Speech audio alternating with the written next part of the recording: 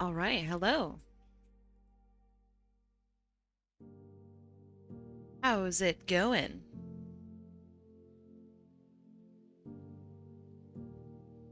Thank you for the multiplier. Thank you, thank you. Today is the High Roller Art Raffle, meaning if you enter and you don't win, you lose your points. Quite scary, quite spooky. I know. And I've also been thinking about whether or not the points should transfer over for tomorrow, since we're doing two high rollers in a weekend. And I will do so. It's already a brutal enough challenge to do this, so I'll give you two chances. Two chances this weekend.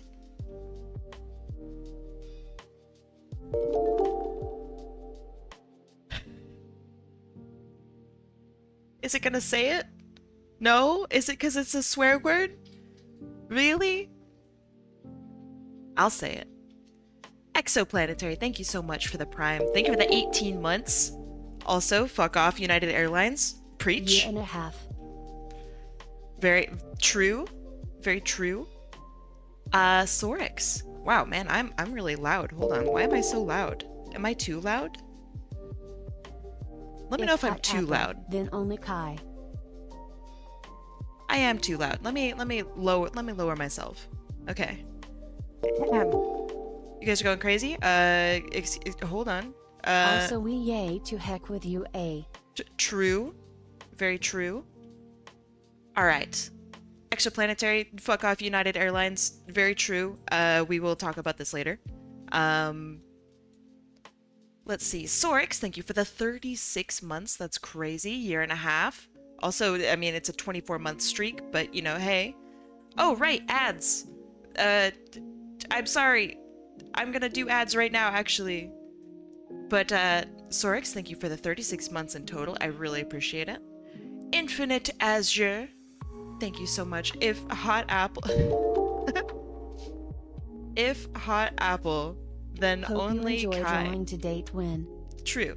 True. Thank you. Yes, that is me. My name is Hot Apple Kai. Please do not call me hot. All right, let's see. Coffee Text. Thank you for the 24 months. Wow. My goodness. Thank you. Thank you. Also, yeah, to heck with United Airlines. So true. Yes. I've had my fair share of beefs with them as well. Rygus, thank you for the... My goodness, thank you for the 10 months. My goodness, Rygus, thank you so much. Also, thank you all for the primes. I really appreciate it. Gauntleteer, thank you for the 2 months. I really, really appreciate it. Let's go gambling. Let's go gambling. Hope you enjoyed drawing today, Twin. I will do my best. Let's see. Maddie Moose, thank you for the 10 months. Let's go gambling. Let's. Alright, today might be scuffed, but I'll try not to have it be scuffed. I'm out of practice from streaming. It's been a while since I've done a normal stream. A normal raffle stream. Me who can't afford to gamble, that's okay. This is a typically once in a month kind of thing. The rest of the month will be dedicated to normal streams, normal raffles. Hello, Apple. Hello, Stars Wolf. Or I guess I should just say hello, Star. Okay, so to those of you who can hear me right now, is the microphone quality okay? Is it okay? I've been messing with it. I've been trying to find a good balance for it. It's been stinky. It's fine. Okay. Okay. Someone had come in last stream and told me that my voice sounded weird. So I listened to it, and it did sound weird. So hopefully it's back to normal now? Maybe. Wowie, has it been that long? It has been that long. Dat Otter, thank you for the 48 months. Is that the... That's the whole time, right? That's crazy. Thank you so much. I do still live in Canada. I do still live in Canada. Why do you ask? The poutine is fine this time of year. Hold on, I gotta add people to the list though. So give me a sec. All right. Kai, I have an important question. Will redeems carry for tomorrow? They will carry for tomorrow. So make it count. All right, ads should be done. Yes, ads are now done.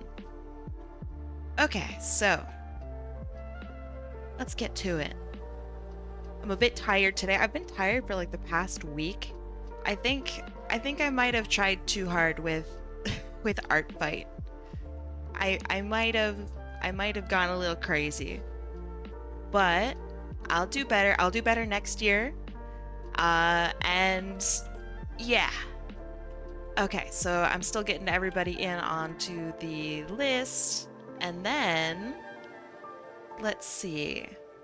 Let me add. How many submissions do you get to do this year for Art Fight? I'm not gonna count my last one because it was just sketches. But I did 46. I'm very happy with my 46. Very happy. Oh no. AW dang it AW dang it AW dang it AW dang it AW dang it AW dang it AW dang it. Why does it not say it? AW dang it AW dang It sounds terrible. AW That's the worst. Holy moly. Why does it not do it? But regardless, Vixen Vampire, my lovely ex. Thank you. Thank you so much for the 32 months. That's nuts. Circadian Izzy. Hi, I'm glad I got to draw for you yesterday. Welcome. Thank you for the sub. And it is now your first time subbing here, I believe. So, Circadian Izzy, welcome to the Eternal Bakery, to the Sub Club Bread Hub, home of the pies, the cakes, and the hot takes. Welcome. Let's see, should I use my points on my backup account for others? Dog, just worry about yourself. Just worry about yourself. Alright, let's see. The Sub Club Bread Hub, indeed. Oh, what's in the hype chest? That's pretty good. That's pretty good. Alright, copy text. Gotcha. Thank you so much for drawing yesterday. Hey, my pleasure. Anything for jam. Anything for jam. Okay. Let me double check. 30, 30. Got it. Okay. So, if you want to enter now, it would make my life easy if you entered. Okay, cool. Perfect. Julia, welcome. And then I will do all of the multipliers as well. All right. Looking at doing multipliers now. So multiplier for Chana Weaver. Gotcha. Sorix. Gotcha. You'll see, yeah, there's multipliers. X. Gotcha. So Chana Weaver, Sorix, X. And then S101X. Gotcha. How do I use multipliers again? So there's a little redeem that says literally multiplier. You hit that. That's pretty much it. I think you can only do one right now. I think I have it locked down, but I might not. Let's see. Tomac. Where are you on my list? Wait a second. Yeah, okay. Tomac. Gotcha. E-Beta. I'm just going up and down the list because I don't have a system for this yet, so you're gonna have to be patient. Da Otter. But yeah, multiplier costs a lot of money because it's a huge gamble. And that's... Is it fair? No. No, it's not fair. And that's okay. It's okay if it's not fair. Let's see, Talius.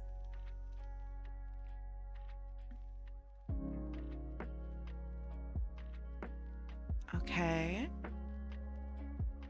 And then Hecklejack.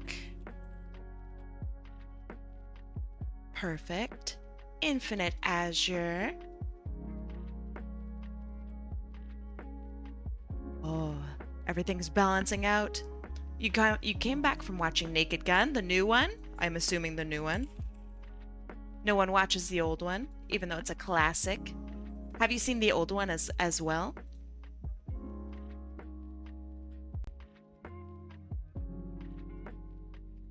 Let's see.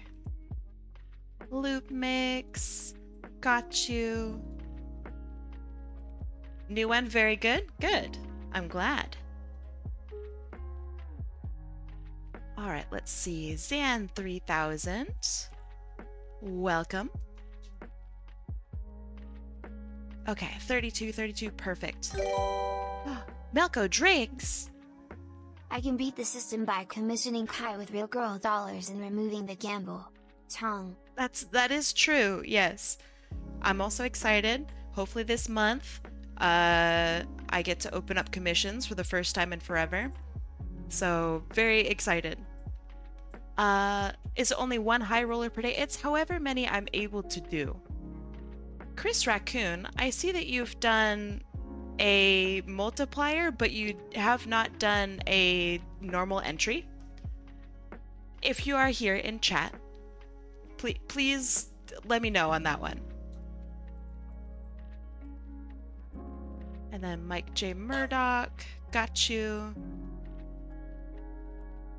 I use my multiplier, but not for me. It's for Nikki. Don't read this out loud. Can you do that? I'll allow it. I'll allow it. Although, I don't know how I feel about it. It's very nice. It's very nice. Nikki, do you approve? Do you accept? Don't read this. I'm gonna read it out loud. Chris Raccoon for Nikki. Nikki. All right. Perfect. Got it. All right. I think... Gonna save more for... Okay, yeah. Are we ready? Predictions are now up. Come on, predict. Don't have enough points? All right, here's one way to get points. Go and pick on your favorite color. Whichever one wins, you will get points. If you choose the right color, of course. What if I save like 100,000 points and use like 4 multipliers? Is that allowed? I'm still debating on that one. Because it would be kind of crazy to just suck away all of your points. Because you probably... I don't know. It just sounds... That sounds like it might be crazy. I'm limiting it to 1 for just this time. I'm still debating on it. I don't know. We'll discuss it. You're on your way? On your way to what? Let me stop. Hope all are well. I'm okay. Tired. Very tired. It's gambling, so it's fair risk? I suppose.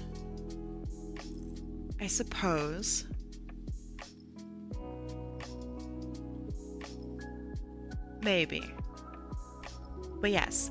By the way, to those of you who might not know, okay, predictions are still up. Go bet. You have time. Glad to meet you. Very tired? Yeah. Yeah, I'm tired. But that's okay. Oh no, I didn't start my timer. Dang it. Okay, there.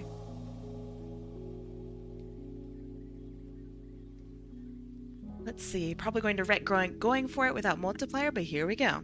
I wish you luck. I wish you luck. All right. Technics guy, welcome. Just in time.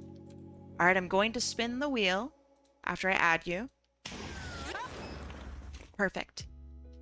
Do you think the eyes should move side to side like those old school cat clocks? That would be amazing. But I don't have control over it. So, you know, it is what it is. Wait, am I getting pushed off to the side? Hold on. Is it not? Hold on. Is it not working? Oh my god. I'm invincible?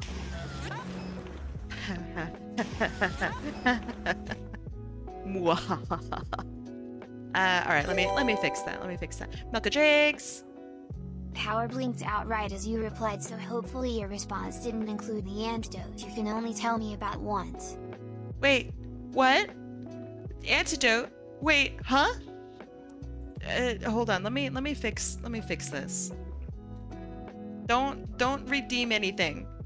It's not gonna show up right now. I'm fixing it. What did I just say? What did I just say? You're scamming yourself. Okay, let's see. So that would be Honk and Kim Cannon. What did I say? And let's see. That's good, that's good. Okay. It should actually knock me back now. Appropriately. And okay.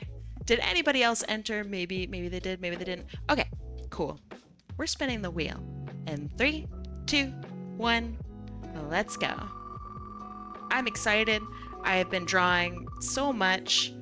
So oh, it's Dat Otter. Congratulations, Dat Otter. Is there a way for you to be knocked back inappropriately? I would wager to say that all of it's inappropriate. All of it. It's your first high roller win. I know. It's exciting for you. And it's a pink win, which is crazy. Very, very apt. Very apt indeed. All right, let's find Otter and remove him from the wheel, wherever he is. What am I fighting for? I don't know. What are we fighting for? There's so much to fight for.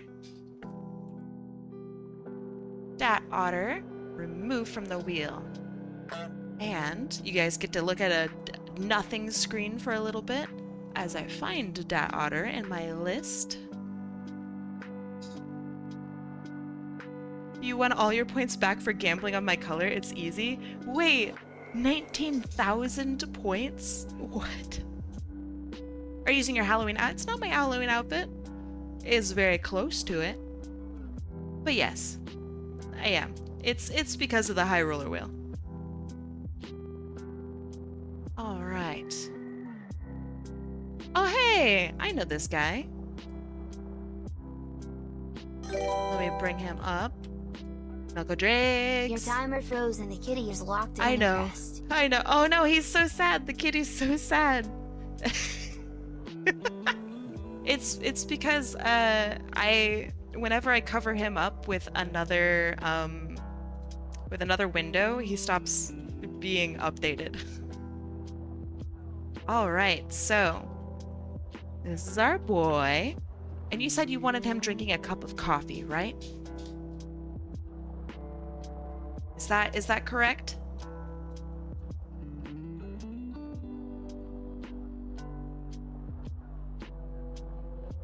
Maybe sitting at a desk or something?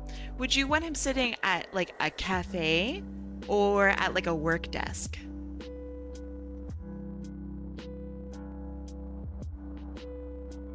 Of course I look up on Google, drinking cup of coffee. Gosh dang it. So, it's so funny every time. So, it's just one cup.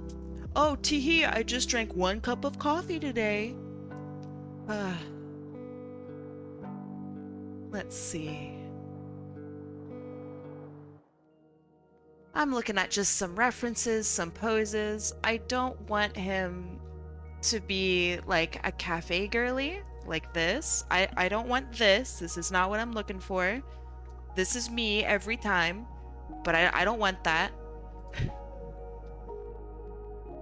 Bro, what is this? What is this? It's what? Wait, why are there there's so many? Why are there so many of these? What's it do? Just one cup. All right.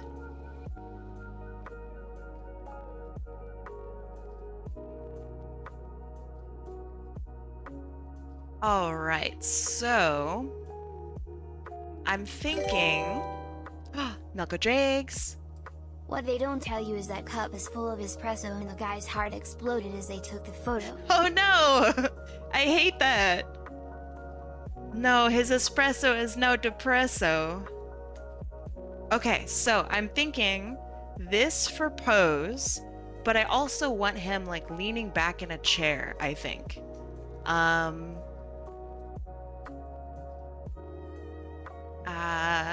Back in chair. No, this is not what I want by leaning back in chair. This is not what...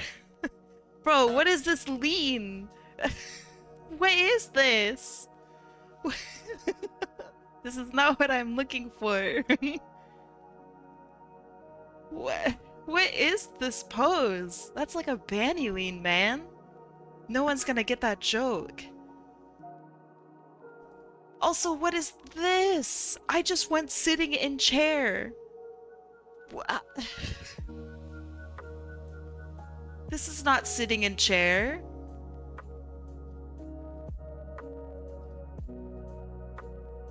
Sitting...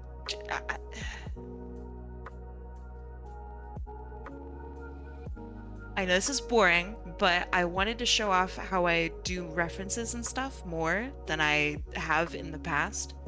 So, let's see, relaxing, maybe? So this is going to be like top half. What about the gamer computer chairs that lean all the way back? Oh, the big sleep chair? Yeah, those are great. I want that for me.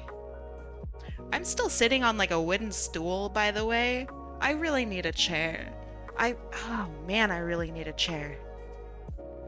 I'd do anything for a chair. Someday I'll have a chair. Ooh, this isn't bad. Okay, hold on. This is not bad. This is kind of what I'm looking for. Kind of. I want something maybe more relaxed. Maybe oh. Okay. Don't get a gaming chair? Oh, I don't intend to. There's something called like the gamer chair tax. I won't do it. How about that? Leonardo DiCaprio drink meme. What do you mean? It's a mug of coffee. I got this. This is good. I'm thinking I want something more like this pose, but you know, from just a different angle. An angle more like this. I wonder what the stream preview looks like. Probably just cursed. Probably looks terrible. Okay, so then we have our boy. Gonna put him there. Okay.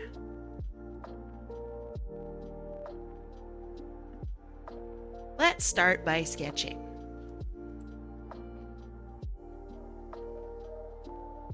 He is blues and purples, so I'm gonna make him blues and purples with my sketch.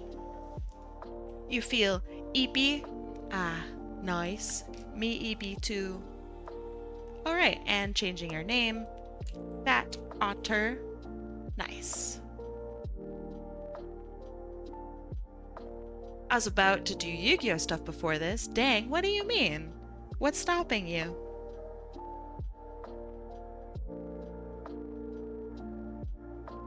Okay, so I'm thinking you got distracted. By what? That was a deep hunk. Also, Yu-Gi-Oh is an ass game.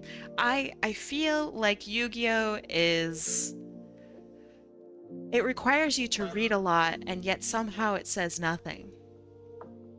You feel like you've gotten ripped off just by reading.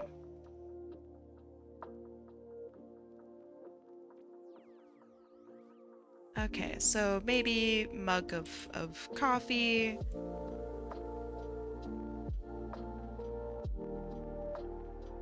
J Games. Hello. Greetings.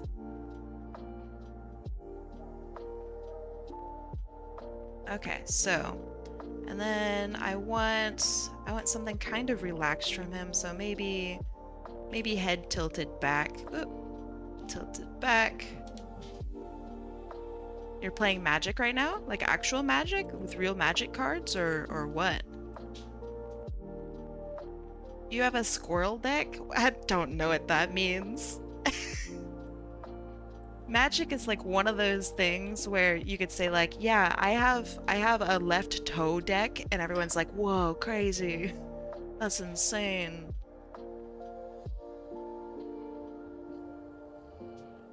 I don't know what a squirrel deck is.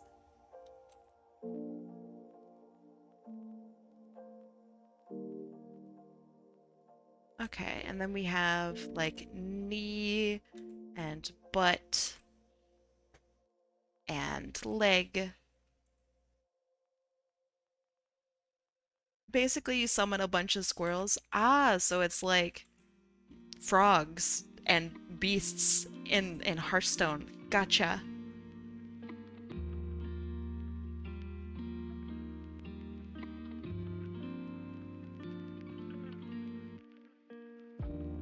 I only ever touched Magic once and bounced off. Really?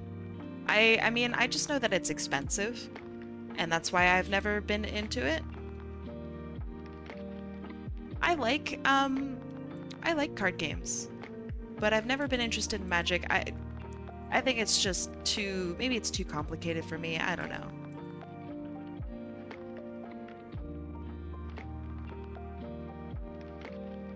Are you a corner brownie person? A middle brownie person? Hmm. I think I'm a corner brownie person. But I want a little bit of that, you know? Of the juicy goodness on the inside. I just like the crunchy bit. The crunchy kind of brownie where it fights with you a little bit. I like that.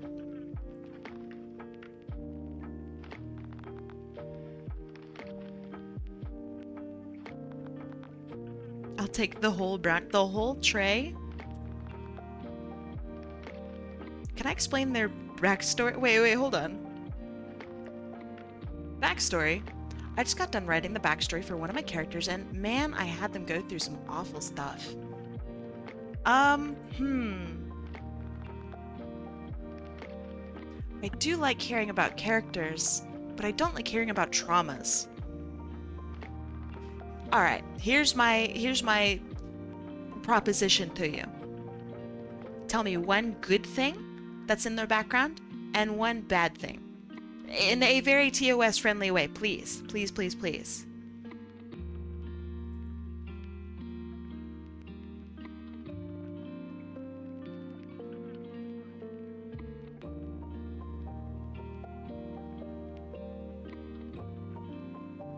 Okay. So I'm just try and figure out what's going where, what angle we doing, etc. I straight up bully my characters. No! I think I've always been really nice with my characters. Thank you. I think I've always been nice with my characters. Um, I've never had the desire to make them go through any crazy stuff that like I hadn't gone through. Um, so I don't know. My characters are just as traumatized as I am, which I don't know. I don't know if I've gone through anything really. Some people go through quite a bit. I don't think it's fair for me to compare myself with anyone else, you know? I'll leave that for people who have actually really gone through some stuff. So like one of my characters is she dresses as a pilot even though she is not one. So that's like a reference to me not being able to be a pilot in reality kind of thing. But like that's pretty much it.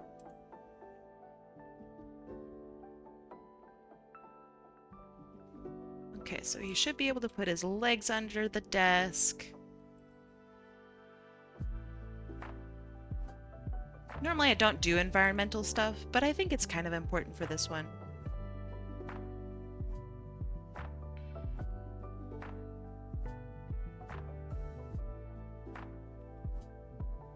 Okay, that should be okay. So let me look at maybe old desks. Antique writing desk. These are not antique. These are brand new. Thank you, Google.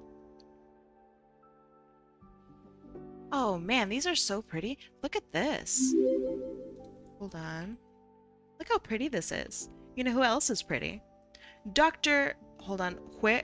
Huerotog?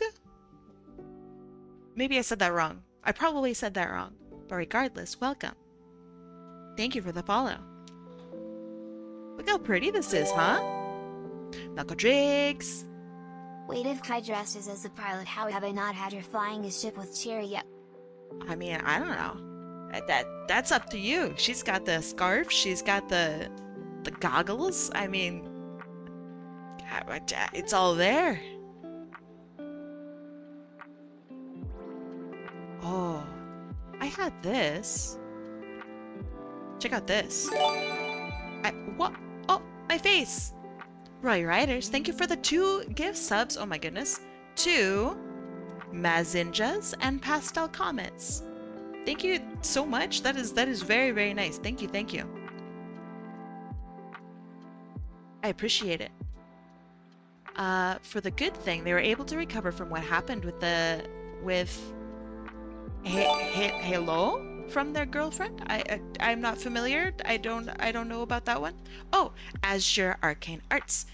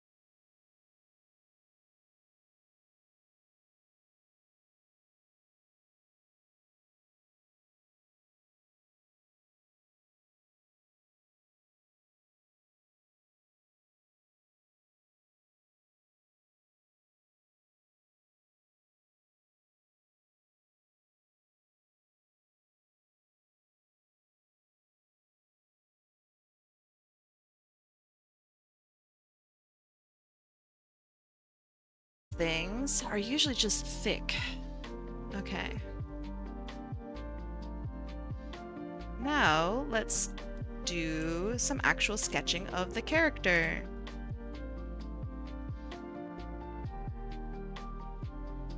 So since this is a complicated piece, I'm doing this in like passes, I guess. So that was like first pass. This is the first sketch that shows kind of what I'm wanting to do.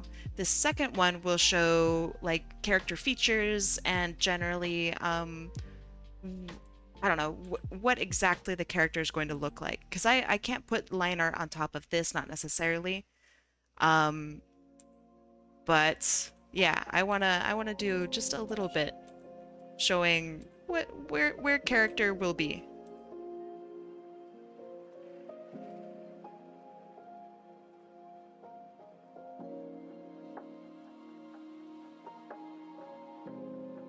And then he's got side eyes.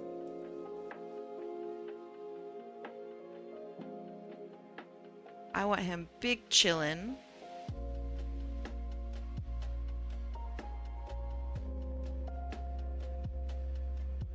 And then he's got horns that go up like this.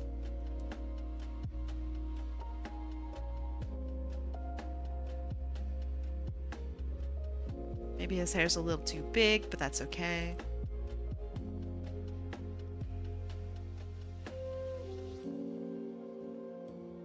I think sketching is maybe one of the most important aspects of doing art. So if you are somebody who's learning art, I don't know, spend some extra time figuring out exactly how you want to do your sketching. Because if you can sketch well, then it doesn't matter how good or bad you can color. It will just look good regardless of what you do. And I think that's pretty valuable.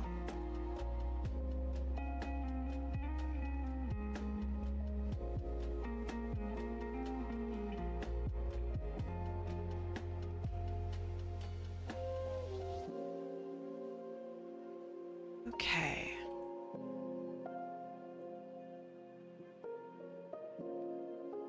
I think that's also why when you see, like, really, what if his expression was a bit more on the tired side? We could do something like this, like where he has a literal, I don't know, like eyebrow expression here. Does that make sense? The really funny thing about my sketching style is it can be boiled down to I don't. I don't know if that's a good thing or a bad thing. I don't think it necessarily is either of those. That's interesting. Uh, all right, we'll mess with expression after we do the rest of body. He should be frowning. Oh, really?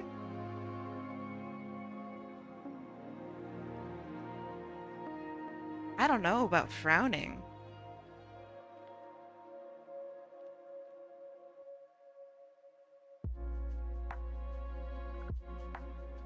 He's putting words in my mouth. Don't listen to him.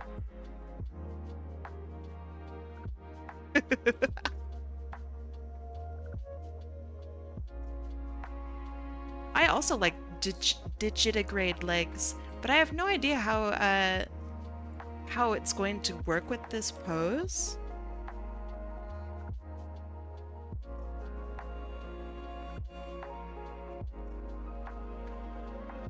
But let's see. Do you want him frowning? I assume not, but it's still fair for me to ask.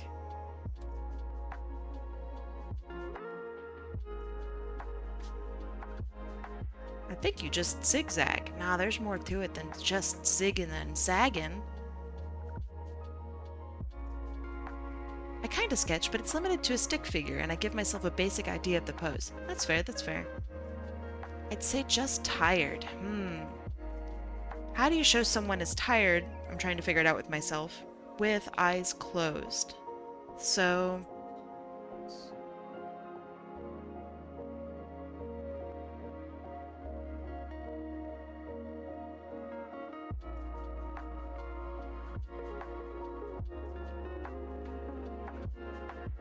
There. Maybe something like that. We can revisit it.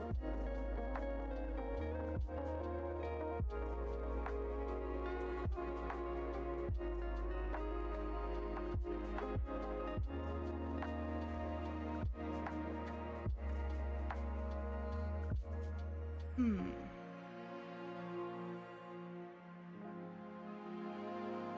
No, that's upset.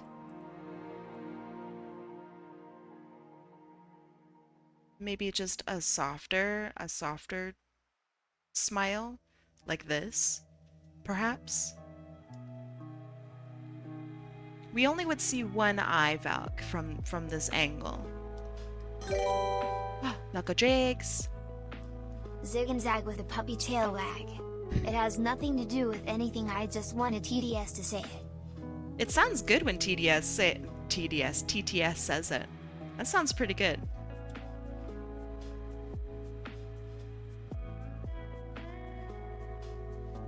Okay, so then, how in the world would I do this? So, knee is here, and then we have ankle that would be maybe here. And then we would have heel that goes back, and then foot here. It looks weird, but that's how it would work according to reference.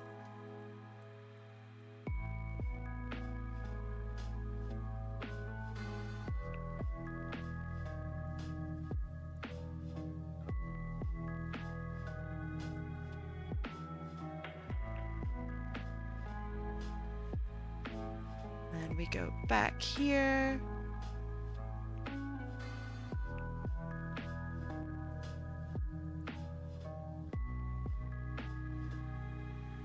And then, let's see, what kind of chair would he sit in?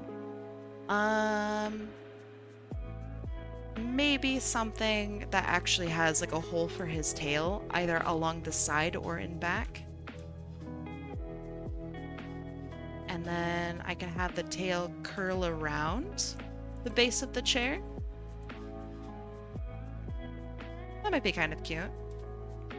He's got a super long tail.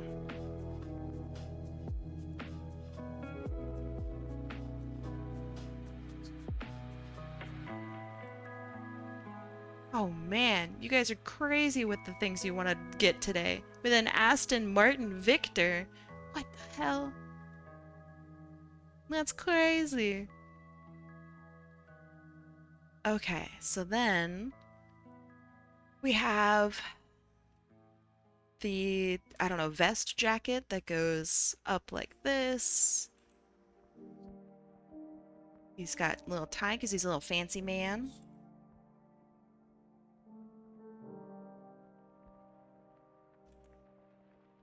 And then the collar goes up and around and down.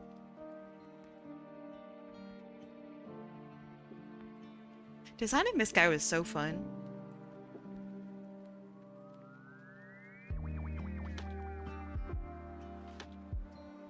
Such a handsome lad.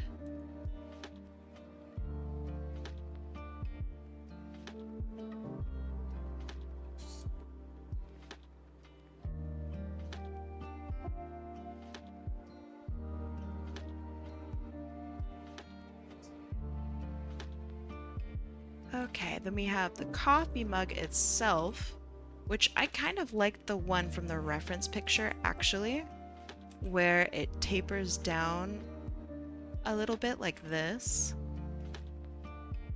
Feels like something that he would actually unironically use.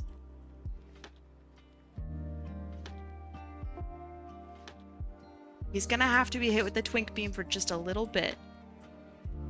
Okay, and he's got 4 fingers. Okay, yeah, he does.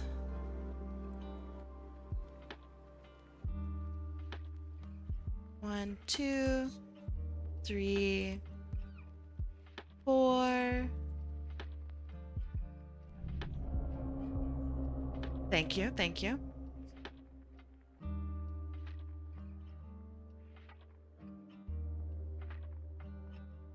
Okay.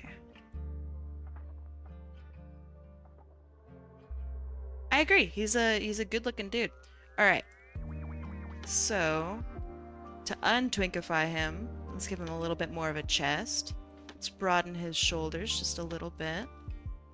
And make sure that he actually has musculature and isn't just a little loopy, little goopy guy. Thank you.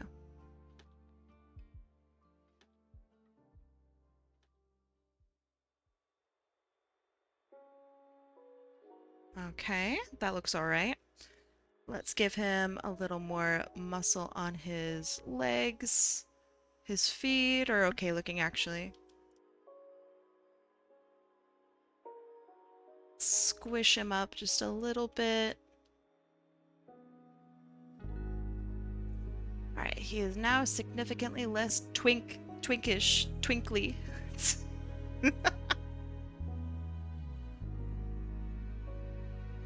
Alright, what kind of chair would he sit in? Probably something old-timey, right?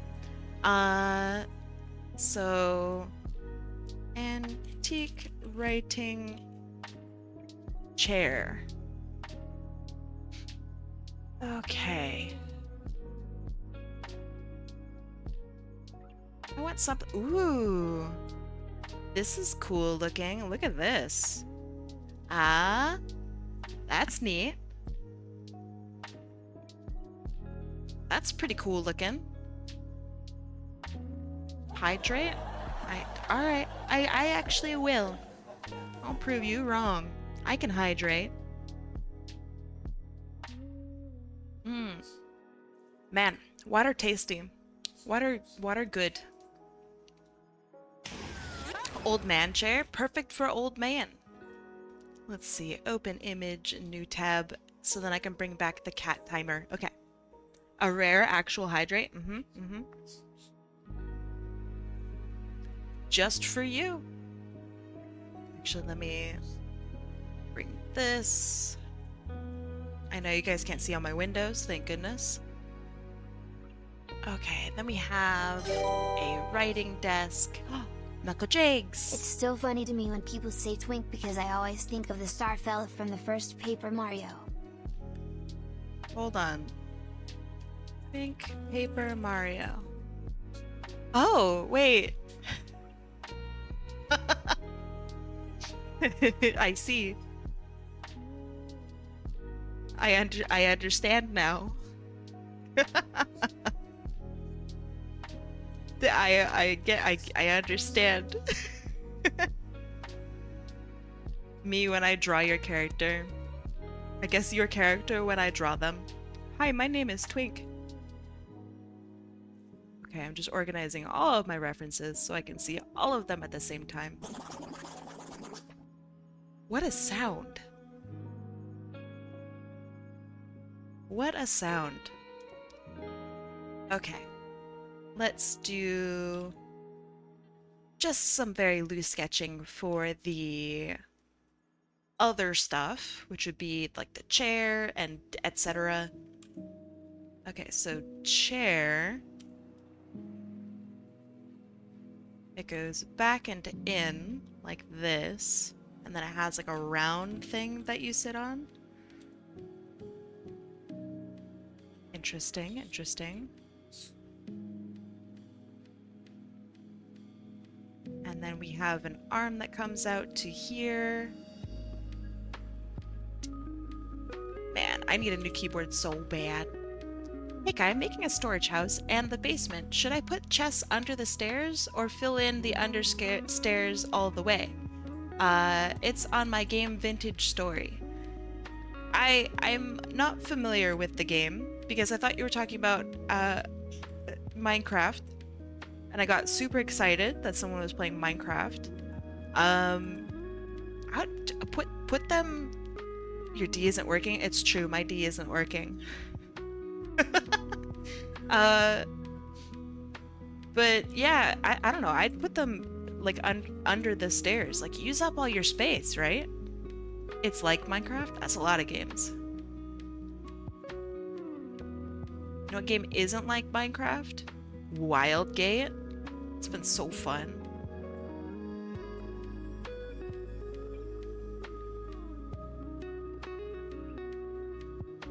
I am Wildgate pilled. Otter, when you left Wildgate, we got to play with Blank, and he is a wild man.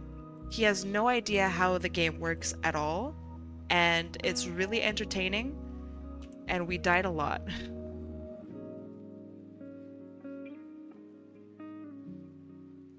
I got to be you. Oh yeah, he had like 20 kills or something in his very first game. Like not even lying, he ripped and teared. Uh, but yeah, he does not understand how the majority of the other parts of the game work, and so I was the only one left in the ship piloting and shooting and fixing because our random just didn't want to engage or do anything. So that sucked. But once you join in and we have our crew of 4, ooh, it'll be juicy. Knuckle Drakes. You know who else likes Minecraft? My mom. Really? Not as funny through TDS, but you work with what you got. Oh, that sounds so genuine through TTS. It's like, you know who else likes it? My mom. And it's like, oh, that's cute. That's so sweet. I'm so glad your mom likes it.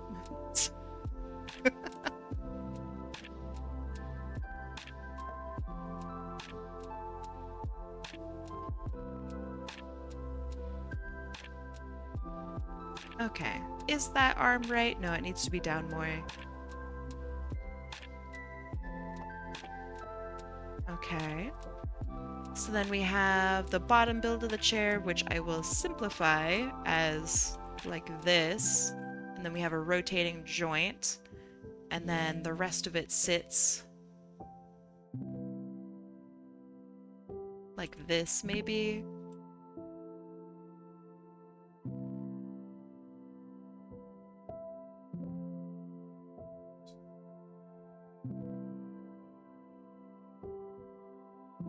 I think I'll use symmetry tool on the chair.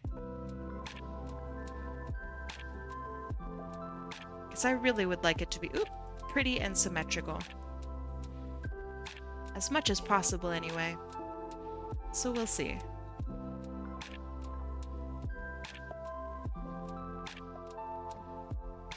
What kind of muffin did you eat, Tomac? That sounds good.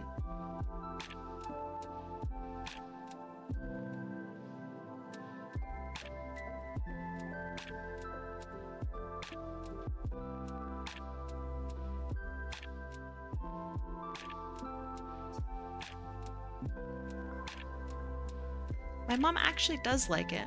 Aw, that's sweet. I wish my parents still played video games. They used to play a lot of games when I was like a kid. And then they just stopped. And they started really, really hating video games. So I don't know what that's about, but I wish that they would play again. I think that would be cool. And I think they'd like it. A blueberry muffin? Alright, hold up. What's the best muffin? Blueberry is pretty high tier, I think. I think blueberry is pretty good.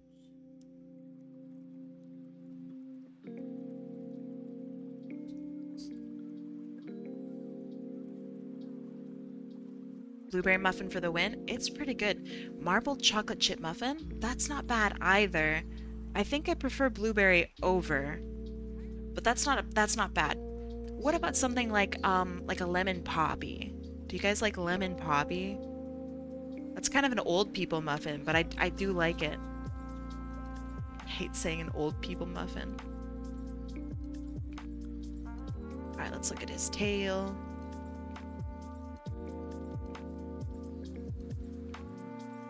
Okay, and that's going to be really big and curl around. So if I do, we could go around the front and then like have it curl up and to the side.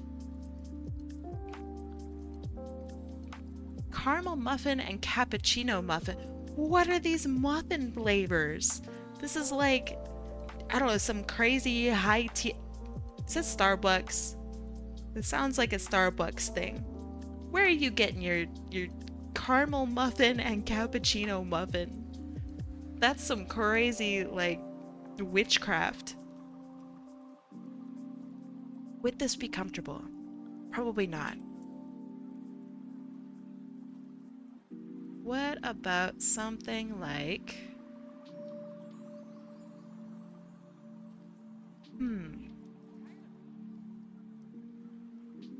Where could his tail go? So it comes out the back, because there's a hole in the back, because that's the way I'm making this chair. I'm gonna have it sit maybe on the ground. Knuckle jigs. Do you count a chubby lady with a muffin top? I'll see myself out. Muffin tops are cute. I remember back in the day, people used to really, really make fun of them, which is just, you know, people being nasty in the 2000s and I was going to say 1900s, but that's stupid. And in the 1990s, people were really, really nasty to each other about weight in particular. I think that it's cute. Like some of the most like cute character designs that I've seen are like slightly chubby, and it's like, ah, there's a little muffin top. It's so adorable. That's so cute. I remember there was one character on, oh, is it Total Drama Island, who has a muffin top, and everybody back then just hated her. I mean, maybe she's just also a bad character, but I thought she was a really cute design.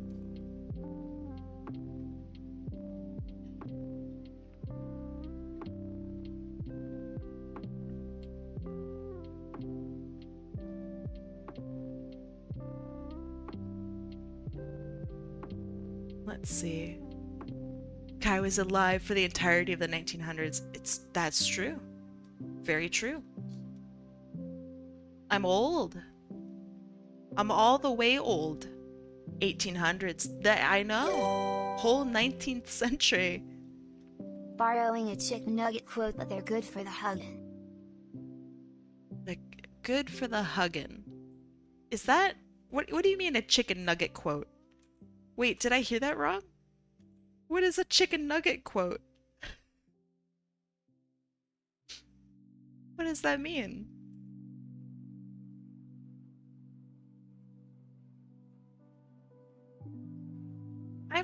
Don't okay grandma me. Chicken nugget is a dog. A dog? What do you mean a dog? He spreads vibes. Is this real? Okay, it's an animation series. Okay. Let me Google this. Chicken nugget animation. Oh! It's the little guy! It's the... Ah! I've seen this character. I understand. Chicken Nugget is an animation series. It's just I from the Body understand. Positive clip where he says his buddy is good for the hugging. I understand. Let's see. How do you still remember that? Do you still have the video of you drawing my Arkin pony in a car? I do. That's on my archival YouTube channel. Also, your request was the most intense and insane request that I've ever had, ever.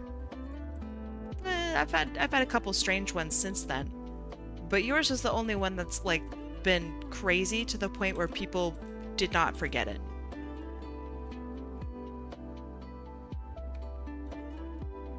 Kind of like how Goat Lady Ragus is now basically a boss battle. I don't know if I want to draw another car. Drawing cars is hard. I don't want to have to get out the 3D model again. Because why not? I suppose you might want to like torturing me I guess. Sob.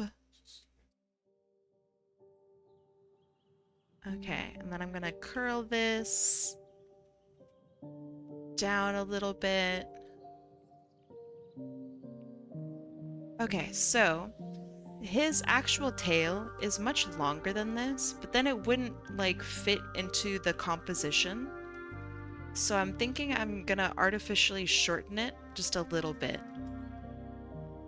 to fit into here. It's okay? Okay, cool. Let's see, that's good, that's good. Honestly, the desk is looking alright. Do I have a perspective tool? I might.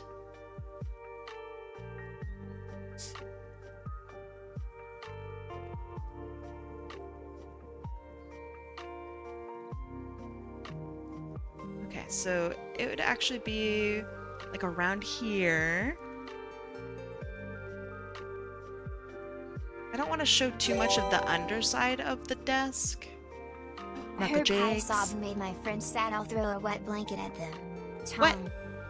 What? Okay, I think sketch-wise, this is pretty good. It has all the details that I think I need. And then, oh, what is this? That's cool. Wait, so how come you're playing this and not playing Minecraft? Sorry to be a hater, but this looks exactly like Minecraft. What? What's going on? This is better? Better than Minecraft? Alright, tell me about it. Tell me about it. Kai Wish version, left or right? Well, right. Obviously.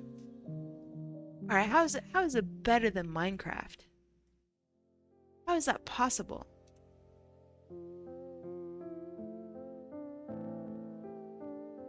How is that legal?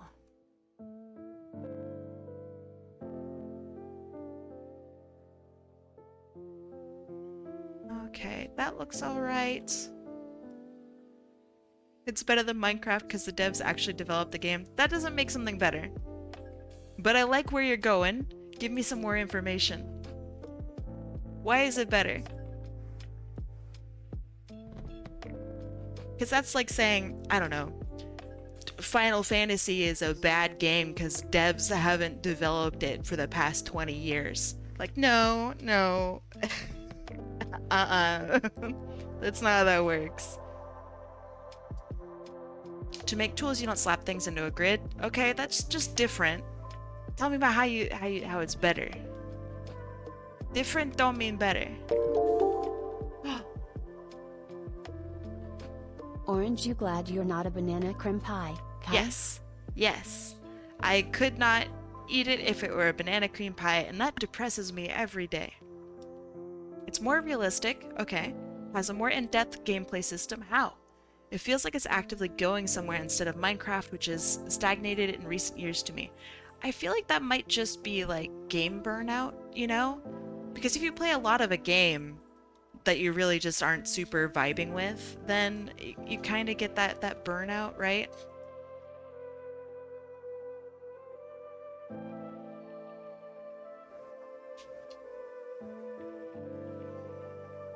The devs are involved with the community. That does sound nice. Okay, so then let's make this larger. Okay, so we have our sketch, basic sketch.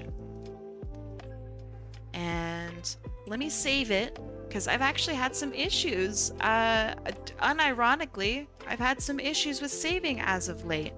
So I'm gonna save in the very beginning and then save in the end. I'm not sure why I've been having issues with it.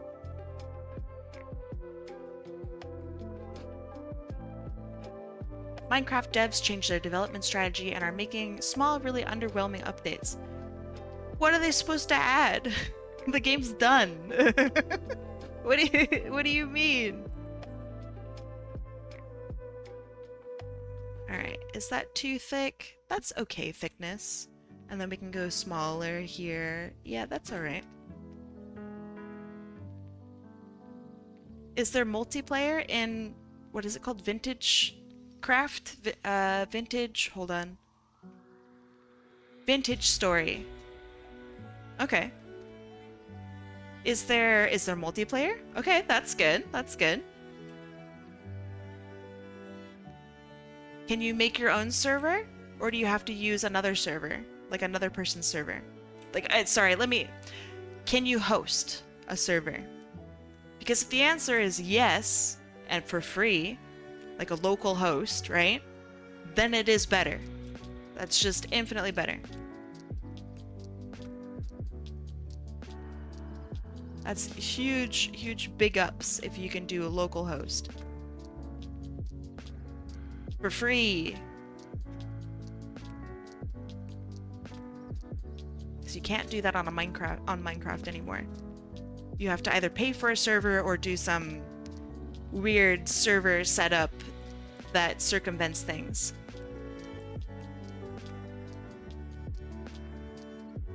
It's less of just an open sandbox where you can go from 0 to full diamond in like an hour if you know what you're doing.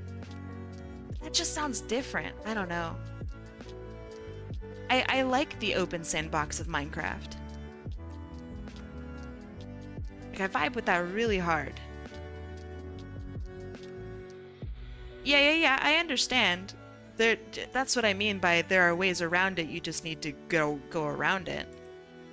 But built into the game, and in like every modern game, you should be able to host your own server through the actual game. It should be easy to set up your own server.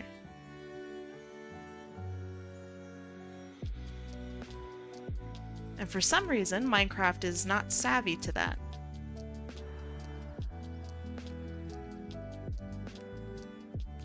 You can, just on Bedrock. Yeah, I understand. So can you easily host your own on Bedrock?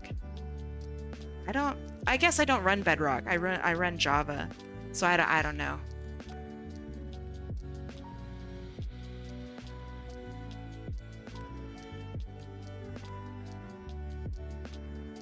I remember having to pay for Minecraft servers, and that always made me upset. And then running your own was fine, but you always had to like click open the JavaScript whatever folder and do that, and that always sucked. So I don't know.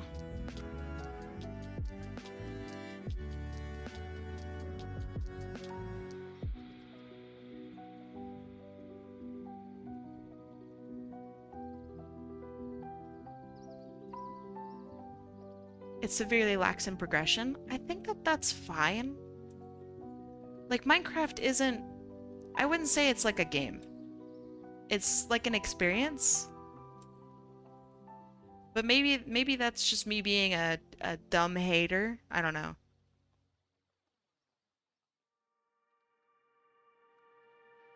Because you can just choose not to do the progression of Minecraft and just vibe.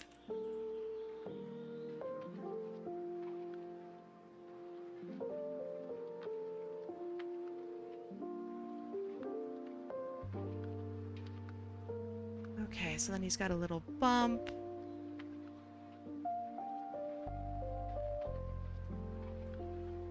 He's got little tiny teeth.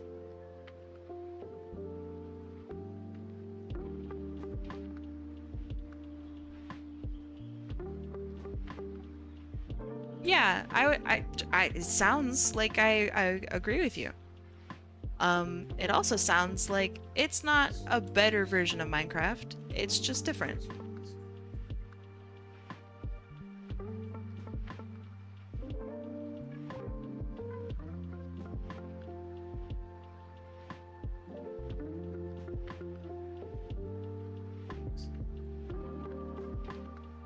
And probably suited to a different audience. Maybe different, but similar audience. What kind of nose we got going on here? Okay, so it really curves in here.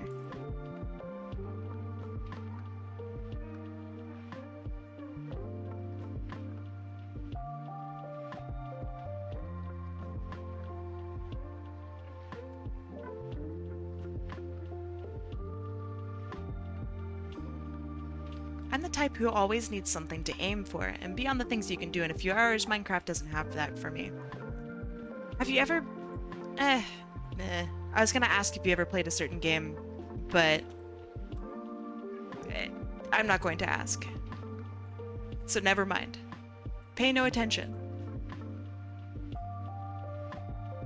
I think I understand.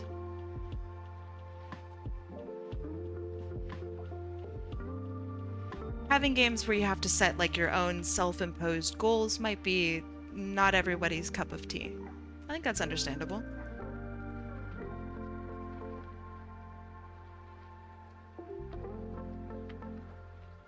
I think one of my complaints with Minecraft is that it's become really easy. Like back in the day, it used to kind of just be a little bit of a struggle just to survive. Like it actually used to be difficult to get a farm running. And I think that's one of the things that really changed in more recent years, is that they've like streamlined the ease at which you can farm all sorts of stuff. And it's I don't know. I think it became easier. Maybe that's because of the sharing of information. I'm not really sure. But I remember it used to be like kind of hard just to exist. What if his eye was looking at the viewer? Give me a sec.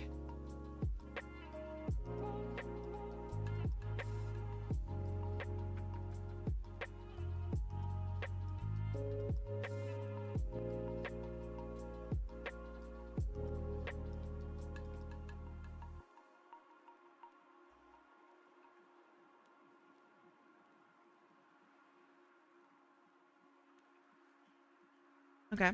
How do you feel about something like this?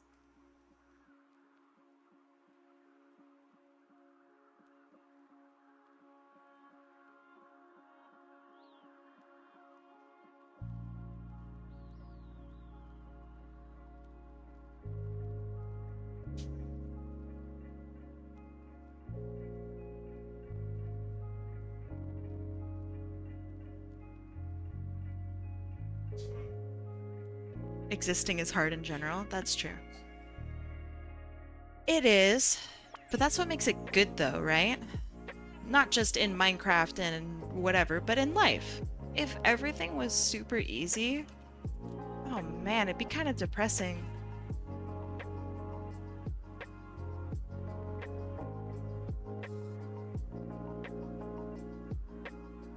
The corner of the mouth to be a bit closer to what's in his ref.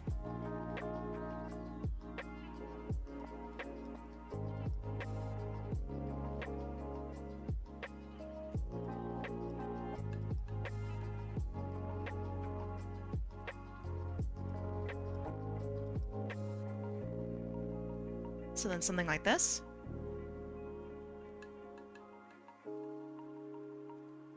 Yeah, all right. You got it.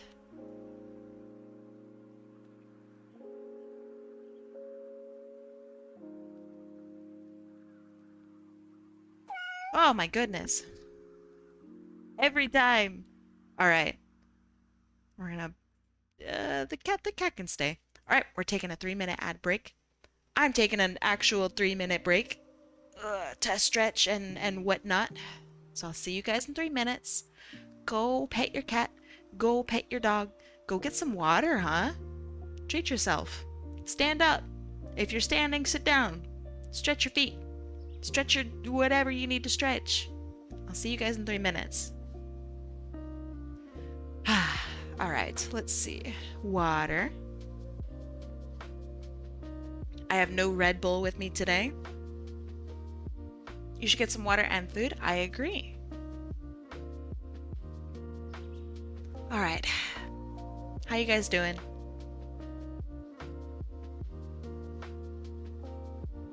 Wait a second. I just realized Kinch. I don't even think I said, like, I started commenting about bananas instead of responding. Kinch, thank you so much for the 17 months.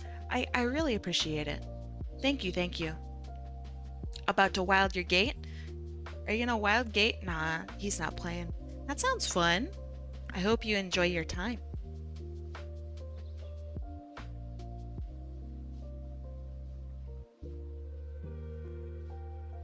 What's your plan? Are you gonna learn how to... Oh man, okay, so hold on.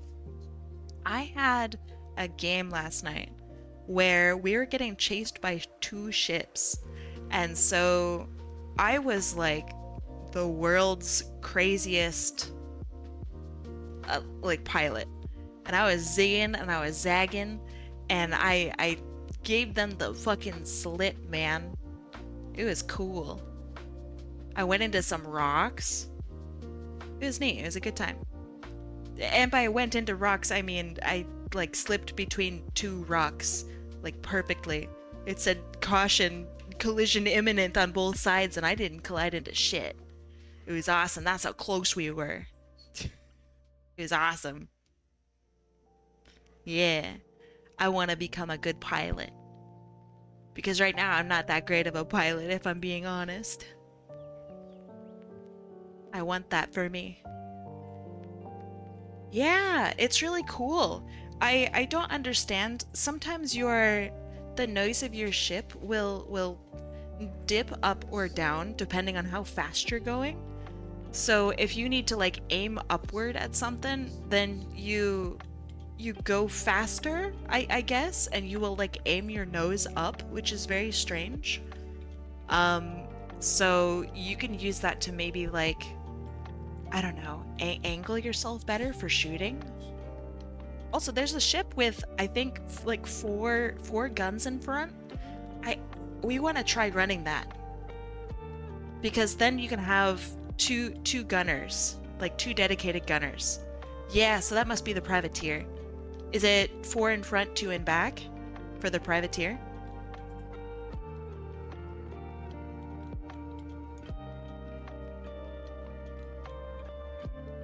Yeah, okay. Yeah, that sounds dope. So you have 4 front. Bastion has 4 front, 2 back. Oh.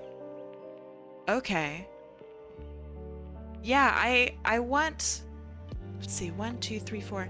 I want 4 in front, so that way you can have 2 dedicated gunners, and they just swap back and forth between the gun. You can't lose. You can't lose if you do that, right?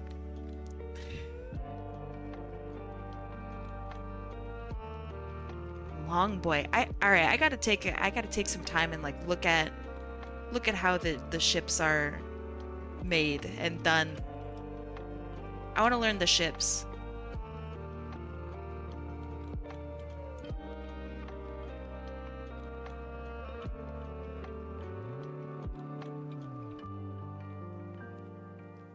Alright, after taking a little bit of a break, I realized I wasn't quite doing his horns correctly.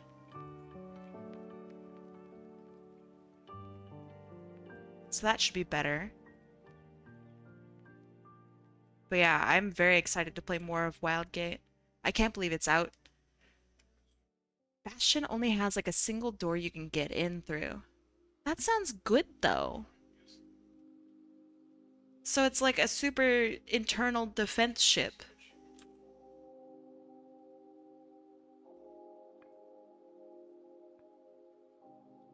If everyone has to funnel in through one door, the only person that can like break in is the guy who breaks your ship. I don't remember his name. I had a game yesterday too. All the crazy stuff happened when you were gone, Otter. The games with Blank were insane.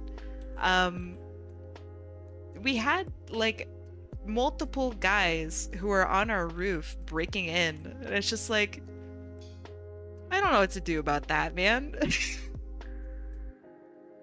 I'm just gonna, I guess, shoot as soon as they break in, but man, that's terrifying. My poor ship.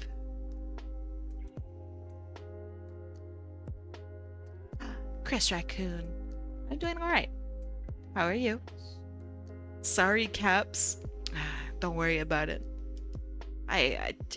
It's all good. I know how excited you are. Relatable, TBH. Okay, so then that goes like this. It curls around his head.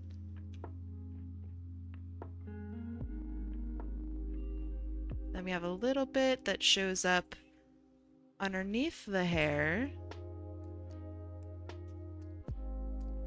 Man, this is tough.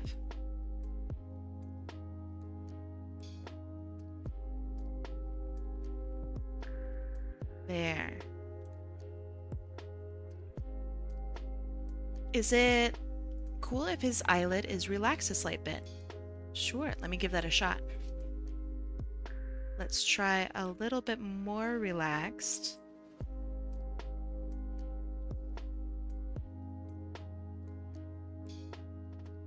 How do you feel about this? And I'll adjust his little eye bits and whatnot to match. You got it.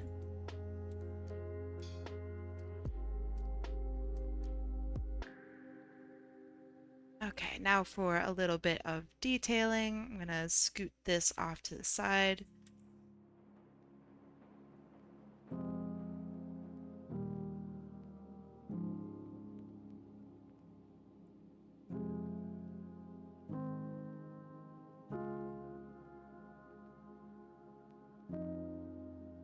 Okay.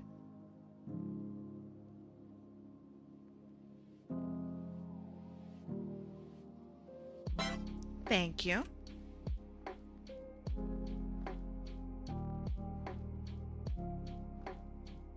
Okay, I have a weird question to ask. Since I'm running out of YouTubers to watch while I work, they don't make enough videos for me. What are some good YouTubers to watch? I'm not super interested in like Let's Play or anything like that. I don't want to watch somebody play games. I'm talking about just the honk makes me move. Oh yeah. So like, for example, a lot of the ones that I like are, let's see, like Drew Gooden or Danny Gonzalez or, Curtis Connor. Like that kind of content. Just where they talk about some crazy weird thing for 20 minutes. Nah, I don't want to learn anything about technology, about photography. But thank you for asking.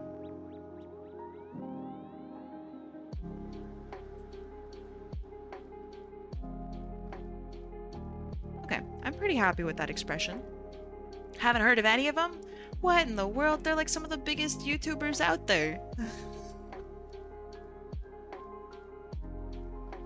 You like my model? Thank you.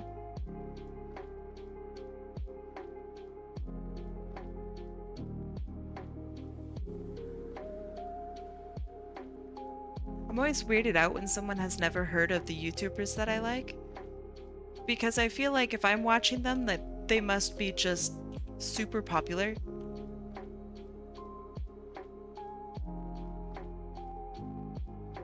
Because I don't watch anybody, so who I watch must be just up there.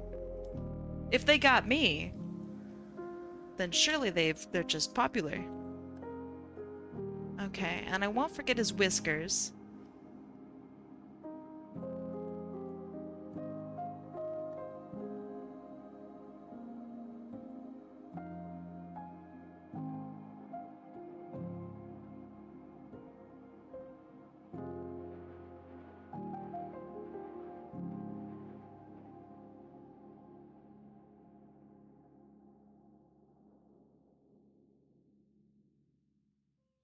And then a little bit of his fluff goes in the front.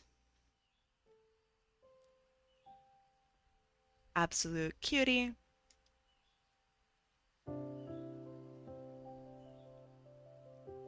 How to drink that? It's a pretty chill dude teaching cocktails. How to drink that? That's not the guy who does the fermentation, is it? I know that's really a weird question.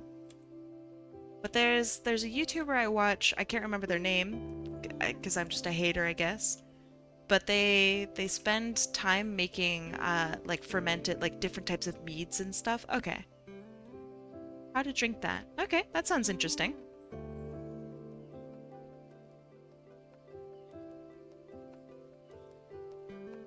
I think the closest thing I've watched to that is like maybe James Hoffman, who talks about coffee. And that's pretty fun. I like learning about coffee.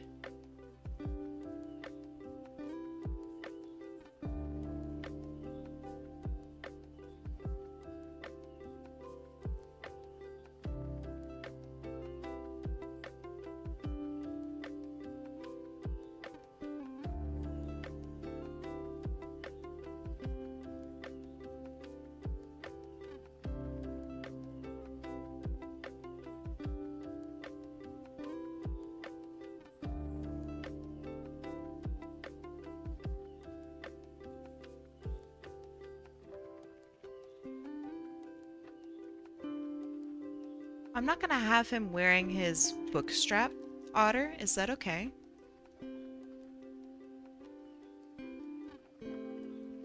You like watching people build elaborate aquariums? What? Okay, how did that start? What was that? I'm not gonna have him wearing his like book harness. Is that all right?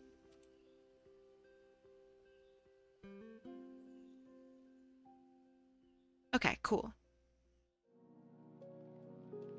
How did your interest in aquariums begin?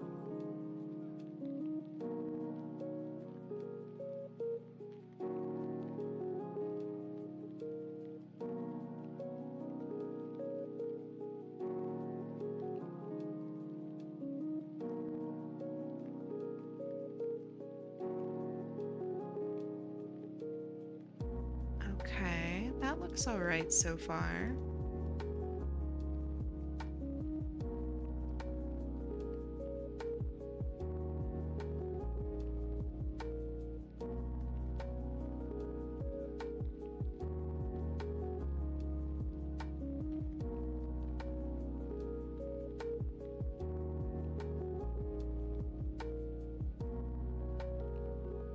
I think there used to be some show on the same network that like Pawn Stars is on, where they used to like do aquariums and aquarium building. But there was like crazy controversy with it, I guess. Like there was weird aquarium drama, which is hilarious to me.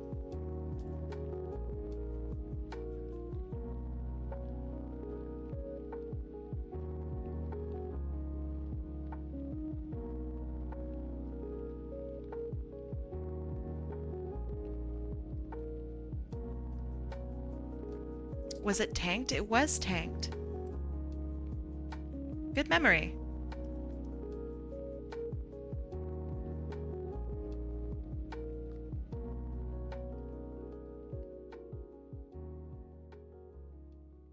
Okay, I don't like that.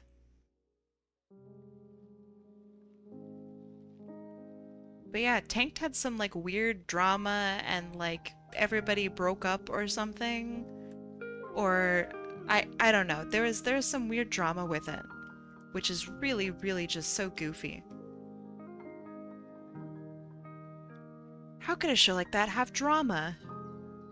You're just building aquariums.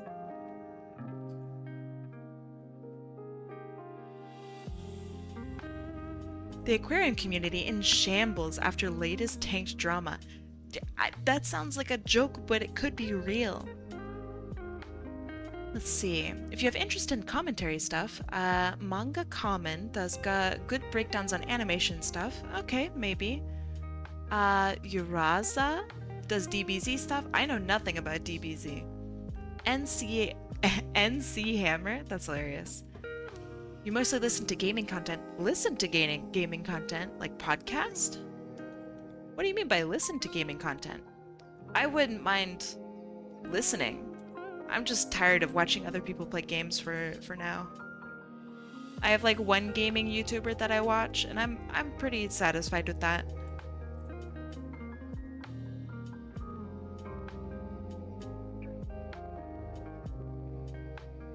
Art speed paints. That sounds nice. That requires too much of my attention. I want something I can listen to.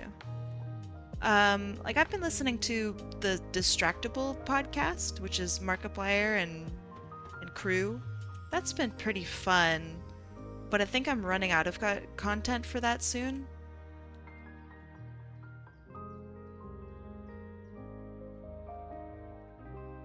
They only have so many episodes for free online. And I'm not gonna pay money. You listen to D&D? I don't know if I've hit that yet. Maybe I would listen to D&D. Maybe that's something for the future for me. I'm not interested enough in D&D to listen to it right now.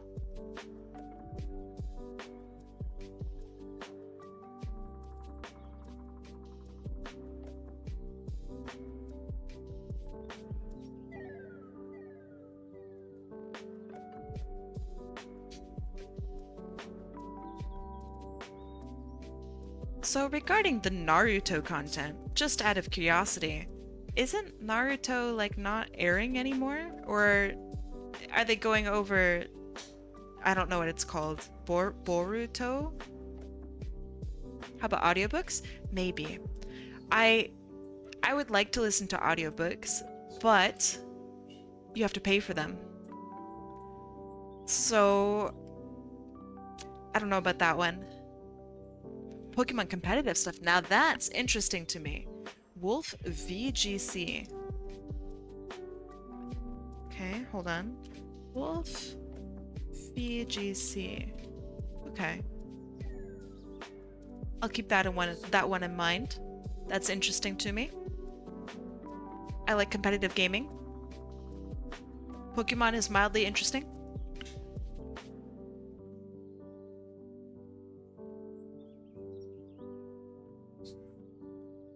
Interesting. Very interesting.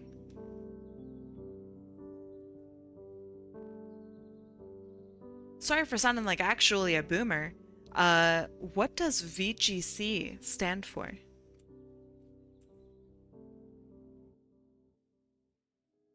Oh, hold on. I need this guy's actual reference. Oh, where would that be located?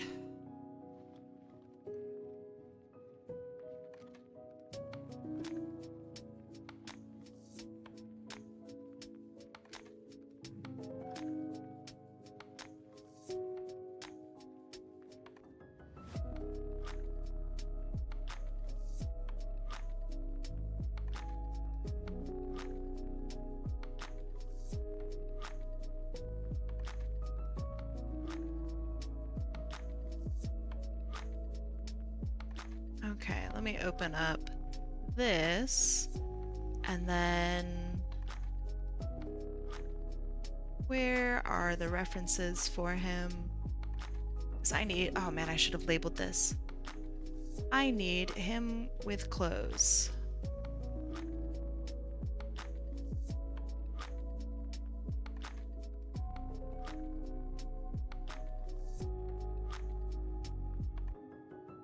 Okay, so he has a belt. I don't care about that. If you're really bored, inspect your walls. No. Not that bored.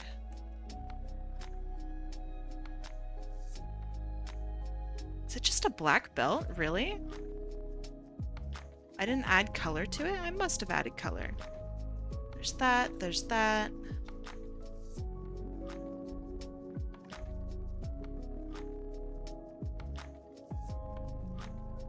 Best. Huh. Video Game Championship? That's what VGC stands for? That's so vague. Wait. Really? Huh. Interesting.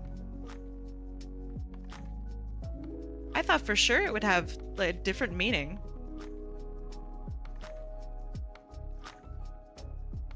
And my reference for him sucks. Okay. Let's go back to this.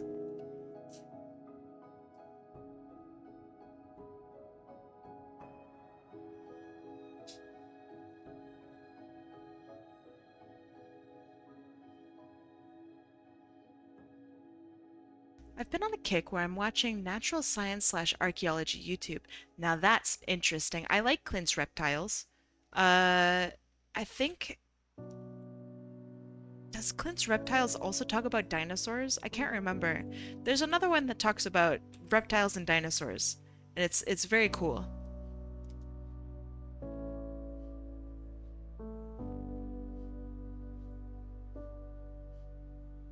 Okay.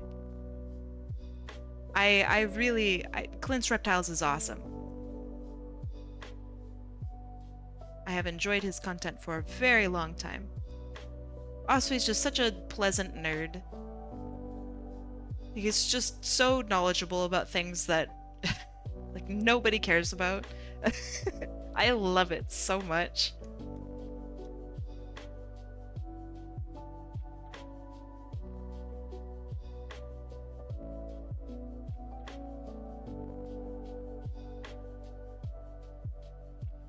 Was in the latest Pokemon present to see in one clip. Huh? What do you mean?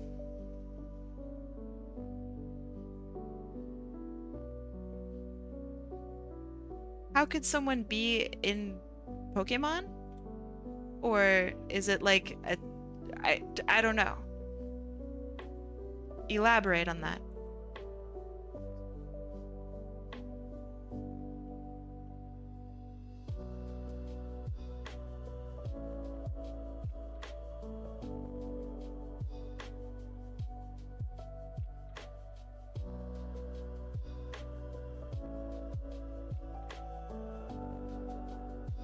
Okay. Pokemon Presents are events where where the Pokemon Company and Nintendo show off what they're working on. Ah, so it's Pokemon Presents. I understand.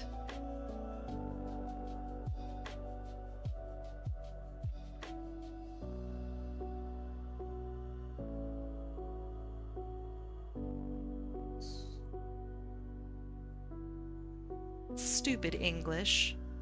Tricking me into thinking it's Pokemon Presents. I'm just sitting here like, what mystery gift? What? Do they still do mystery gifts? Hmm.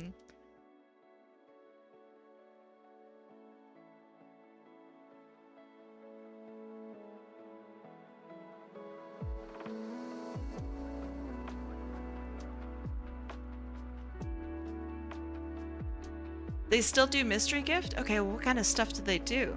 Mystery gift back in the day used to be a huge, huge thing.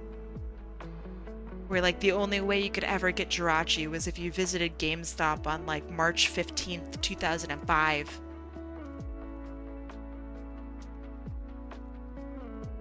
Pokemon Direct? Ah, okay, okay. We are getting one on the 8th of August with Shiny Wo-Xian. So are people like jazzed about it? And I don't mean like just the most extreme of Pokemon fans.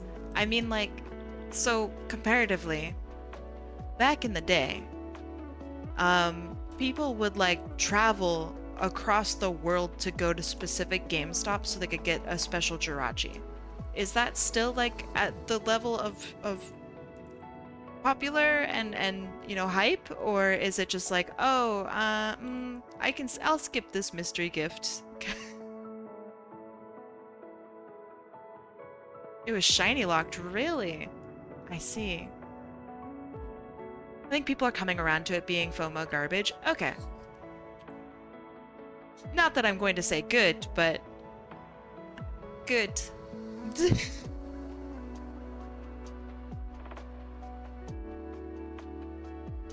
I think it's a little on the toxic side to have like shiny locked stuff.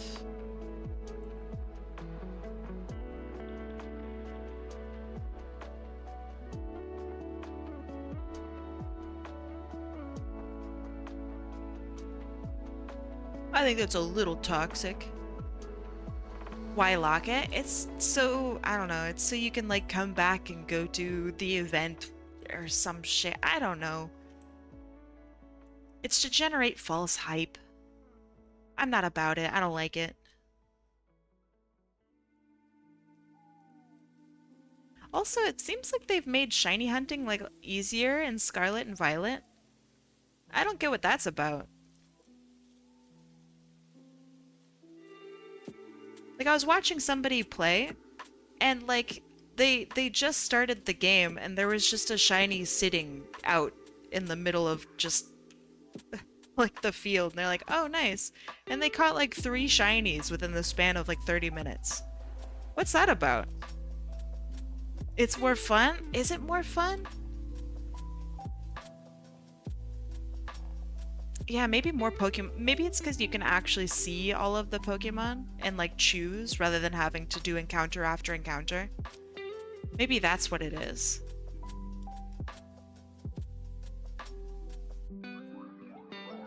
I don't know, like I'm just not super jazzed seeing shinies anymore. It's like purely aesthetic versus, hey, I had to do 8,000 encounters to see this.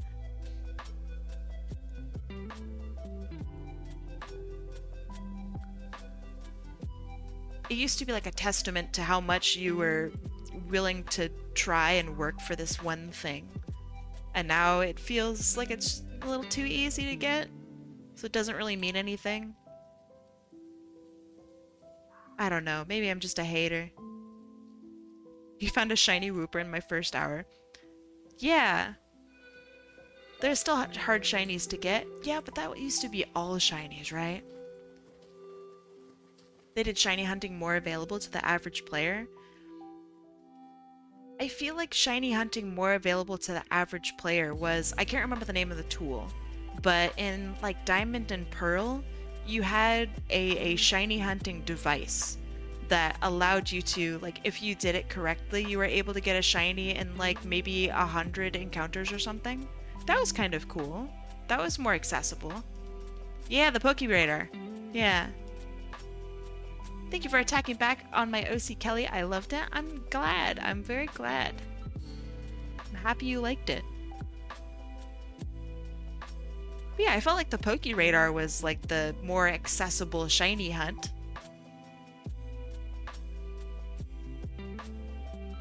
Is that still in games, or is that just too old and you don't need it anymore?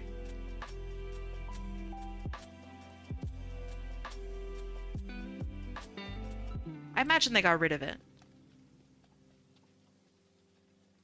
It's way too OP. You can't say that, but then say that it's, you know, accessible to have just a Wooper sitting out in the open and you get to choose them. At least you had to work a little bit, right? The Pokeradar still required you to do work. They brought it back? Okay, interesting. Pokemon has different ways to shiny hunt for each generation. Yeah, but that doesn't mean it's all good, right? I don't know. I miss seeing effort with it.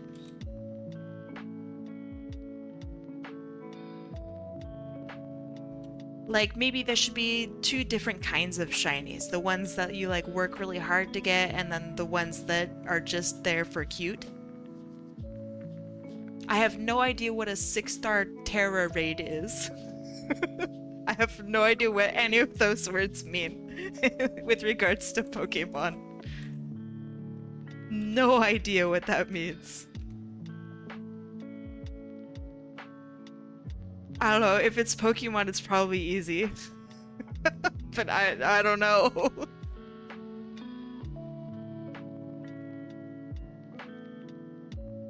Let's see.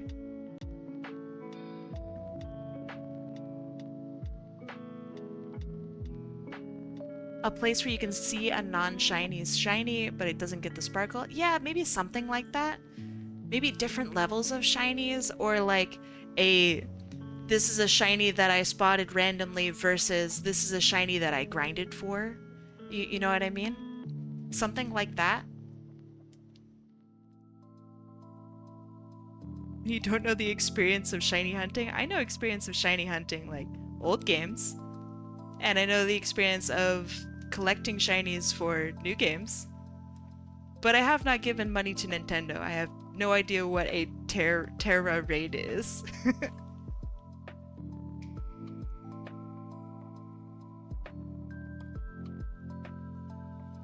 But it's actually really interesting. Like you can see there's this guy, I can't remember his name, but he does like shiny hunts and shiny hunt challenges on YouTube.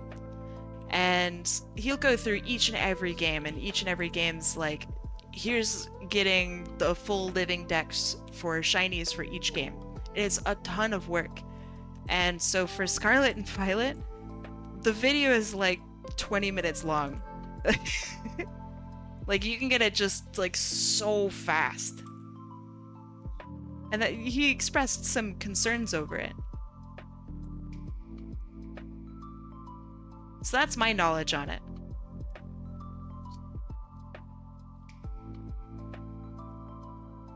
Now I know they have also made they've made a lot more to the game. When you say you don't know Terra raids, I don't believe you. I have never owned Scarlet or Violet. I have no idea what a Terra raid is. I don't know what Terra is. I don't Pokemon. 100% legit. No idea what that means.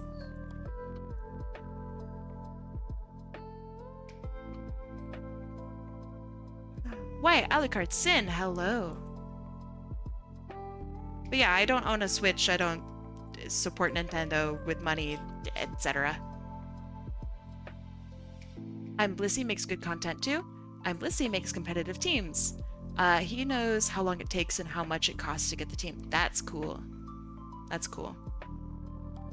That's very cool. You say you know how to shiny hunt. What? I'm saying that it's way easier to get shinies in Scarlet and Violet. Which is, like, that's fact.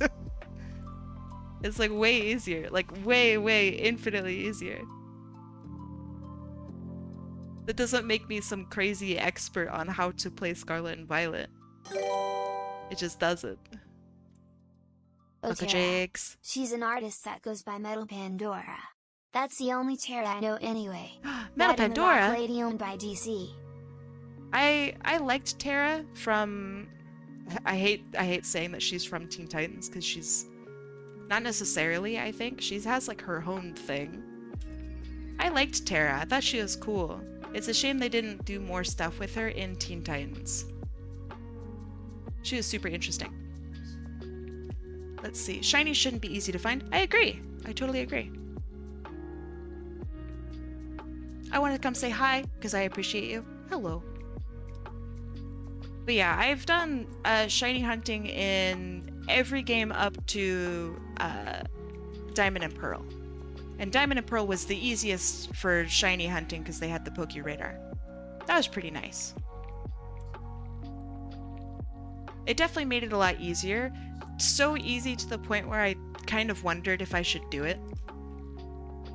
But I did enjoy it, regardless.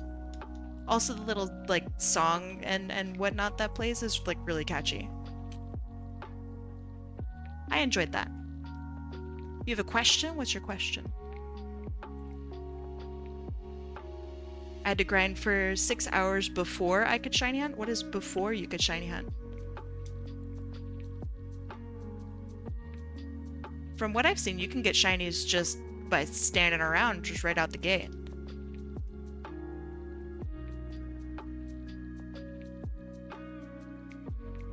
I removed Jingle? Oh! The Jingle... Wait, they had the Jingle in other games? I didn't know that.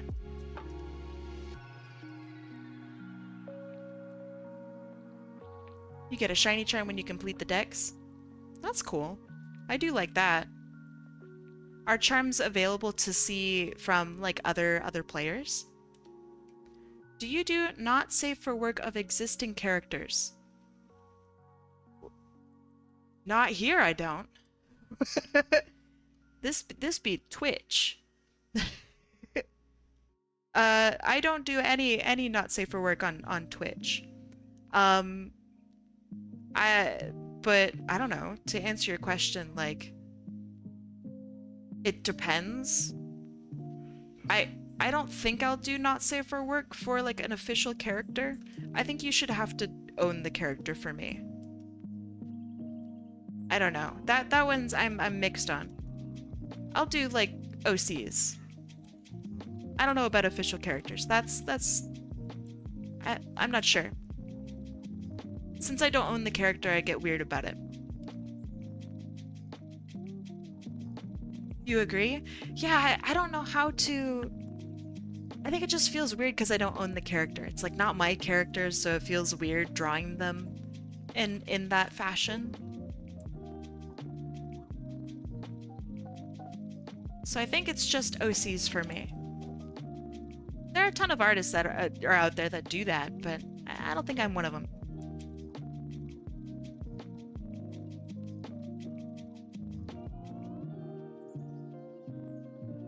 I don't think, like, let's say if it was like Sonic, like literally Sonic.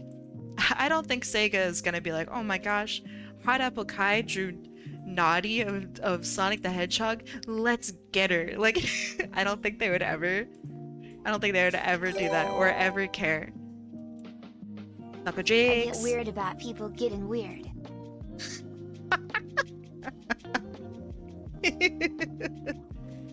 That's funny. Let's see. If I don't own it and you don't own it, then why would I don't say? I don't know what autocorrect gave you there, but I understand what you're saying, I think. Duskbringer, thank you so much for the 8 months. I really appreciate it. Welcome back. You don't feel comfortable enough to do not safe for work? It took me a really long time. I don't know if I'm supposed to like openly talk about it or whatnot. I'm not going to go into any details. But like when you're in art school, you technically have to just do not safe for work art. That's just part of your studies. So it's not that different, but if you haven't been to like traditional art school, then I can understand the discomfort. You kind of just get over it. You see it as like, oh yes, well, it's art. We're drawing naked characters. That's just how it is. It's art.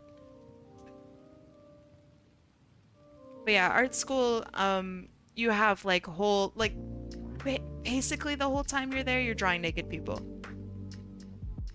That's just how art school is.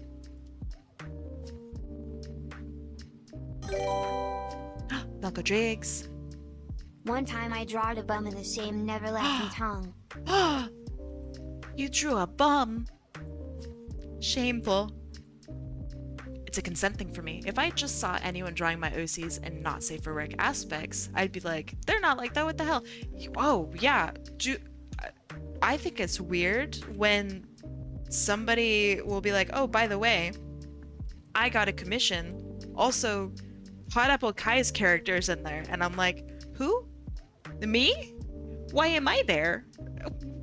Huh? Wait, shouldn't you ask me first? Yeah, hello? So yes, please do not just draw other people's characters without their knowledge or consent. Especially if it's naughty. So yeah, I don't know. That one is very strange. That's also, I think, abnormal. I've talked with a lot of other people and they say like, oh, I always ask, or, you know, etc. So yeah, I'll always ask. Even if it's not naughty. Always ask first. Because you never know.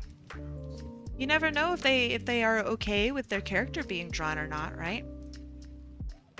You don't trust cars around town? What? What, to like not hit you? What do you mean? Use crosswalks, homie. You got this. Sorry for not continuing the Pokemon talk. Hold on. Let's see. There's still a chance, you know? No, I have no idea what even a Terra is. Maybe that's like the Kai, crystal you gotta thing. say naughty like Freaky Fred I in don't that know. one episode of Courage and Draw It out for too long. Tongue. Naughty.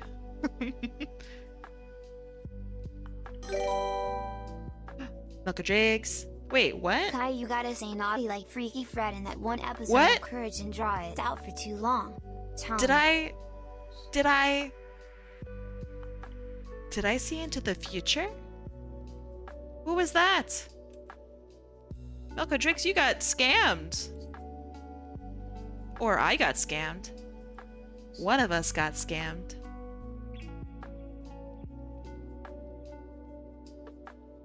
But regardless, yes. I think Streamlabs farted. Enjoy the extra $1. Tom. Thanks. Unless there is no extra $1. Which I will still say thank you.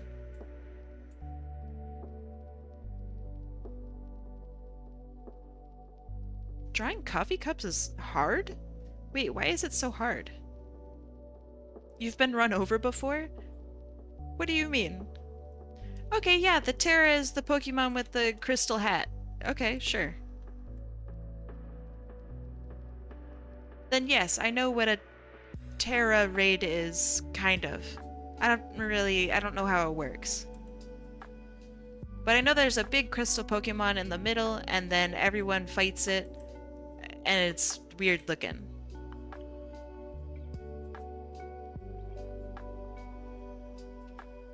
That's my knowledge of what a Terra raid is. I was not aware there were levels of it. So, it changes your type. Okay, so it's not like a specific Pokemon. Does it change? So there's a big guy in the middle with the crystal on his head, right? And then there's a bunch of people around that are fighting the big crystal. Do the Pokemon that they send out, do those Pokemon become crystalline? I sound like I'm an alien. I'm sorry. I sound like I've never, even... I have no idea how Terra works. I'm so sorry for not knowing. X! If I draw Sonic the Hedgehog cheeked up and it claps, is that called the Sonic Boom?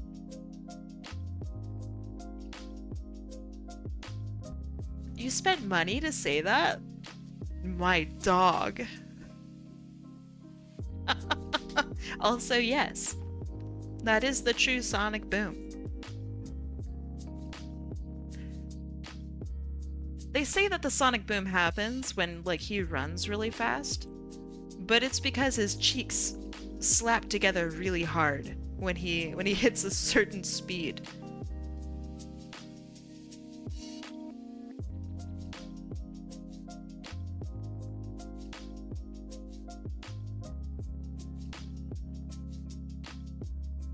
If I was in art school like that, I would have to ask, okay, random person, do you mind if I tried to draw you and all of your features? Dog, they're sitting there naked. It's fine to draw them. They are there for you to draw them. What do you mean? Imagine you are an art school model and someone asks you if they can draw you naked. It's like you just look down and it's like, no. No, not okay. No, I would hate for that. Dog, they're there for you to draw. They are hired to do that. I used to do a drawing session. I don't know what to call it. I used to be the session manager, I guess, for art shit like that. So what happens is you have a pedestal in the middle, and then you have a person, and wow, that is a very accurate representation. Okay, and then all around you have canvases like this in 360 degrees. And then everybody here is working on drawing. Okay, so this is how this works. And then me, I was in the back going like, hey, that's my hand. Hey, swap pose in 5 minutes. Or I would go and I would go around and check to make sure that everybody is doing okay on their artwork, and that if anybody had questions or if they wanted advice or something like that, then I would go and ask that. Or I'd go and like get the model some water. It's really hard. So when you do modeling like this, you have to hold your pose. So you will have to hold your pose, the exact pose, for 1 minute, 5 minutes, 10 minutes, and then you go above that depending on what your model is capable of doing. So with my models, we would do 30 minutes and then we'd do a 45-minute. And so holding your pose for 45 minutes is really fucking hard. It's genuinely actually really hard. Try holding like a dynamic pose for even like a minute, and you'll realize that it takes a lot of strength. So yeah, that shit's crazy. So big kudos to the models that are capable of doing this and also are able to do it while also being naked. It is sweaty, it is hard. The models are there for you to draw, but they sometimes get mad if you shout, "Dang, look at the jigglers on that one." No, you never comment on their body. Never, ever comment on their body or appearance or anything like that. Never comment on them. That is bad etiquette. Let's see. You seriously need to watch videos of Pokemon competitive stuff? No. I do not. But thank you. I'm not super interested in more recent Pokemon, like competitive Pokemon. I like more, I don't know, the old times before the crystals Pokemon and shit. Even like the Mega Evolutions are really strange for competitive play. I don't know what the term would be for no weird no weird shit, just Pokemon. But that's what I'm used to playing. No, it's not Gen 1. It's non, oh god, what is it called? There's a term for it. But it's no Terra, no Mega, no, what is it when they have the X and Y evolutions where the Charizard has like a weird fucking form? It's that. Never liked it. I call myself a purist, but I think I'm just old and I like old Pokemon competitive a lot more.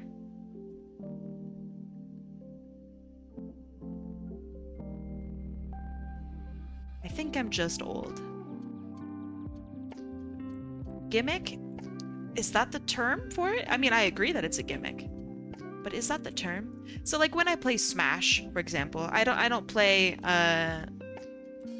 Ultimate, so there's that for starters. But in other Smash games, it's like, what one or like five different stages that are predetermined, so it's like Final Destination and then like several of the other platform stages, and then like no items, 3 stock with timer.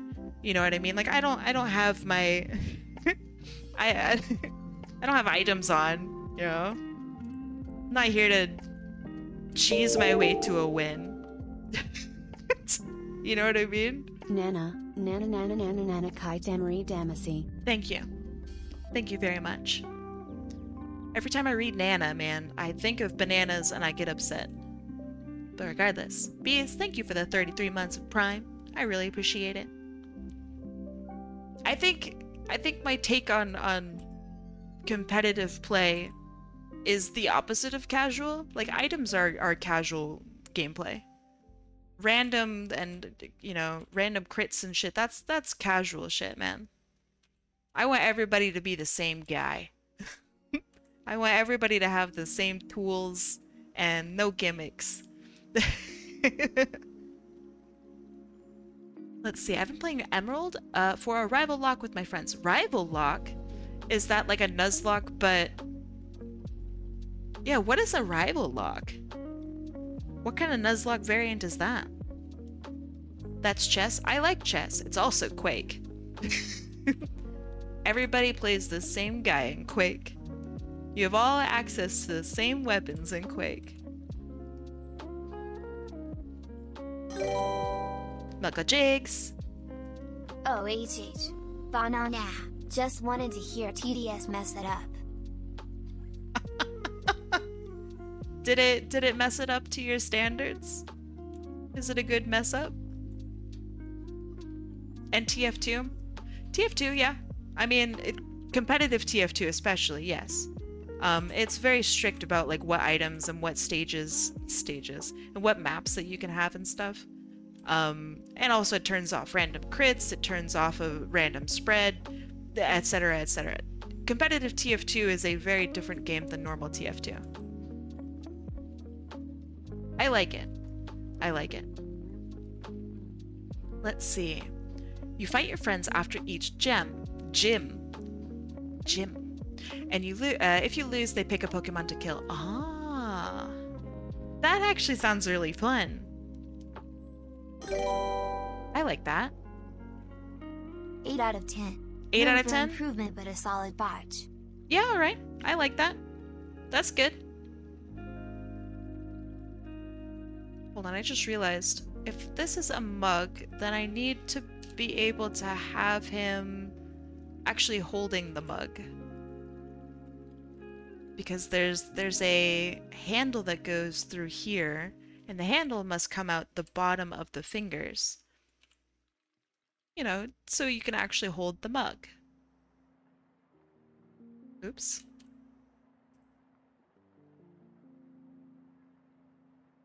Whoopsies. Almost home? Nice. You haven't been home this whole time? I like Nuzlocks. Man, I have been doing, well, I'm not in a while, I guess. Not since last year. Oh my god. I've been playing a game called Temtem. And Temtem is like Pokemon, but with some like quality improvements, quality of life improvements. It's quite nice. I really like it. There's some stuff that I like, there's some stuff I don't. But in general, I prefer Temtem over Pokemon. Also, you can play it on your computer, which is great, and not through emulator. It's awesome. You like Temtem? Yeah, me too. Also, like the Tems are really cute. They're nicely done, and you have a Nuzlocke built into the game. Should you choose to do it, and it's like a really fun Nuzlocke. I heard about Temtem. Heard it kind of crashed and burned. Yeah, it was an alpha for a really long time, and that did not do well for it. It should not have been in alpha for forever. So then when they released it, everyone was like, oh, Temtem? Wasn't that out already? People still play it. It's fine. The story is whatever. The devs really dropped the ball. They had a pretty good thing, and they kind of botched it. That being said, I really think it's quite good, even still.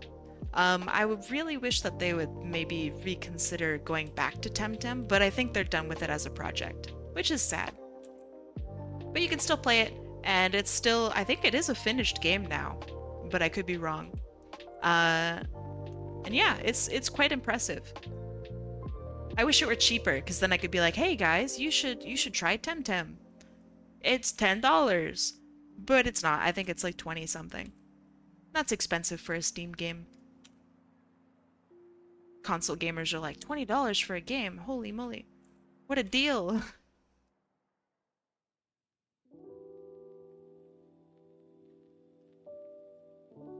Temtem is eh. I think that it's not probably for everyone, but I really enjoyed Temtem. I've played through it a couple times. And I want to continue my Nuzlocke with it. It's been pretty fun.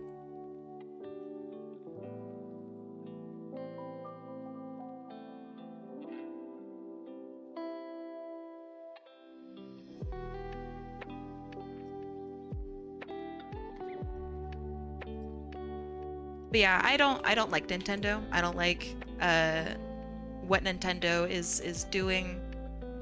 So that's why I don't play Pokemon anymore. I don't buy the consoles, I don't buy the games. I don't even emulate the games. The last game I emulated from Nintendo was the Pokemon MMO.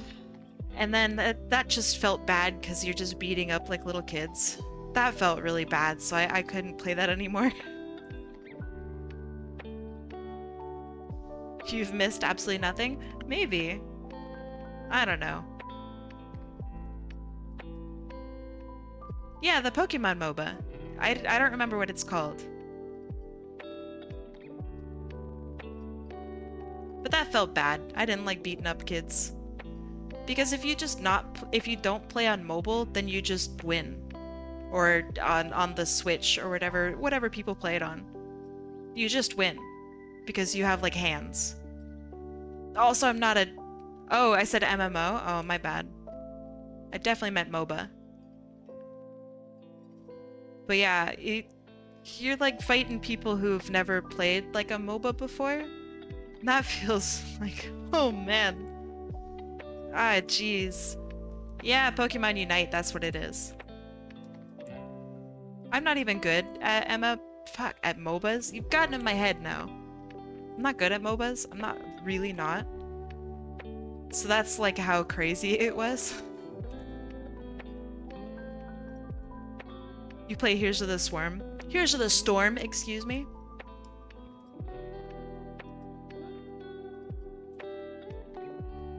But yeah, so like if you join into a game at all and have any kind of communication with your teammates, then you will win at Pokemon Unite. And then it's just like, oh man, 100 games in and no losses, and you're just like, fuck, man. That feels bad. That feels really, really bad. So I don't know if we ever lost. Maybe we lost one. Maybe.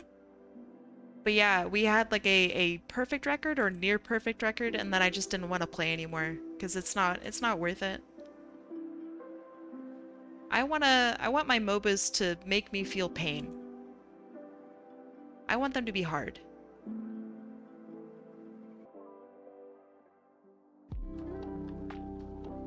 And I'm not saying that to be a jerk. I'm saying that as in like a... It's really not... It was not challenging for us.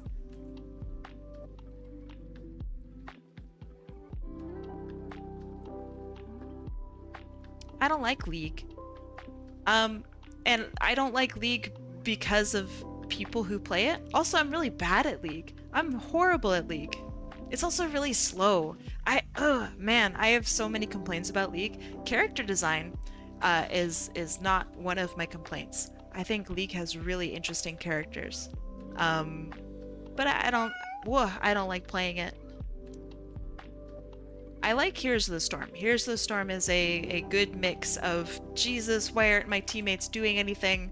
And, oh, right, it's Here's the Storm, so I can actually do something about it. That feels good. Here's the Storm is like if League of Legends was more team-based, rather than you have a designated carry that, unless they fail, you will win. But let's see. It is 3 minutes at break time. I will see you guys in 3 minutes. Have a good break. Get some water. I will see you in 3 minutes. Bye-bye. Beep. I was gonna order a tablet and clip Studio Paint, but due to reasons, I can't buy it yet. What are the reasons? Water in this economy? Yes. That's how rich I am. I have what? Alright, I should take a break too.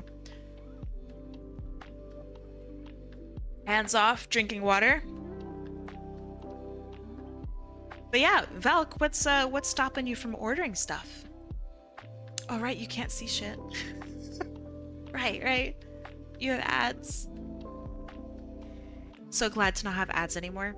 So for those of you who have viewed my stream for a little while now, so we have 3 minutes of ads per hour, and we hit the 3 minutes of ads all in one chunk, and use that time to take a break and chill out for 3 minutes.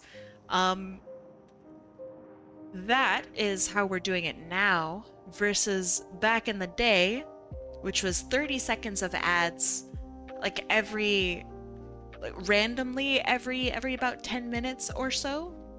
And it would just interrupt you. So for those of you who've been around, do you have a preference for one way or the other? I know I have a preference, but yeah, do you guys have a preference for which one you prefer? 3 seconds of ads every 57 seconds. That would be so sick. Wish I could do that. The world's smallest ad. Drink Coca-Cola! 60 ads for every 1 second. Nice. That would be kind of cool. I don't think they'd ever do it. I like this one you have right now. Okay. Good. I'm glad. I like it too. But, yeah. I never know what people are thinking. The way Twitch does ads is really strange. Like you can't set up the types of ads. You can't set up exactly how often they show up or how long they are when they do show up. Because Twitch will kind of redetermine how long your ads are supposed to be based on who you are and your previous ad watching experience, which is stupid. So there's like no control over it. It's not great. You don't mind either? Okay. You also like current? Excellent. Good. Glad I'm doing something somewhat right. Yay. So I'm gonna make his hand a little smaller. When you get ads, it's always the same ones. I wish that I had control over it. Like I don't want AI ads on here, for example. That would be really nice. Or like cryptocurrency ads. I don't want either of those things on my channel. You'd rather not say the reason? Oh, okay. Sure. I hope that whatever the issue is able to fix itself, and that you're able to get the things that you want / need? Question mark. Sorry for being vague, I have to be.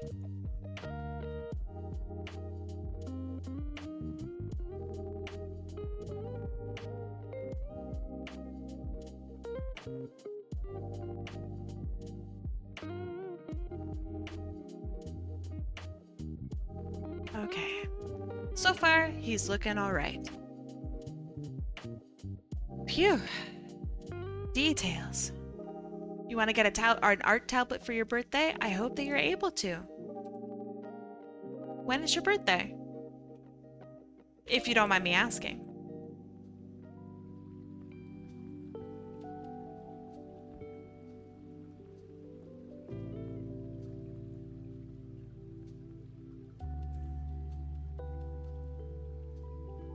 The 28th of this month?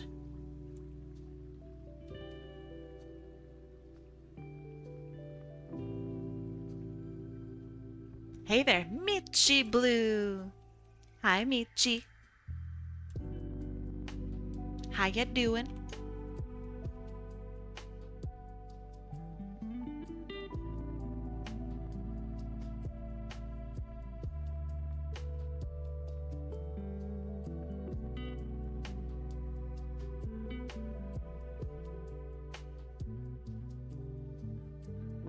these long curves are always so hard. Ugh.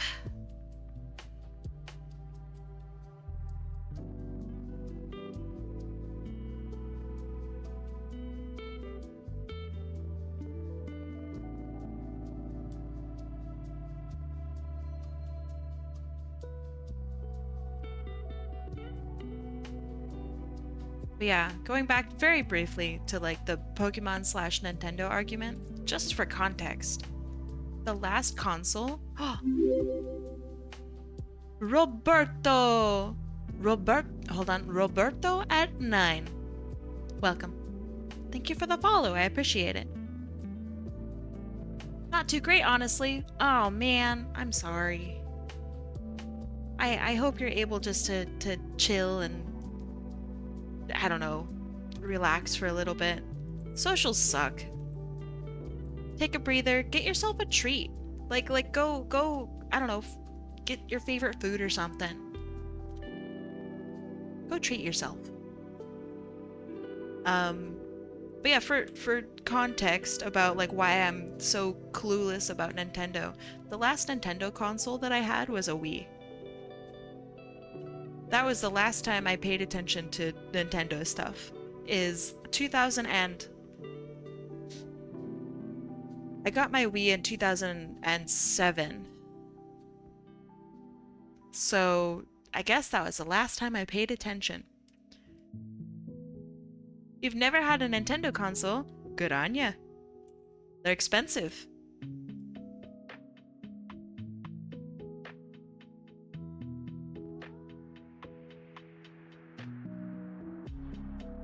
I haven't bought a Switch 2. We were going to before the price was announced. I don't know. It seems like it's just so expensive. Car! Loud car! Loud car! Fuck. Sometimes people really roll down the road, man. I don't get it. You've always been a PlayStation person? PlayStation... So I've played on a PlayStation 5? Maybe it was a 4. I don't really know the difference if I'm being, you know, real. That shit rips. That plays real good. There's no stuttering. The controls feel nice. It was God of War. I played some God of War. It was great. It was a good time.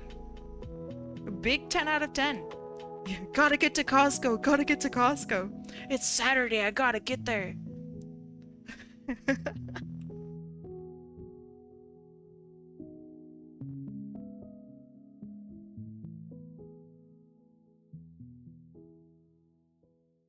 Which God of War? Oh, God.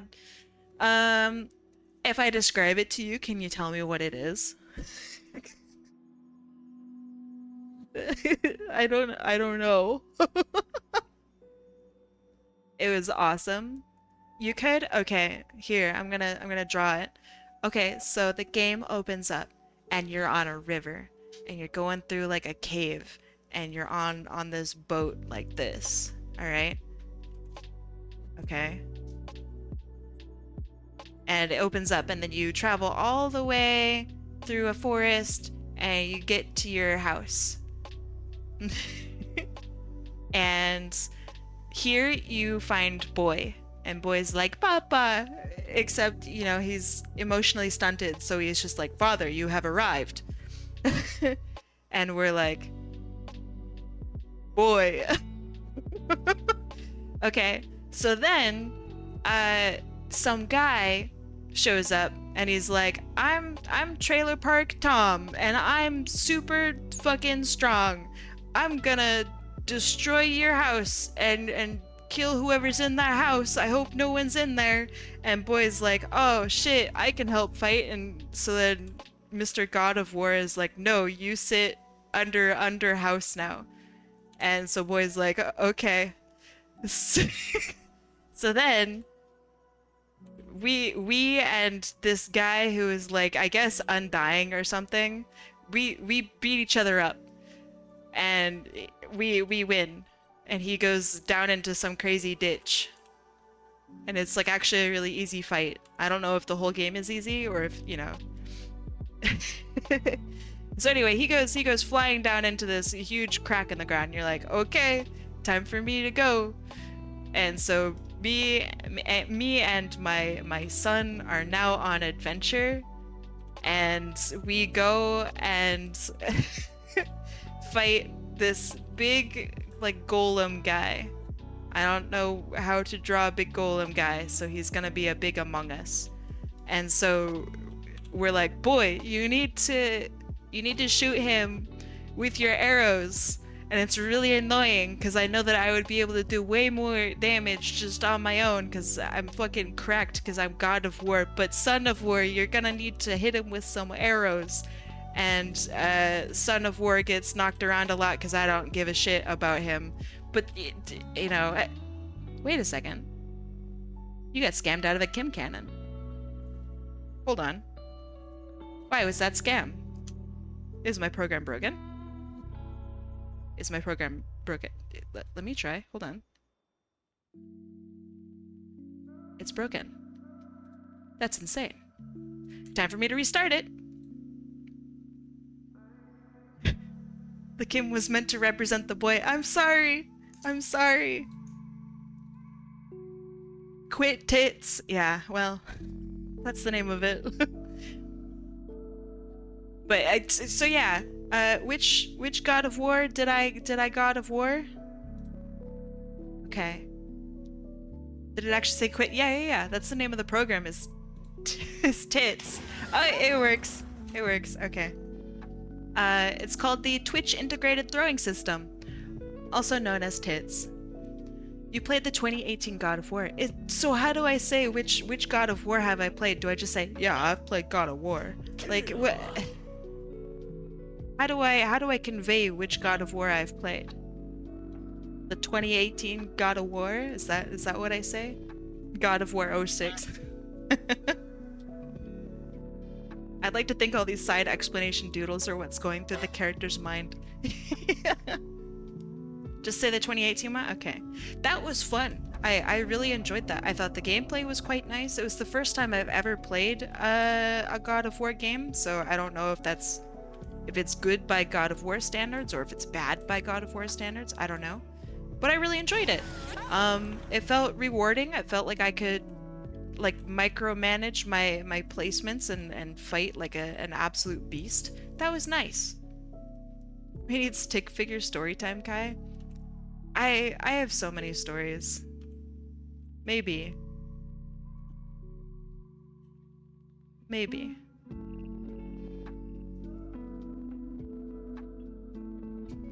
It's not holding a lava lamp space. It does look like a lava lamp space, actually. It does look like that, yeah, actually. I was gonna make fun of you for such a ridiculous statement, but no, that's accurate. But yeah, so that was my first God of War-ing, and it was genuinely really fun. And so I think I own it on Steam now. I think. I think. And someday I'd like to play it. Is that a game that you guys would ever want to watch me play? Like, would that be... I'm trying to figure out how to integrate like gaming and stuff into my channel more, because I really like playing games. But I don't know if anyone would like would people watch God of War? You would? Okay. I don't know how to be a game streamer. I stream art. I don't know what I'm doing. But I think it would be fun.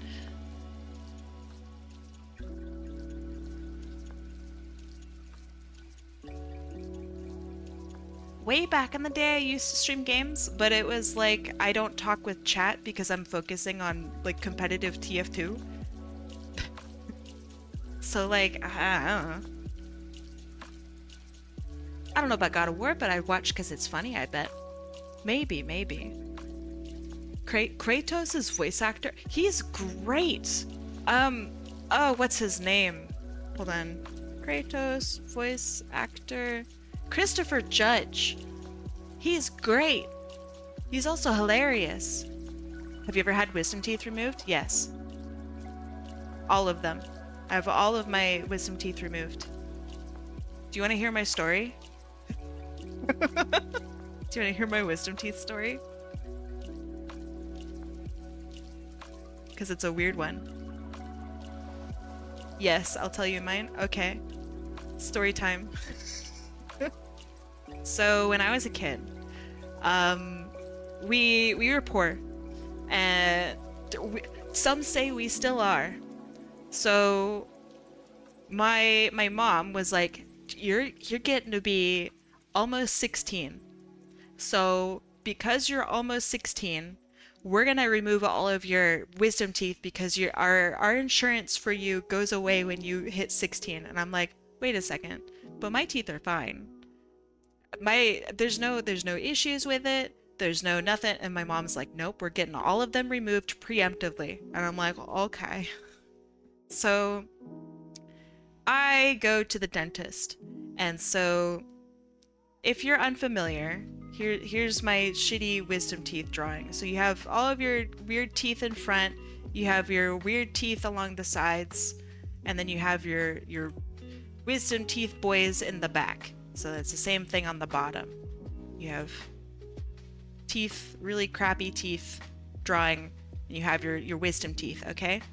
So I went into the dentist, and my dentist is like, yeah, boy, we got you. We'll get all of them out. We'll do these top ones, and then a couple weeks later, after you've kind of healed up, we'll do the bottom ones. And I'm like, all right, bet. And so I'm thinking rationally that when I get in, that I will sit down in the chair and like just big chill, okay? As they knock me the fuck out and they operate on me that way. But no, I was wide awake. And so my dentist is like, I'm tall as shit, by the way. So my dentist, I don't like fit in the chair because I'm tall, and so the dentist has to like climb over on top of me. And he's like, by the way, I'm gonna give you 11 shots of Novocaine. And I'm like, huh? And so I open up, he gives me 11 shots of Novocaine. How small is this chair? Dog, I'm actually tall. I'm actually just a tall bitch. So they gave me 11 shots of Novocaine, and then he poked me with like a small stick and said, hey, can you feel that? And I said, yeah. He says, it's probably working anyway. And so I start like just pulling out my top teeth, and I could feel the whole thing. And I was like, dog, I can feel this. And he goes, maybe in a couple minutes you won't feel it. And so, thank you. Dustspringer, thank you so much. Oh, hold on. Is it gonna say it? No? I guess not. I had a fun time, Dustspringer says, with one of my wisdom teeth. Its roots had grown as hooks. Ooh, what? Oh, that's horrible. So, my dentist is like on top of me, fucking straddling, and so he's yanking on my teeth, and I'm like, I can feel this whole thing, but you know, okay, whatever. The pain is tolerable. It's whatever. And so then there's this other person over here who's like the assistant, and they're like sucking the goop out of my mouth. Does he charge extra for a lap dance? You know, my dentist was crazy. But yes, this person over here who was the assistant was sucking the goop out of my mouth. And so eventually I could feel him yanking on my teeth because my teeth had not opened up yet. It was like just skin back there. And so apparently what they do is, here's just a chunk of flesh of your back mouth, okay? And under here is your wisdom tooth, okay? So apparently what they do is they cut your gums open, and then they reach in with like pliers, and they try to, or like, I don't know, I guess a chisel and a hammer, I guess, and they try to crack the tooth so that, yeah, they break it. And so they try to crack the tooth so then they can remove it little bit by bit, and eventually they can grab the whole thing and bring it out, and then they sew you up in the end. like this, and you just have like stitches in your mouth for fucking forever, and it sucks.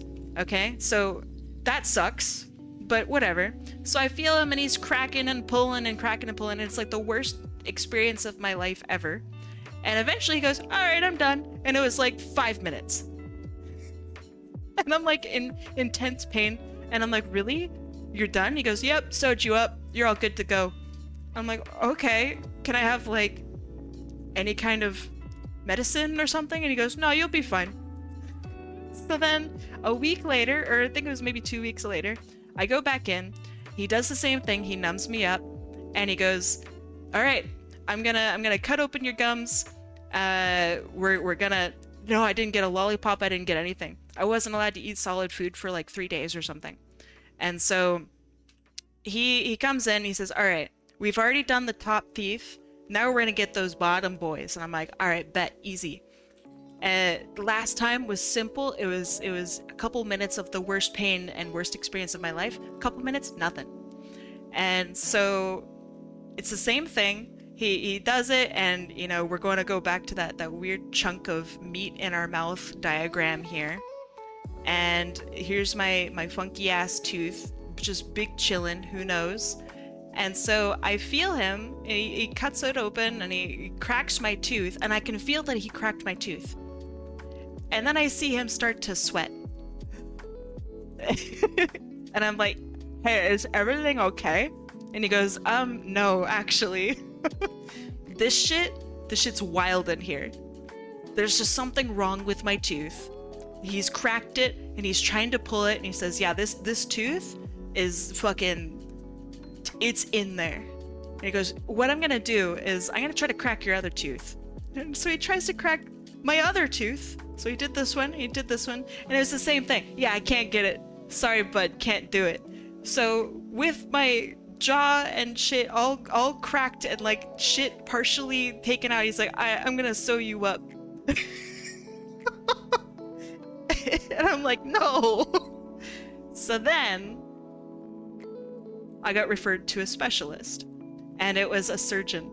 And so I'm just like fucking actually miserable, and I'm like, hey, to my surgeon, can I please have surgery? And he's like, yeah, sure, just get into the back over here, like you can come get surgery in the back. And I'm like, great. And I was out instantly. And if you've ever been put under before, it's like you've fall asleep before you know, when you're sleepy, you have like the before you fall asleep, and you feel kind of weird and maybe, I don't know, funny, and then you fall asleep. This was like you go out like a light. And so I wake up and I'm like, whoa, that was crazy. And I'm like super awake. I feel the best I've ever felt. I was ready to like tackle bears. And I was like, yeah, my mouth is full of gauze, but I am ready. Mom, I'm gonna drive home. And then my mom's like, oh, really? You feel good enough to drive? And I'm like, yeah, I feel so good. And then I like took a couple steps outside the room, and I like went, oh, wait. Wait a second. I don't know how to drive. Wait. Wait, I don't have a car. Wait. Why is the room all like wobbly? So then they were like, okay, we'll send you home with some Vicodin, and because this shit's gonna hurt. And I said, great. And so I go up to the front desk, still ready to tackle some animals or something, and I was like, hey, can I have my shit? I would love to have Vicodin. That sounds dope. Dr. House has Vicodin. He says that shit works. And they were like, no, but down the street is a CVS. You can go get some aspirin there. And I've to this day, I'm pissed. To this day, I feel like I got ripped off. I was so excited to get like an actual... I know, yeah. So I went to the pharmacy, and like my face is like this, because now I'm pissed and I'm still ready to tackle animals. And I think I had like some blood hanging down from my mouth. And I was like, hey, so how much aspirin can I buy?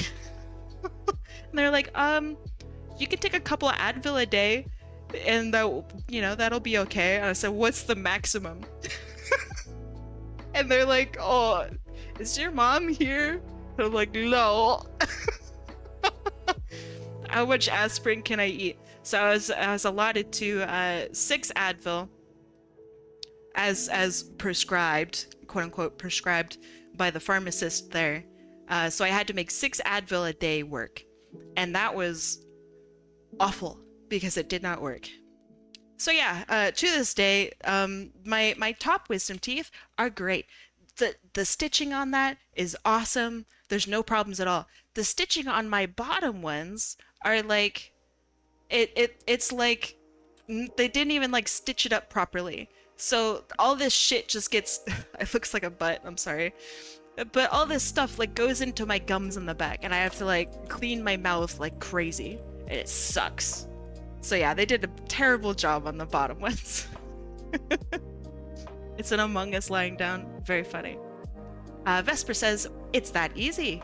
You can just ask, hey, can I get surgery without weeks and months of it arguing? So I grew up in a town that I'm just gonna draw a house because this is a town. Okay, this is where I grew up. Okay, literally down the road was my school. Okay, this is not an exaggeration. This is my middle school, and then like down the road, maybe a couple blocks away from that was like my elementary school. Okay, and then over here, maybe it was 2 blocks from that, was my high school. So my town, back when I left it, it was a town of 20,000 people, and that 20,000 was for our whole county. So that's like maybe six different cities, maybe. And outside here, outside this little school district, right, it's just farmland and like forests. So you have like forests in the back, okay? It's just fucking, and then you have like mountains behind that, and then you have farmland. That's my shitty cow. So it's just nobody else needed to get surgery that day, so I could go and get surgery. Like that's just how it was. Oh, is the surgeon in today? Yeah, he's working. Great, can I get my surgery done? Yeah. Now that I live in a big city, I see how absolutely insane that is. And it is really funny to me. But yeah, I didn't have to set anything up. My dentist just said, yeah, I'm gonna go talk with the specialist. You go over there. And I'm like, okay. So then I did. It was, yeah. I don't miss my hometown because it sucked there. Like you can't get Amazon deliveries. Gas costs $1 million. We had a Costco. We just got a Walmart. Like that was a big deal for us, as we got a Walmart a couple years before I left. There's like no jobs. And now they don't have doctors anymore in my town because all the doctors left. So you have to like leave the whole county in order to get any kind of medical treatment now. So that sucks. But yeah, that's where I grew up. It's a super, super small town. So that's why I will probably also say stupid things like, oh yeah, I'd never been on the escalator, or I had never watched like TV, or like we just didn't have that shit. Oh man. Let's see. You only ever had your right side top and bottom wisdoms out, the other 2 are still in. Wait, you had all your right side wisdom teeth removed? What do you mean? So you're just a lefty wisdom tooth guy now? That's kind of weird.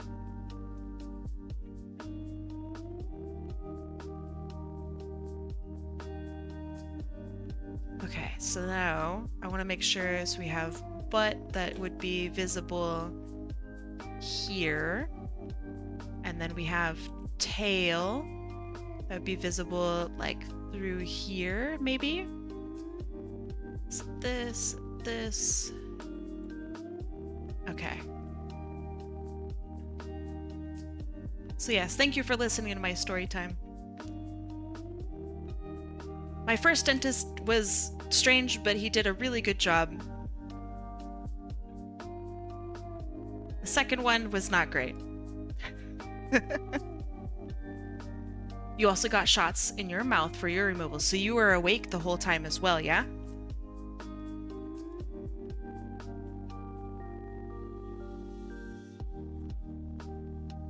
That's crazy. So whenever you tell people that you were awake during it, Roman, do other people like give you a weird look like you were awake? In Germany, laugh gas is illegal. So you still have anesthetic, right? Obviously, you have anesthetic in Germany. So like I was not given nitrous oxide or I mean, I guess I must have been given some sort of nitrous oxide or something, but it wasn't like the half awake loopy gas. Like I was put out by an anesthetist. Oh, that's hard to say. An anesthesiologist. Fuck me. So yeah, it wasn't like laughing gas. Knuckle On the Jakes. subject of wisdom teeth, I had my lower two removed around 19 and the top two hadn't shown up. Like 5 to 7 years later my upper right one had formed and broke through. It's still there, no sign of the upper left one. Weird. I bet your body was just like, you know what? If we're not using this, I'm just gonna absorb it. Bam. 2 points of calcium. Anesthesiologist. Oh man. You remember when you went under during surgery? I have a friend who had, oh gosh, it was like her pancreas removed or something like that. It was just some semi-vital but not a huge deal or organ removed. And apparently she just woke up during surgery and got all nervous and didn't want to say anything, so then she just stayed awake. She didn't want to like, distract them, so she just stayed awake the whole time.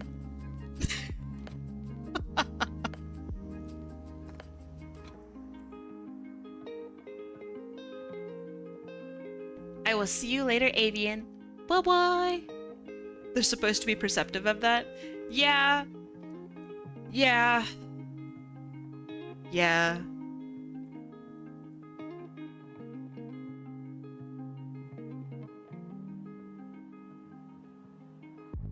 Dark Kitty Crimson says, I had to get mine removed because my wisdom teeth were growing and tilted. And they were rubbing your cheek? Ah! Whoa, that's horrible. But it's kind of cute. Your teeth were giving you a little hug every day. But yeah, I imagine that would like, I don't know, you could like get like a hole in your cheek, right? That's horrible. Okay, so chair. Oh.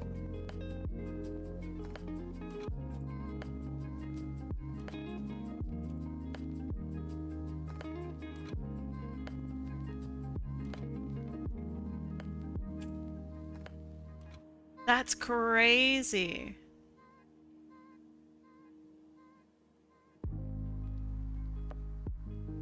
You're the only one of your siblings who got them removed.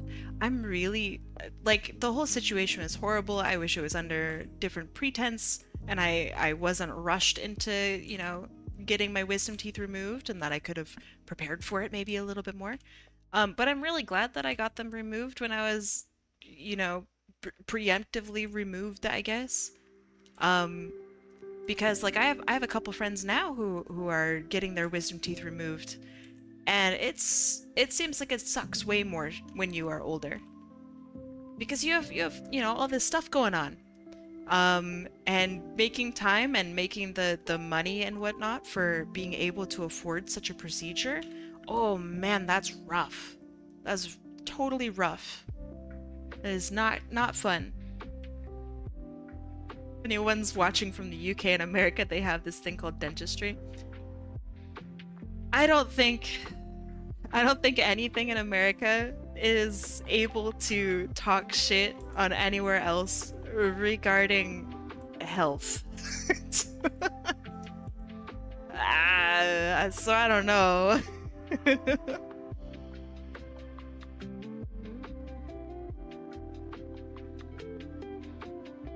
I think that's like when Canada steps in and it's like, yeah, uh, hospital free, and then everyone claps.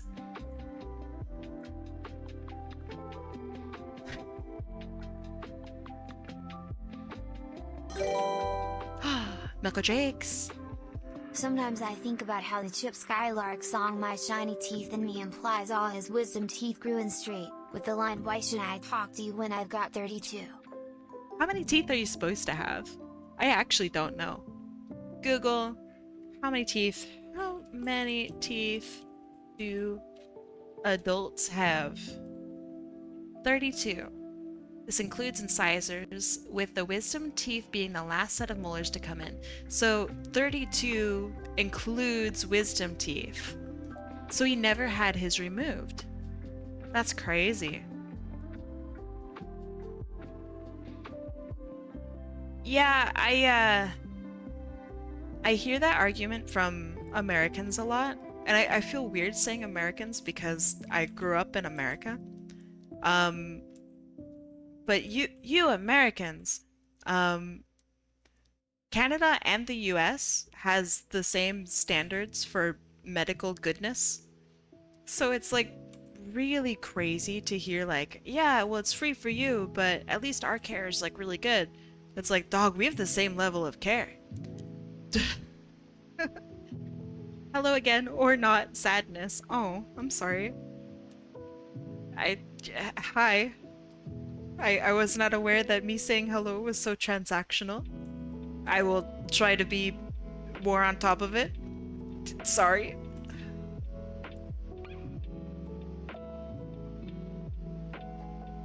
I will be better.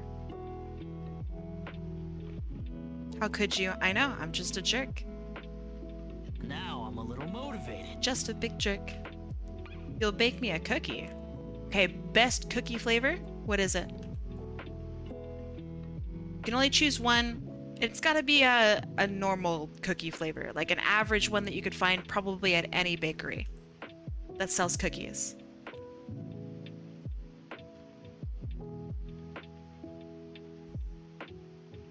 Peanut butter cookies? I have a really good recipe for a good peanut butter cookie. White chocolate macadamia nut? That is my favorite cookie.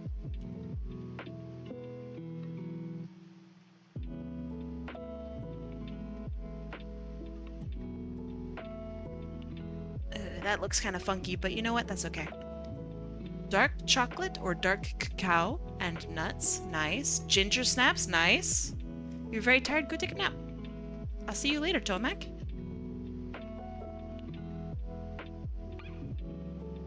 White chocolate macadamia is my favorite anime.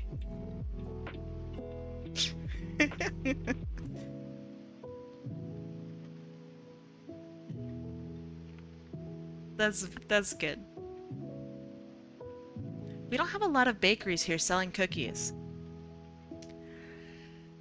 What? What do you mean? Where do you live where bakeries do not sell cookies? And how do I avoid living here?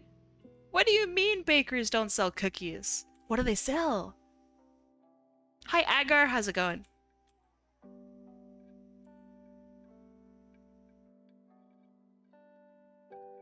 An evil place. I imagine they mean there's no bakeries? Why would there not be bakeries? That's so crazy. Even my stupid dumb town had a bakery.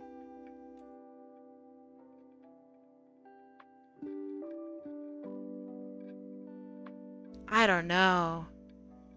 I don't know. I bet you have a bakery. A bakery is important, especially in small towns. I bet you have a bakery. And I bet your bakery probably rocks. Because if my stupid dumb town has a bakery, then I assume yours does too.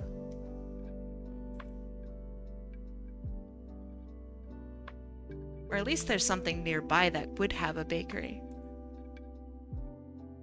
I don't know. That's crazy. That means you can make a bakery. You feeling like starting up a business? Want to be your town's first bakery?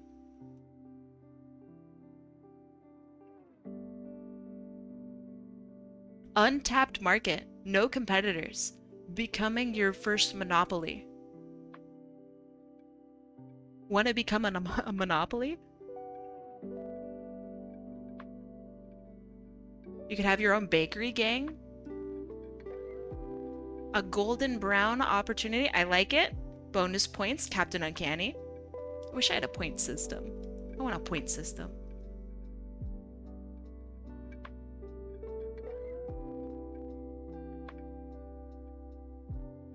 I don't think I have the funds for a bakery. I don't know how to bake. I don't know. You have the internet. You could. It depends. Would you ever want to do something like that?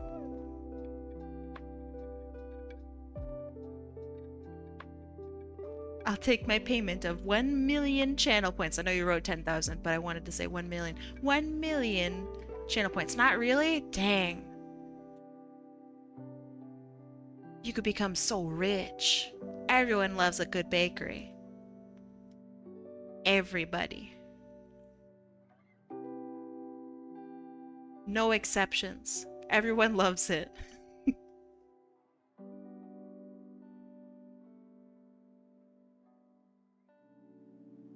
Oh, this piece has so much detail. Woo! What's up, Jess?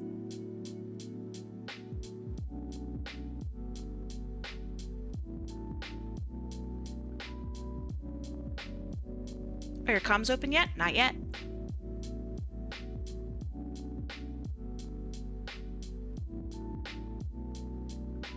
Hopefully this month. Hopefully, she says. Hopefully.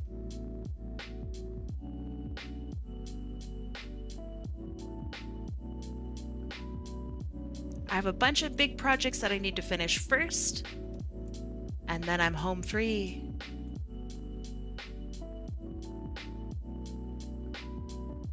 Hopefully you don't get screwed by Nintendo. What? Nintendo has control over your assets? What do you mean? What's Nintendo gotta do with this?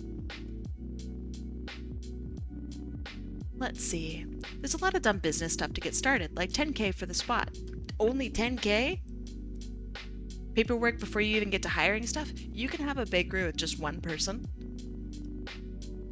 And 10K for a spot's actually pretty good. That would be a lot easier.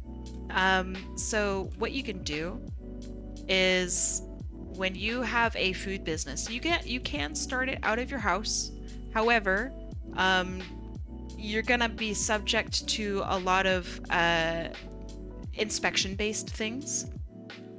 And that's difficult to take care of when you are living in a house.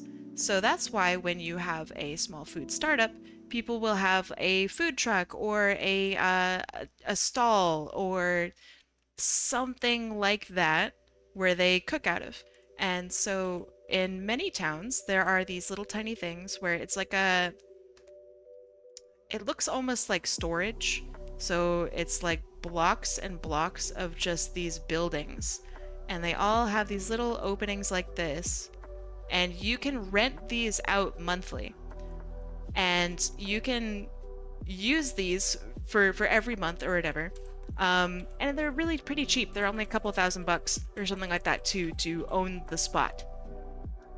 When I lived back home, I wanted to get one of these because they were pretty affordable. Kai, your timer. Oh, my timer. Oh shit, my timer. Aha. Now it's updated. Thank you. Let's see. Reading through stuff.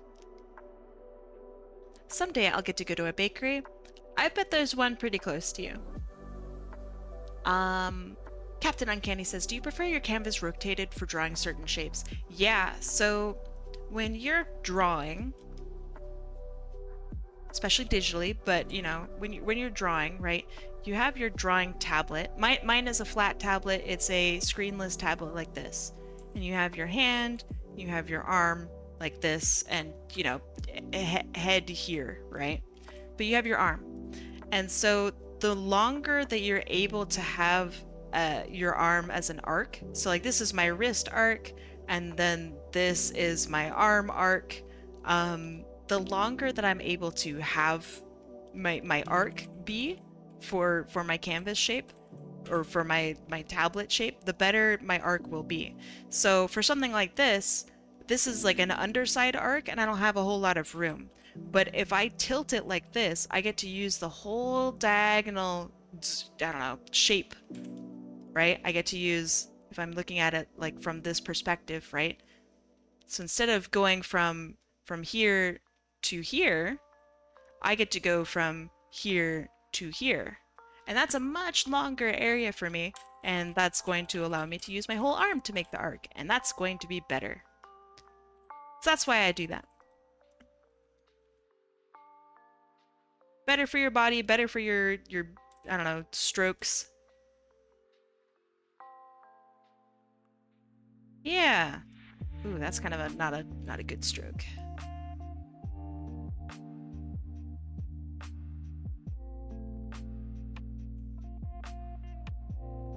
So when you do digital art, you can't forget about the physical person behind the art that you're doing.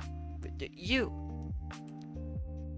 And so try to make things easier on yourself as much as possible when doing your line work or your strokes. Better for your what now? My strokes.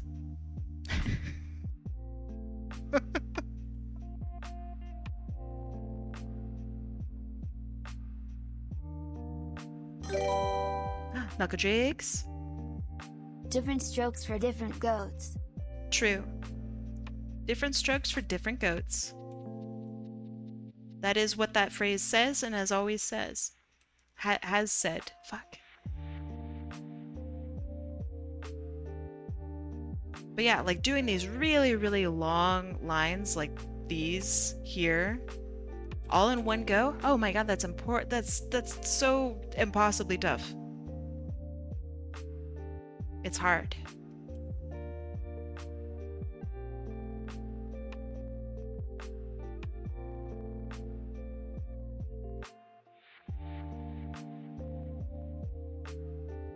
Kai never says strokes in any other context.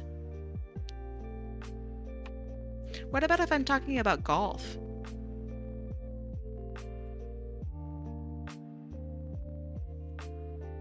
And I can think of one more way to talk about strokes.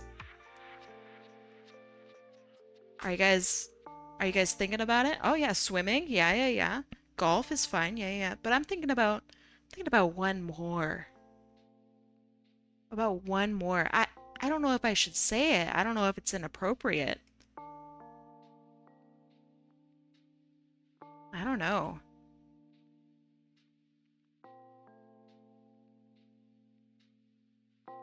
It's when you... No, not a medical stroke. There's a lot of strokes out there, I guess.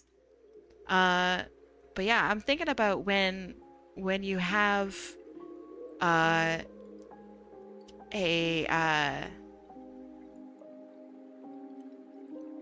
word, and you put a little stroke on it. It's like you know, for graphic design. You know? What were you thinking?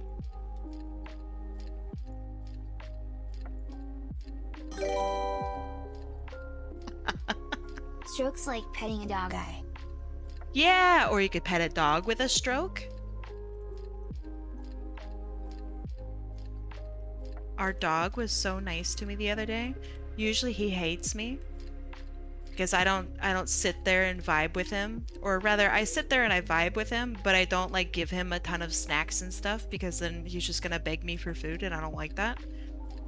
The other day, I was just sitting there fucking vibing on the couch, fucking big chillin', and the dog comes up and he's just sitting there.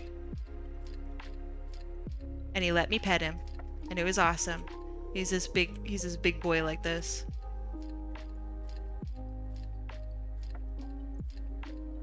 He's very nice. He's just fucking sitting there. It was awesome. And I got to pet him. And he was so soft. And it was a big 10 out of 10. He's not my dog, but I live with him. He's not my dog. But he does live with me. Therefore, he is like the household's dog. Right? That's how that works? Knuckle Drakes. I have to point out the dumb way TDS says dog eye. Dog eye. Welcome back, Jess. Eldery Duke. How you doing? He's everyone's friend? That's what they keep telling me. He is not normally my friend, and I've accepted that he and I are just two meat beings that exist in the same household, and we acknowledge each other. That's fine. What did I miss? Nothing. I'm just talking about dogs. You're gonna head out? Alright. Have a good time at work. And if your work is stinky, that's alright, because the next day won't be so stinky. Don't let today define you unless it's awesome.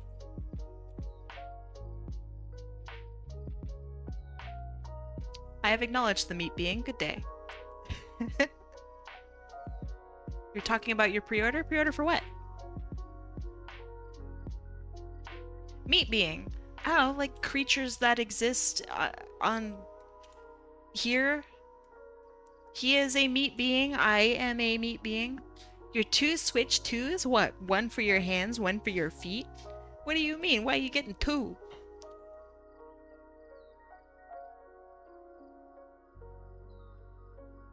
Whew. Okay. So then... Get this. We are all meat beings? I would hope so, but there could be some, like, I don't know, vegetables in chat. There could be some plant people. Makes us Switch 4. One for me and one for my brother. Damn, you don't want to share? That's crazy.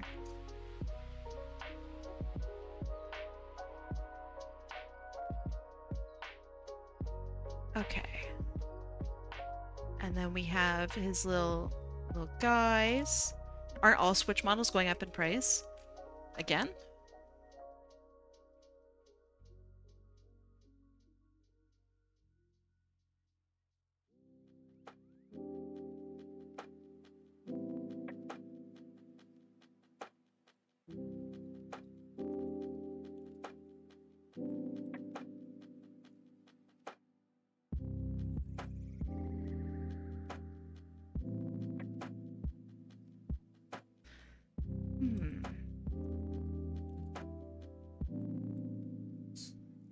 He bought my my laptop, my Switch, and helped me get my phone.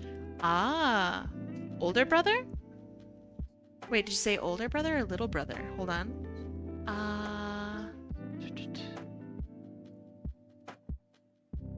Younger? Wait, what? How does your younger brother... I guess I'm just imagining a younger brother being literally like a small child. Not everyone has actual younger brothers. Bring back the DS? Yeah, I want handhelds again. Handhelds were kind of cool. Quick Kai, best tea? I really like orange pico. I'm a simple bitch. Let's see. What other teas do I like? Oh, wait, I'm gonna change it. Darjeeling. Darjeeling is my favorite tea. I can never find it, but it's my favorite tea. Never find it. I love Darjeeling. Peach tea? Peach tea is very nice. Very sweet.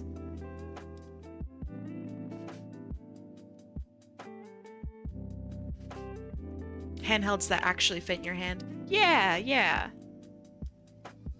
Like, the Switch is technically a handheld, but it doesn't really fit in your hand, so it's not really a handheld. You like sweet teas? I don't think I've ever had, like, a sweet tea. Like a proper sweet tea. I don't think I've ever had it. If you're interested in Milka Jakes. handhelds, look up the Playdate if you've not heard of it. I have. Genuinely the most interesting thing video games as a medium have produced recently. The Papers, Please person. Alliteration. Has a game on the Playdate that apparently fucking rips. So I would very much be interested in getting a Playdate someday. Someday. Yeah, you gotta save up for it. It's expensive.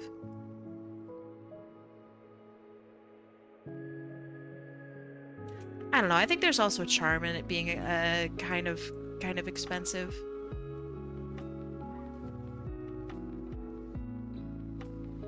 It also is cool knowing that you're supporting like genuinely small creators and like genuine fucking indie game companies. That feels cool. You would understand my teeth if you had tried my aunt's sweet tea. She used a pound of sugar for a single pitcher. Ugh. That's crazy. I don't put sugar in my tea. I don't put anything in my tea. I just drink the tea. If it was 150 bucks, you'd see it everywhere. Oh, for sure. Well, I don't know if you'd see it everywhere. There's like, what, 12 games on it or something? Maybe there's more now. They have more than 12 games. When I last looked, there weren't many games. It has a lot more? Good. Okay. Very good. You're gonna go now? Alright, I'll see you later. Thanks for stopping by, saying hi.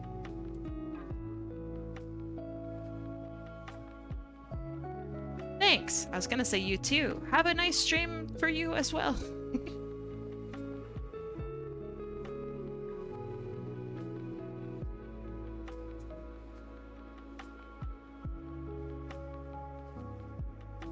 Yeah, I wanted to get a Playdate too. I mean, as well.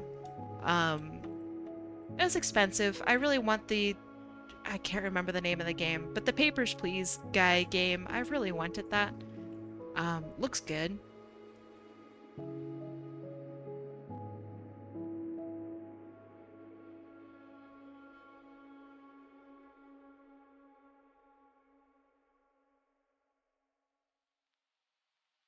The dungeon crawler. I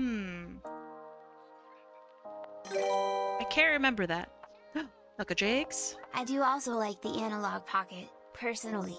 It's just a beefier Game Boy with adapters for other systems, and comparably expensive, but I like the ones I have. Nice. Yeah, I don't know. I think just having actual handhelds is pretty neat. I like that there are people out there who are trying to make indie dev, I don't know what to call it. It feels very anti-corporate, and I like that. Big companies suck, man. Where's the passion? They used to make games for passion and process, and for also profit, but it used to also have a little bit of passion in there. And now it's just profit, and that feels bad, and I miss it. And we need 3 minutes of ads. Oh, I'll see you guys in 3 minutes. And let me also adjust my timing so it matches up with the hour. Milka Hey, Jakes! didn't your clock just meow? Yes. Yes, it did. How many minutes do I have left? That is a 45 It's 47 minutes.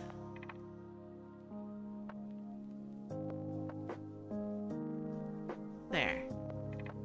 Perfect. Fashion bends and shrivels to the mighty dollar. True. It's unfortunate, but true. That's one of the main reasons why I got into instant photography. It's kind of cool to have like an actual thing that you can hold and develop from. It's like, I don't know, there's a big movement to have like CDs and records again, because it's something that you can actually physically hold and own versus some digital aspect that can just be taken away from you at a moment's notice. Or some weird thing that has some exhausting fucking subscription attached to it. That sucks. So yeah, I like the movement back to traditional stuff.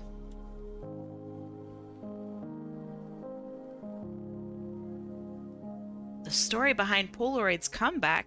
Alright, I am curious about that. I'm not aware of the story. It literally got resurrected. What? No way. That sounds cool.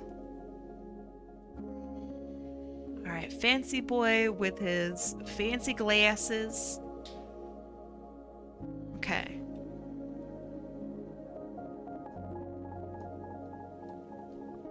We're almost done with just the fucking line art, man. Holy moly. Holy actual canola oil. Do I have a way of doing perspective? Yes, but I don't think I'm gonna do that. Instead, perspective ruler.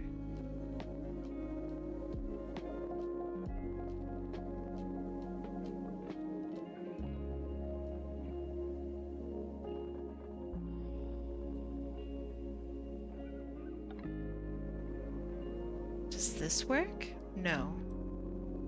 Dang. I think I'm gonna have to do it the old-fashioned way. With repeating lines.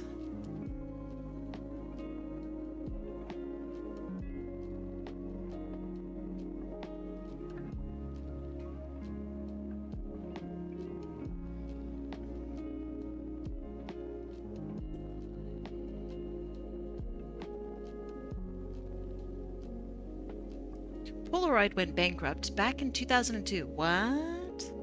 A group of people started something called the Impossible Project. Wait, I've heard of this.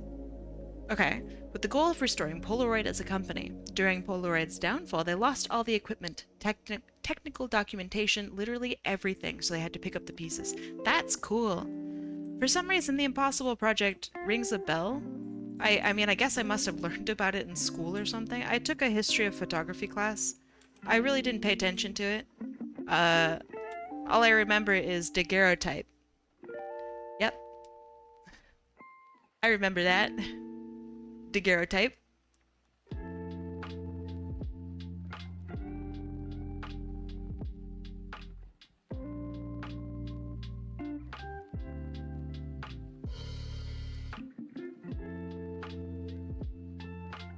What did the daguerreotype do? I don't know. Something. Took picture. Probably.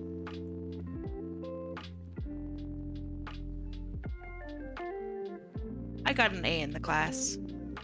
So I forgot about everything I learned. Naturally. Does anyone else do that? Where you take a class and then like you finish the class and you go, okay, well, I'm gonna dump all that knowledge, and you never think about it ever again? Someone years later comes back and they're like, oh, you were in AP Stats, right? You go, yeah. They go, oh, awesome. How do I find the average of blah, blah, blah? And you're like, I don't know, dude. I have no idea. I haven't thought about statistics in like a decade. I have no idea.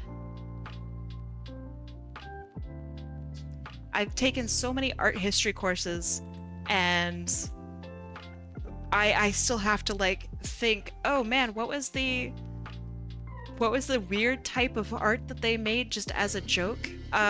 Was it maybe Dadaism? Like, I don't know.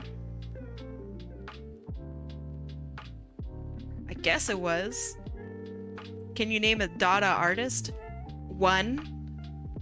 There's a lot of them, but I can name one. Like,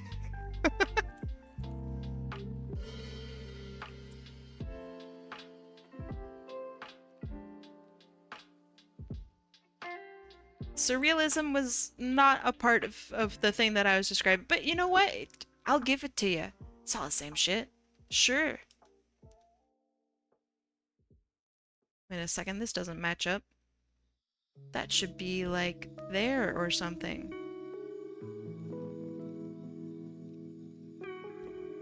That should go like there. Ha ha ha.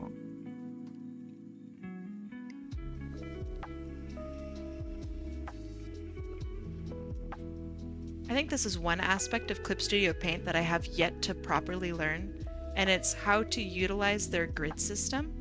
So Clip Studio Paint has a whole system of rulers that I never touch. And they're so valuable. And I never touch them.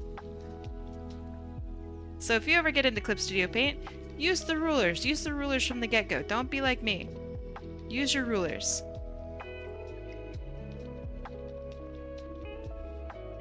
Utilize that shit.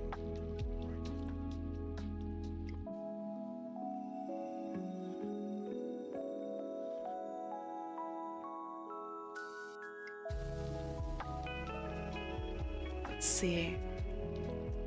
Now they're able to make film for the old cameras that were sold decades ago. They managed to buy back one of the Polaroid factories and had to put it back together. That's insanely cool. I like that. I want to hear more stories about stuff like that.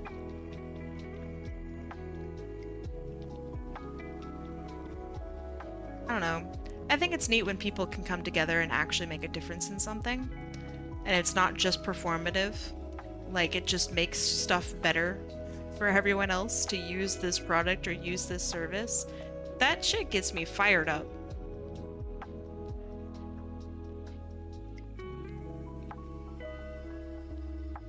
So that kind of goes along with like the stop breaking games. Is that what it's called? That thing where like, so for example, I don't know, GOG games? Stop killing games, thank you. Breaking games. Stop breaking my games. But yeah, stop killing games. So like GOG, for example, goes above and beyond with that regard. They actually make games playable offline and stuff like that. Like that's really cool. And you can actually properly own your games through GOG. That's awesome.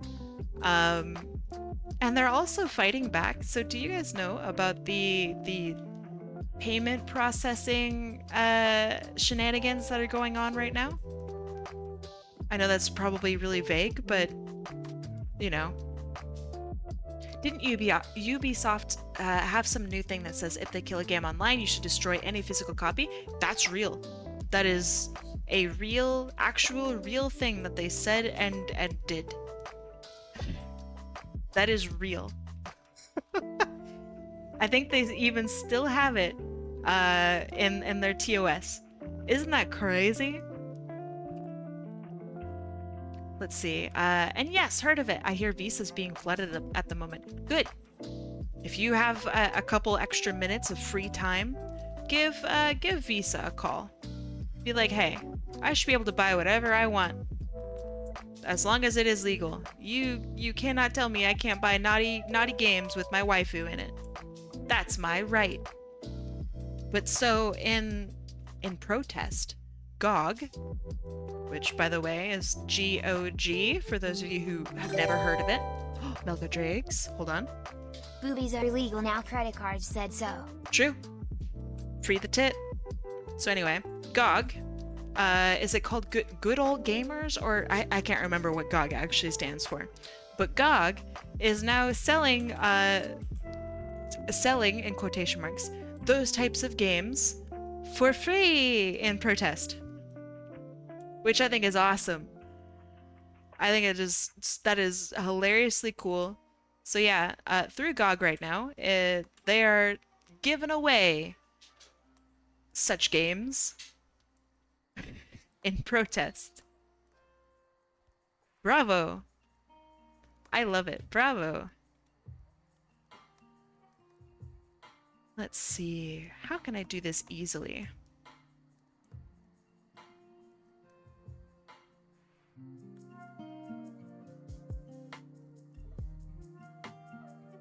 So yeah, I was a fan of GOG before. GOG is, are you familiar, Vesper, with Steam? Like, do you know what Steam is?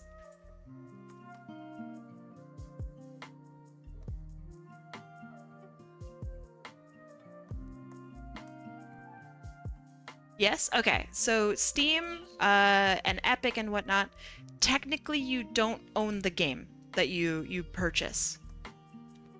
You have to use it on the Steam browser or Steam, you know, whatever you want to call it. So GOG is, yeah, as Dustbringer is probably just writing, GOG is basically Steam, but they have really old games, and you also get to actually own your games. You get the actual physical downloadable fucking game, which is really cool. So you can play it offline or play, you know, whenever, wherever you want. It's very valuable. So when you buy a game through GOG, you get the game. You own the game. I think the term is like DRM free or something like that. It's very cool. Big 10 out of 10. GOG is awesome. And they have old games, which is also very valuable. DRM free is a term? Awesome. I see, sometimes I can remember things. Sometimes.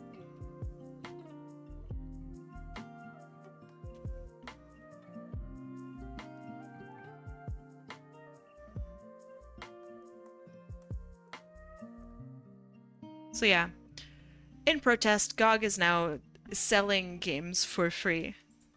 Bravo. I love it. What a dapper gentleman. Ah, yes. He is. Hi, Clank. How's it going?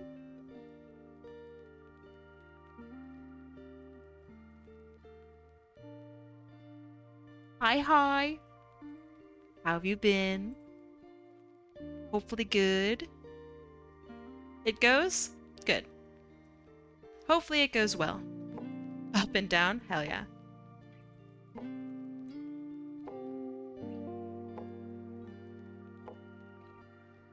Clank, do you own Peak? Asking for a friend? You don't?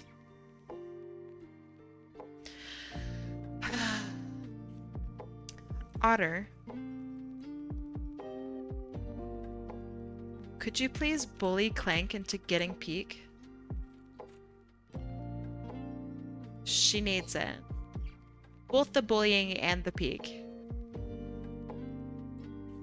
Thank you. What is Peak? Peak is a game where you can play it with your friends and you climb a mountain together. Hilarity ensues. That's pretty much it. Roman, what kind of games do you play? You are very knowledgeable about Pokemon, but I'm shocked that you don't know about Peak. Oh, that Peak? Okay, you do know that Peak. Okay, phew.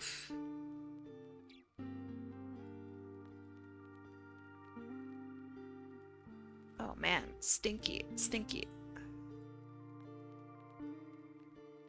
Peakmon. That would be kind of cool.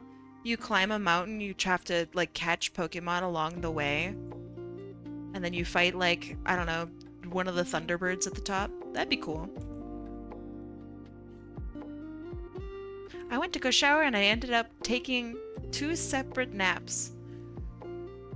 Isn't it wild when that happens? You take a nap and you're like, oh man, that felt good, but it didn't do enough. And then you take another one and then you wake up and you're like ashamed of yourself.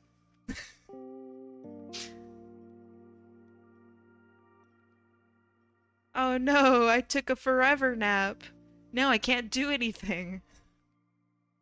Shit. You play lots of Nintendo? Okay, okay. Minecraft, many Metroidvanias. What's your favorite Metroidvania? I'm surprised to hear that you play Metroidvanias. No one ever talks about Metroidvanias, so I'm curious. What do you play? Okay, and then I need to see a reference for this boy and his book. Otter's bullying me, but I'm not into buying Peak. Hehehe. Get her, Otter. Castlevania Dawn of Sorrow. Interesting! I have never played Dawn of Sorrow. Alright. Tell me, would Castlevania be a Metroidvania? Since it's the Vania part of the Vania? I don't know. Is that legal? Can you do that? I don't know.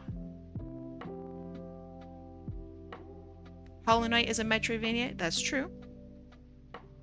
But Hollow Knight is not part of the Vania name, so you know. I'm saying, can a Metroid game and a Castlevania game be part of the Metroidvania Vanias? Since they are the thing that makes up the genre. It's just a joke. It's not a good joke, but it is a joke. Okay. What other Metroidvanias do you play? It didn't land. Alright. Fuck you guys. Didn't land. Whatever.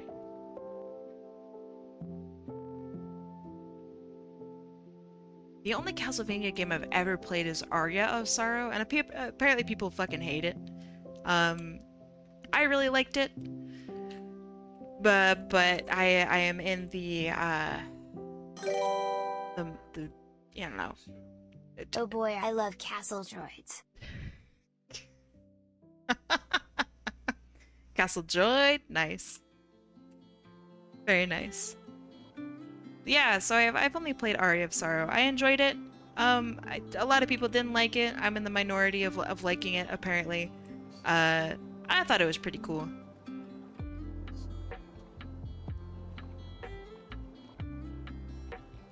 I know that if I asked about the idea I passed via DMs and whether I should draw it, of course I'm going to be told you should draw that. Aria of Sorrow hated? Says who? It's like the least popular... I don't know. I don't want to say popular because that's not right. It's like the least. I don't know. People don't like it. people don't like it. It has bad reviews. Also, if you ask Castlevania people about Aria of Sorrow, they will go, "Oh, yeah, I didn't like that one." It is relatively disliked among the Castlevania community and gaming community as a whole. I liked it. I can see why people may hate it, but I enjoyed it.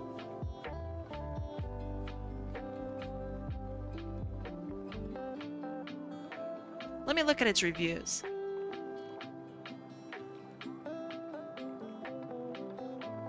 Let's see. Can't trust IGN. Is there a good... Okay, here's Honest Gamers. What a name. Honest Gamers. Okay, versus Symphony of the Night.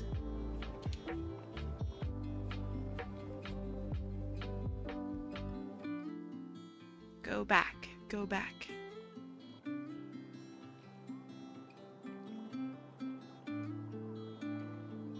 Yeah, okay. So, for example, Symphony of the Night gets a big old fat 10 out of 10.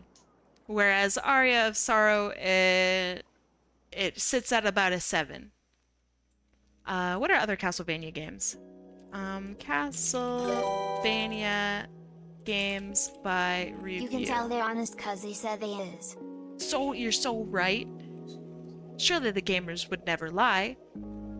Let's... Ooh, is there a tier list? Give me a popular tier list.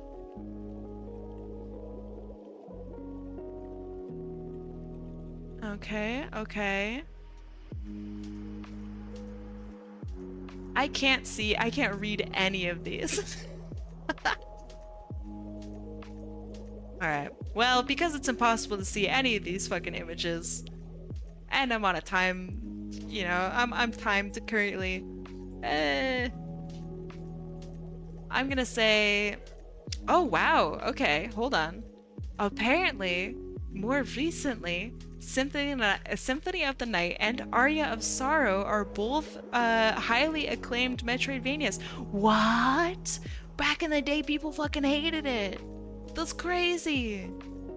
Let's see. So it's highly regarded as a Metroidvania. People did not enjoy the whole storytelling aspect of it from like a Castlevania perspective compared to the original Castlevania and Castlevania 3 Dracula's Curse. Apparently people like that a lot more. Let's see. Apparently Castlevania 2 Simon's Quest and Castlevania The Adventure fucking blow. Out of curiosity, what is their rating on Digimon Cyber Sleuth? Hold on. Okay. Digimon Cyber Sleuth. It is an 8 out of 10. Let me see if I can try to find, hold on, Honest Gamers.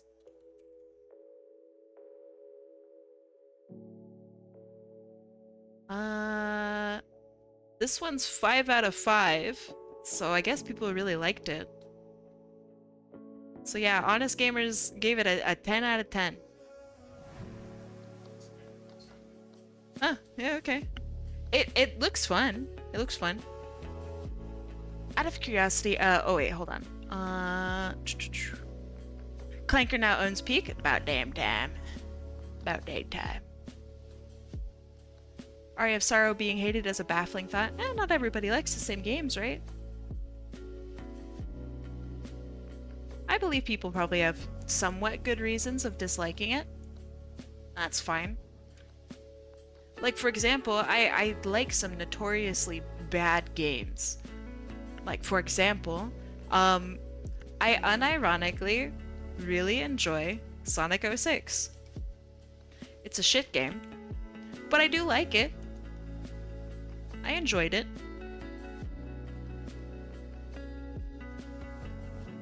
But it is not very good. That's okay.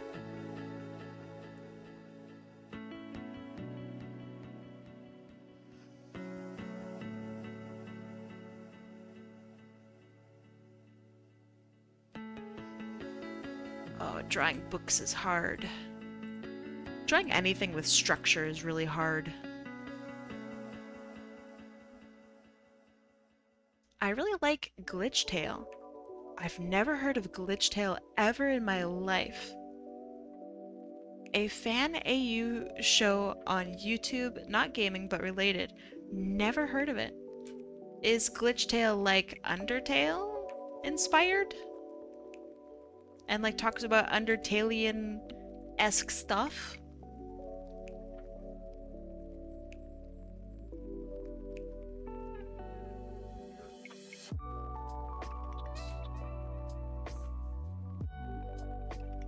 Yeah, it sounds like it would be Undertale. Okay, so then we got this. I enjoyed Undertale. I'm considering playing it again. Or considering playing it. I think I just watched it last time, but it's almost like playing it.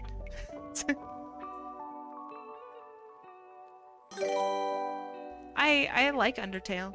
It's grown on me. Arrow the Acrobat on SNES is a game with spotty hit detection, unforgiving continued checkpoints, some uncanny valley sprite work on occasion, cheap deaths you never see coming, and I unironically love it and would play a new one without hesitation. Ah, right on! Yeah, I love stuff like that. I don't know if it's nostalgia, I don't know if it's because I have bad taste, I don't know. But there are some really lovely games like that.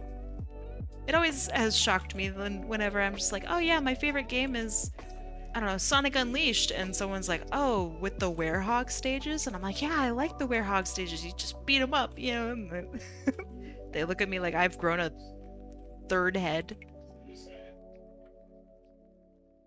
I thought it was fun. I love the music. But I can understand why people dislike it. And, yeah, maybe it's not the best. And that's okay. My favorite is Digimon Story Cyber Sleuth. I've never played a Digimon game. I've seen one of the Digimon movies. Does that count for something, maybe?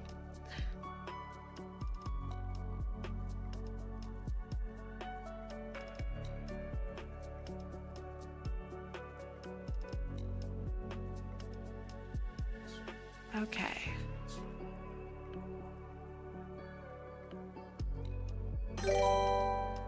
Muggledrigs. Oh, so you have played God of War then, since Unleashed is a somewhat simpler take on that combat style. I mean, I have played God, or a little bit of God of War.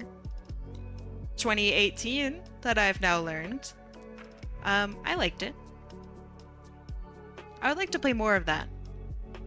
It's been a really long time since I've played a game that wasn't like multiplayer. And that I really enjoyed. Like my last one that I sat down and played, I think was like Outer Wilds. And that was really great. And, you know, literally best game I've ever played, and probably ever will play.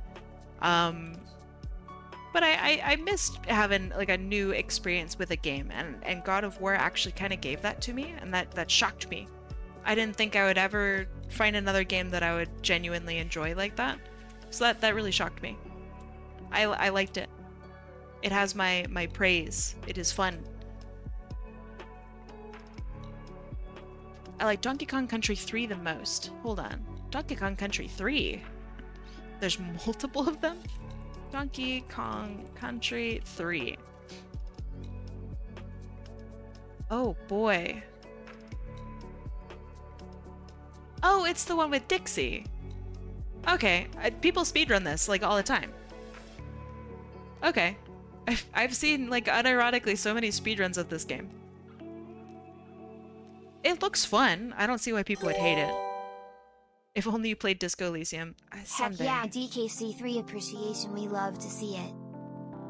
Yeah, I'm shocked that there's people that don't like Donkey Kong Country 3. I see it all the time. I see people playing it literally all the time. So I don't know.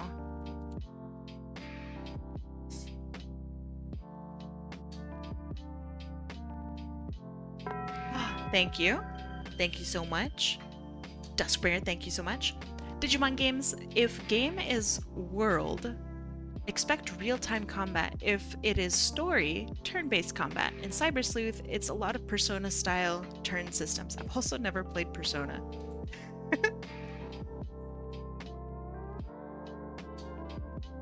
I've played a lot of very few games. But boy, have I played those few games a lot. It's like, I don't know. I also haven't seen many movies. But of the movies that I have seen, I've seen them a lot.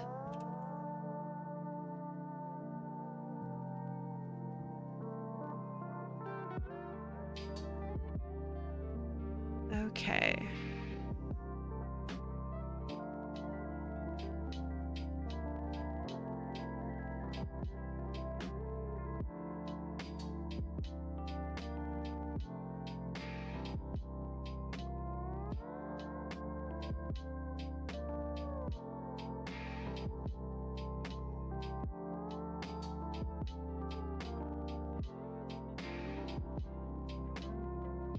So that's also, I think, another reason why I'd like to do some gaming streams. It's because I would like to play some new games. I would like to try out new stuff and get recommendations and stuff. What's up, Otter?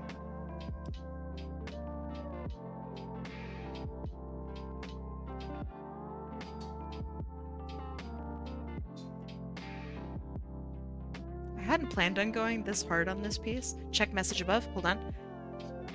What if he had his pinky out while holding the mug? Oh. Hold on. It would definitely look a little strange, but here, let me show you what that would look like. Let me think. So pinky would go up and over like this. Okay.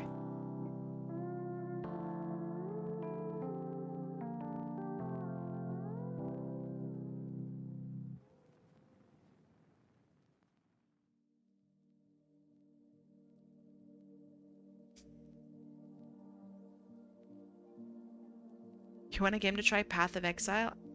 Fuck is Path of Exile? Hold on, Path of Exile. Is that the Diablo-like? It is.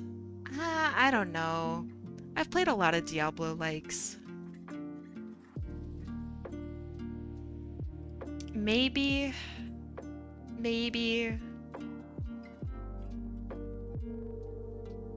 Like, what?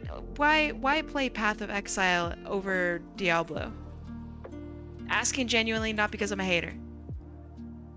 They seem like a very similar game, right? Probably just made so many people mad by saying that. I'm so sorry. I don't mean to be. I don't mean to sound like a total idiot. I guess that's kind of like me saying, oh, well, why play TF2 if Overwatch exists? Right. What does Path of Exile do differently?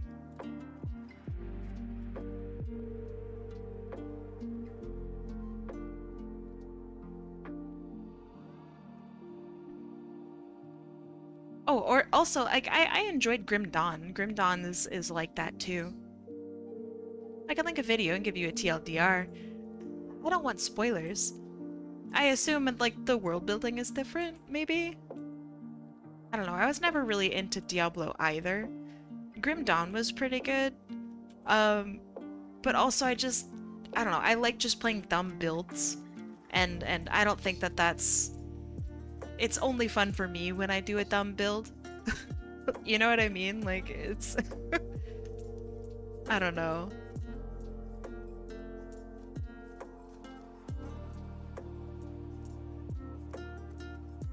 Progression, support from devs, update cycle. Oh, it's not like done?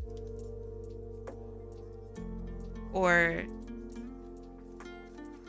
like is it not like a complete and shipped and ready to go game? It's like constantly being updated?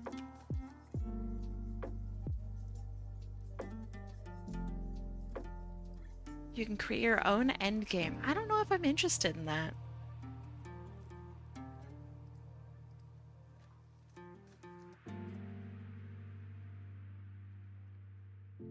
I don't know. Okay, pinky out. How we feeling about a slightly out pinky?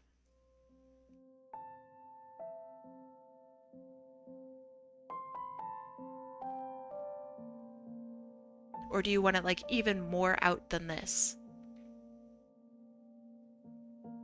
Because this is a very like loose like pinky out versus like the hard pinky out. Every season has a new mechanic for people to try out. I don't know. I don't know if I'm into that. Wait, where the fuck did my desk go? Oh, phew, alright.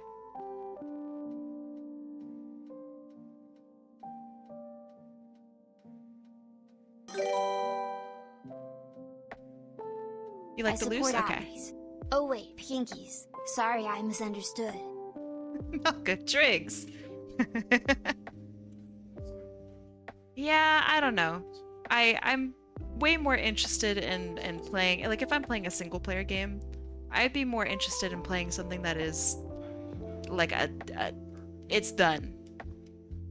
I don't want extra new stuff every season. You know what I mean? Like I'm not into that. Because I'm not gonna come back next season. I want to play the game finished as it is right now. Does that make sense? I know that's probably not a whole lot of popular games nowadays. But I'm just so tired of that.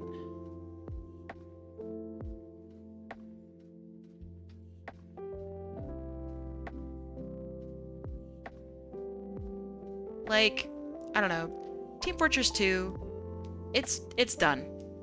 It's completed. There aren't going to be any more updates that I would ever be interested in, but it's also like a multiplayer game, so obviously you're gonna have to have some sort of updates, right? What's a single player game? I don't know, Outer Wilds. I'm not waiting for the next season of schmutz in Outer Wilds. I'm done with it. You know, it's done. I'm not interested in playing Minecraft to, you know, to see the new stuff happening next season. I just don't care. You know what game is finished? Expedition 33, I assume. Disco Elysium? Yeah, I know. I want to play. I want to play it. I want to get back to my feminist, communist... Oh, I was a mess. Hobo, trash collecting, weirdly literate self. Heroic self. That's what I want to get back to. My Disco Elysium run is wild. I don't think it's good, but it is wild.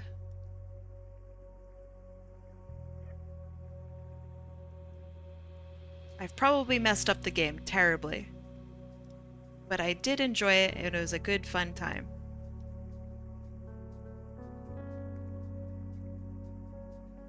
And that's all that matters for me.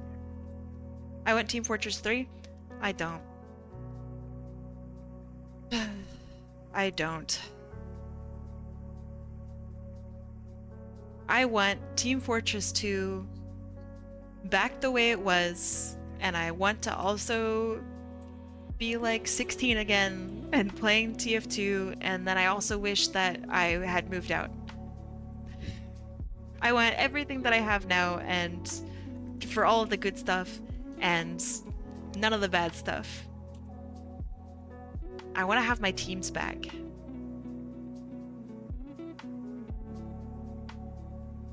Maybe if I scoot over like this. Yeah. You are achieving boob status. Hell yeah.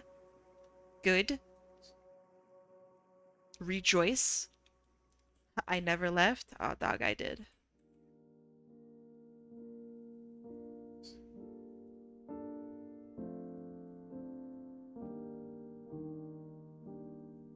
Okay, so then this needs to be a little further up, so that way it doesn't look so weird in the front.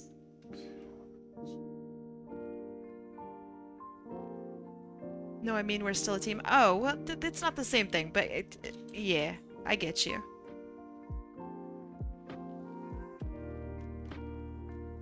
I don't know. I miss doing practices, and I miss hanging out with my teammates and watching movies together after scrims. That was fun.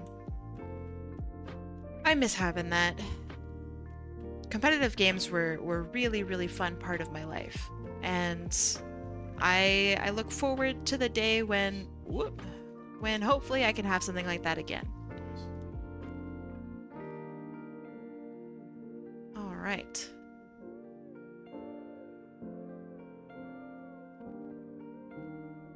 But who knows? Who knows if that'll ever happen? Gonna have to wait for an appropriate game to come out. Wildgate's looking pretty good, if I'm being honest.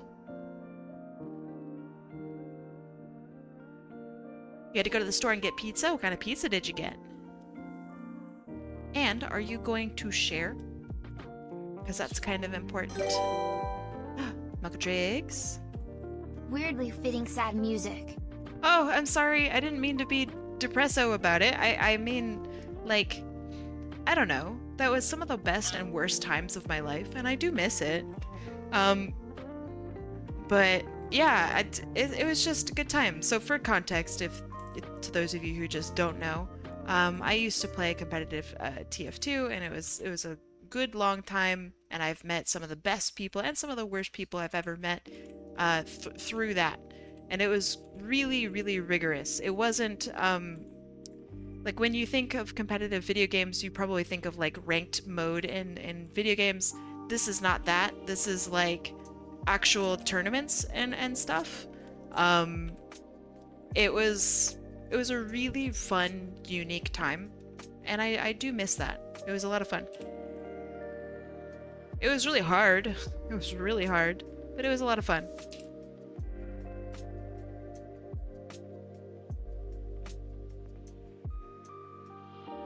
I left because I just wanted to do other stuff with my life, but also people were very, I got bullied a lot because of I'm a girl, and that sucks. So I think I very appropriately left, but I still miss all the good stuff that came along with it.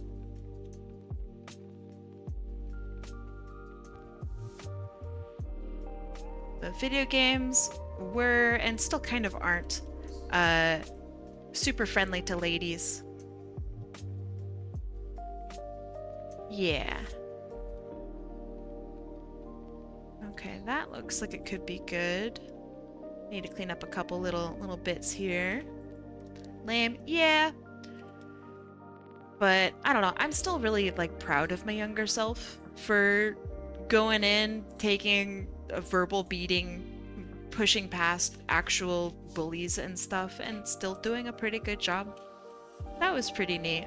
I'm proud of my younger self for taking it like a champ. She did a good job.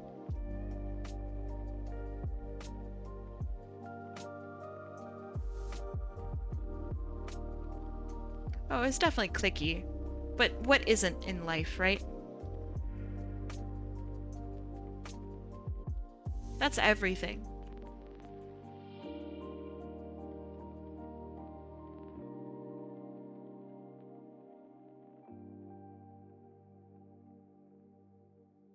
I got bullied in games and in real life, so I've been there. Yeah, it sucks. It definitely sucks.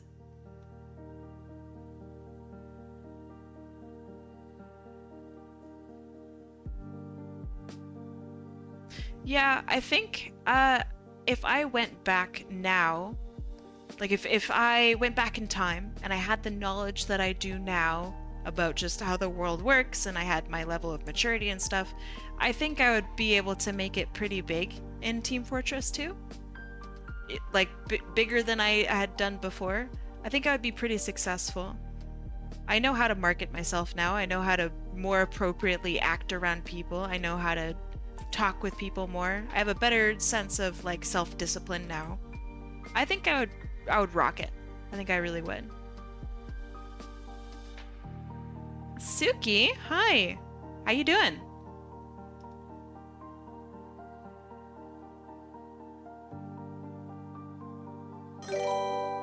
Michael Drakes.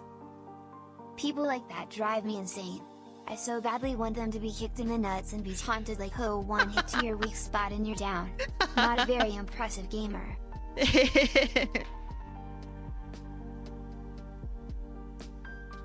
The real answer to improvement isn't just practice, it's anger. No, I can't work when I'm angry. I can't be angry. But I understand. A lot of with gaming, I think I had a lot of anger and a lot of, you know, I don't know, whatever. But I nowadays I'm trying not to be as angry,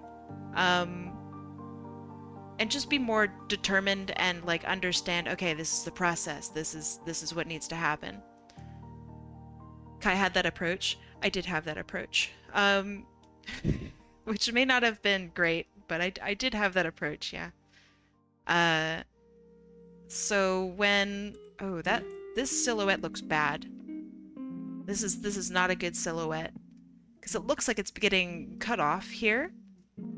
So I think I'm gonna make it actually like a full thing. This is not quite right. But yeah, back when I played TF2, I was a pretty angry gamer, I think also. Like I was really just strict with people and I was very straightforward with what I wanted and how I wanted it. And generally speaking, people offered a good amount of respect toward me. I don't think I would want to do that anymore. I think I would not have that approach now. I think I would be a lot more patient, a lot more just listening to people. And I don't know. I just feel like I would be better at being a better gamer and have actual good, I don't know, good etiquette for practicing and sticking to my practice. I think I just didn't do enough.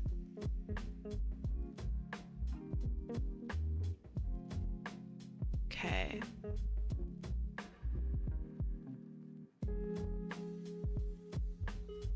Also, I think I'm genuinely a better gamer now. Sounds weird, but I think I am.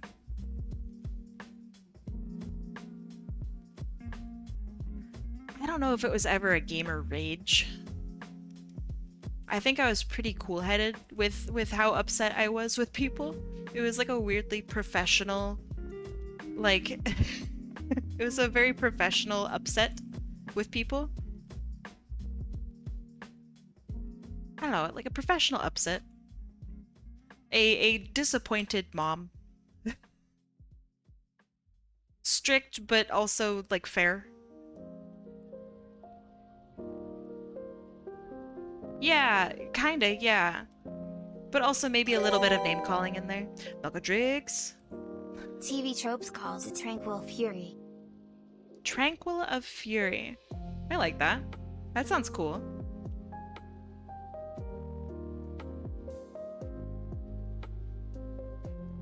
Don't be sorry, be better. Yeah! Yeah, I like that.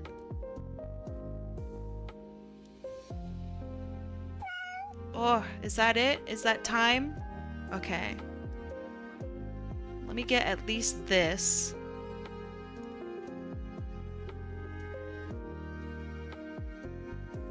Fuck. Wrong layer. Goddamn.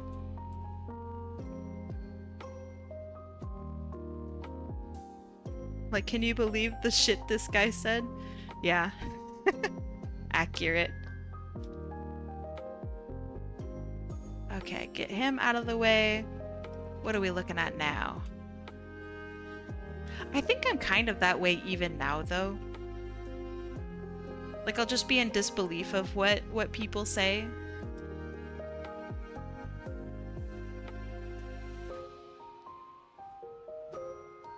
I wanted to see the coloring process. Aw, man, I'm sorry. As much as I'd like to continue this on, like, next day, I think I'm just gonna have to finish it off stream, I guess. Or I could have a stream. Oh, wait, actually, hold on. Otter, are you here?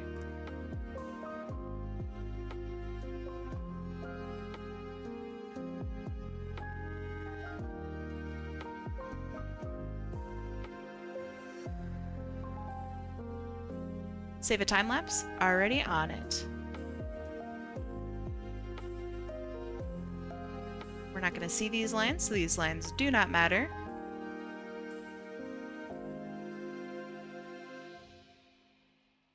Okay. Now... I think you fell asleep. Really? Hee hee hee hee. Time lapse too fast. The time lapse is very fast.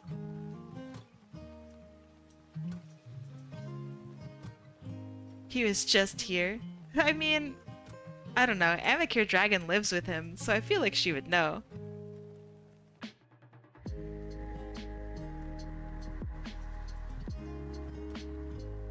I don't know. Would you guys want to see the coloring process? I don't mind going for like another, I don't know, 30 minutes or something.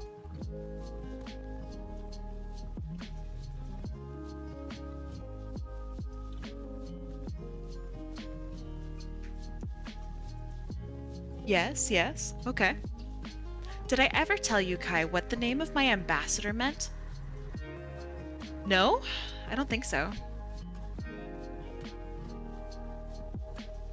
What did it mean? So, without having to go in and do all of the coloring and flats and whatnot, I can actually just leap right into doing shading because that's just how my process is. So would you want to see my shading process? It just means they were wrong. Oh, that's cute. Because I could probably do the shading process in a half an hour. And I could do the coloring of like flats and stuff like that. Not in the half an hour. That's the part that'll take a while on this guy. Vixen Vampire. Nice overtime, nerd. Yeah, I know. I know. That's just that's how it happens. Okay, so first and foremost, you can kind of see my setup here over on the right hand side. So I took this flats layer here, which would actually eventually be the flats layer. Was I asked something? I don't remember. I don't think I did. I was gonna ask you something, but it doesn't matter. So I have no question. Hi, Otter. And then I turned it with a variant of white, and then I have a copy of that white at 50% on top. And so now, let's see what kind of lighting we want. Let's do like from this angle here. Also, 3 minutes of ads. Let's see you guys in 3 minutes. Okay, break. We just missed you, that's true. I was going to ask Otter, if you're actually still here now that I've baited you back, I'm sorry. I was going to ask if you wanted me to continue this on stream, and if so, I could do it like on Monday or something, but I don't think that's great, because I have shit I gotta do on Monday, and, you know, so that's why I didn't ask. So I'm gonna continue this off stream. But yeah. Oh, right, hold on. Let me set this time appropriately. Let's set it for, let's see, 25 minutes from now. You can do it off stream? Rad. Thanks. How am I gonna shade this? I don't know. I'll figure it out. Oh, and water. Water, good.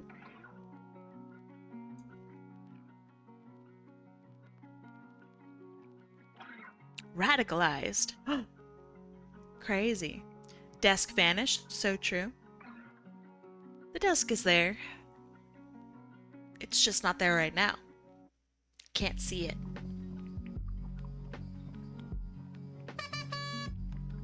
Use an antique desk lamp to light him. That means I'd have to build an antique desk lamp. I don't wanna.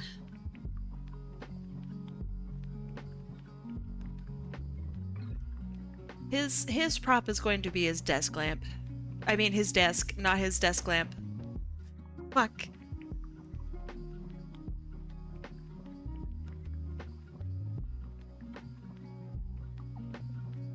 Maybe scoot it off to the side a little bit so we can see a little bit more. Like this. I can't wear it. I'm so exhausted. But that's okay. Line art looks clean. Thanks. I tried. I gave it a shot. What kind of drink does he have? Coffee. He's got coffee. So yeah, if I light it maybe from this direction, it would be pretty nice. Did you see perhaps my Moon Demon OC? If it was on Art Fight, then yes. Coffee text, yes? No, not you, Coffee. I'm sorry, Coffee. That's very funny. Then yes, I have seen them. I probably commented on them during stream. That doesn't mean that you have seen them, but you know. Or that you have seen my comments, but you know. Okay, so what did you think? Dog, I'm gonna answer the same regardless of what people are going to ask me, because the answer, like, I literally love everyone's characters. And I know that seems maybe stupid, and surely I must have some sort of preference, right? But like, I don't know, I just really like them. I didn't see the comments. They're gonna be somewhere on my YouTube. Even mine, even yours. What do you mean, even yours? Valk, you and I go back a bajillion years. Of course I like your characters.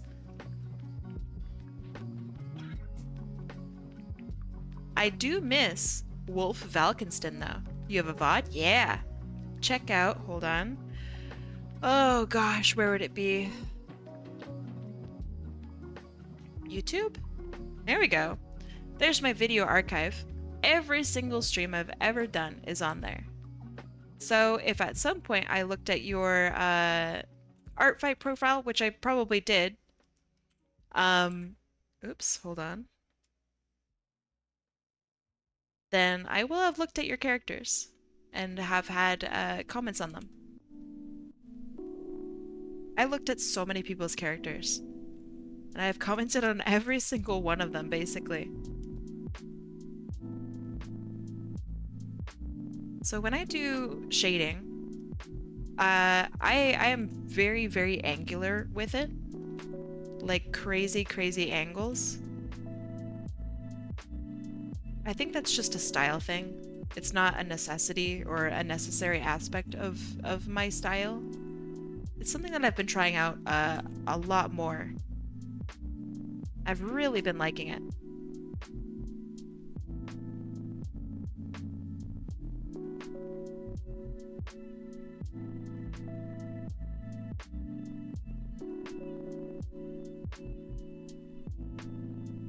So right now I'm just trying to see like what looks good, what feels too heavy, what feels like it's not like showing the shape of the character appropriately. So right now, like I feel like this area here feels a little strange.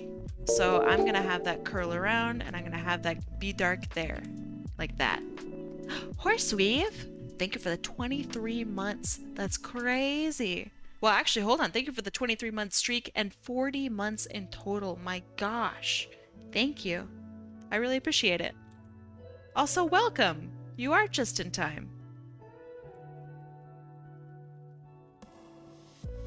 How is your day?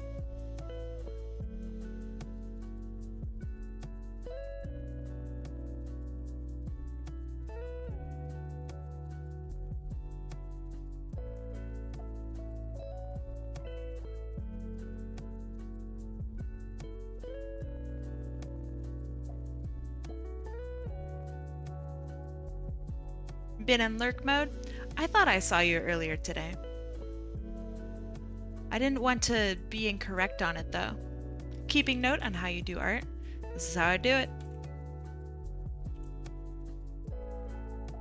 So right now, I'm just going back and forth with a black brush and a white brush. This is black, and then I'll clean it up with marks and stuff on top with the white.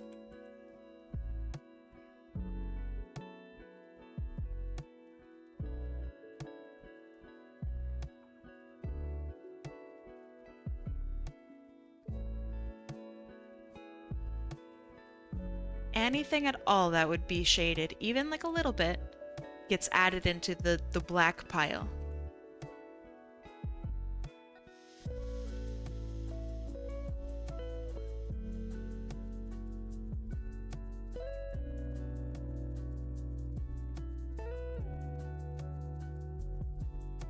And then I'm keeping note of areas like this, where there's like overlap or shadow cast by something. So like right now, this is a cast shadow, this is a cast shadow, this is a cast shadow. So I'm keeping note of all of that. Guess what, Kai? Chicken butt. What's up, Zamba? I saw you pinged me the other day. What were you pinging me about?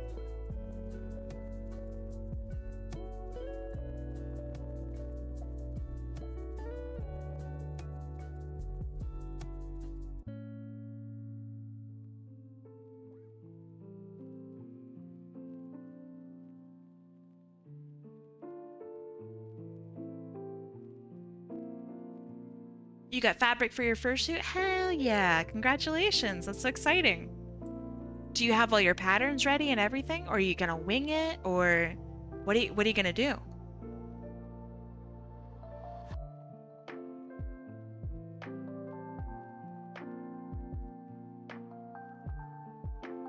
So I also am going to take note, this is going to be like a mug, right?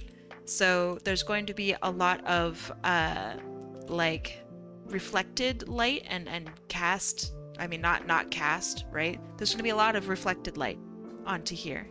So I need to keep in mind that this is going to be some sort of reflection or reflected something here. Because when it comes to textures, and this is something that I'm still kind of working through, so I'm not 100% certain on this. But for me, a lot of textures are done through shading. Like, you don't need to put some pattern onto something to create a texture.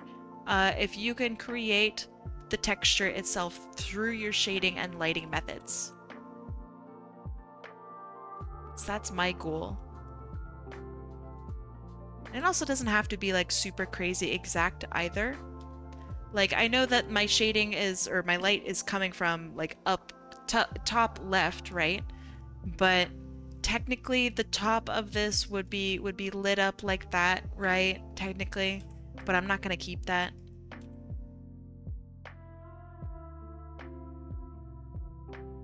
Because you should be pretty accurate, right? With how you do your I don't know, your shadow placement, but you're not going to be perfect. So make sure just that it looks good. That's all it is. Put aesthetic over literal practicality, generally speaking. It's kind of like how when you're drawing, it's okay to break anatomy if it helps the composition look better. It's exactly like that.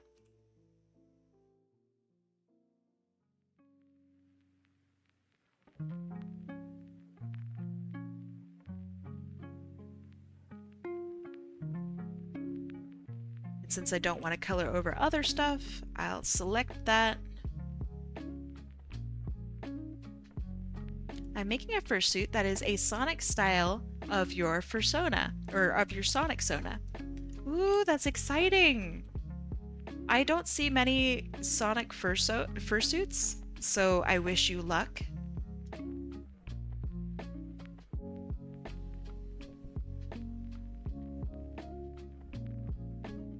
It seems like it would be very daunting.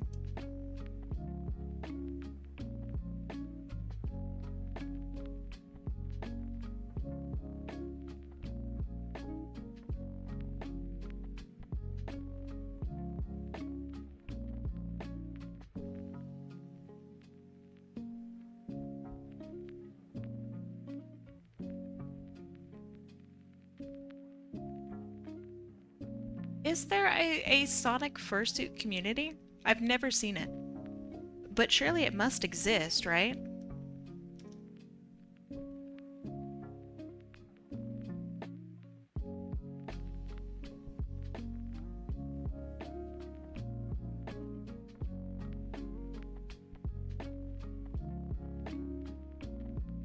To be honest, one day I'd like to make a fursuit for myself, either furry or Mobian. So, I know you're busy now, but what's stopping you from doing so in like a couple months?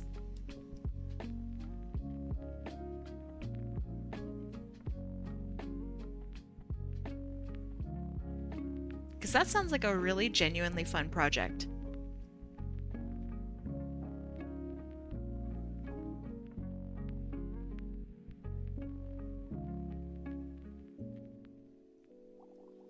Also, fursuiting is hard and you're probably gonna fuck up your very first time, and that's okay. That's all part of it, baby.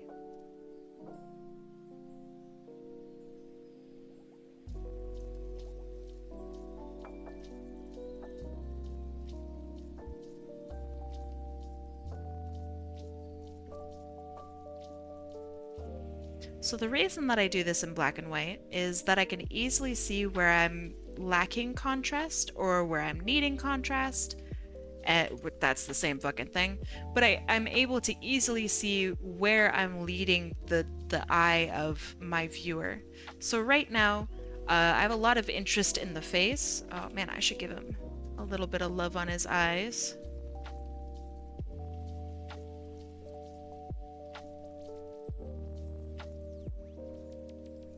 So yeah, right now I'm having a lot of interest in his face, and there's a lot of lighting on the coffee mug and the details around the coffee mug. I'm not going to put as much detail in like his feet and his legs. Those are going to be very simple. There's probably not going to be any lighting on the chair, for example. So this is going to be like this.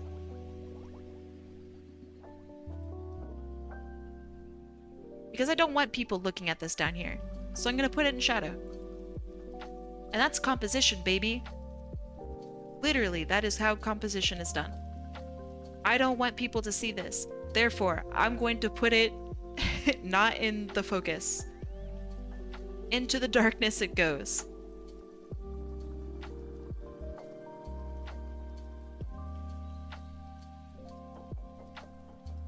I want all of my lighting to be pointing at this mug and up at our boy.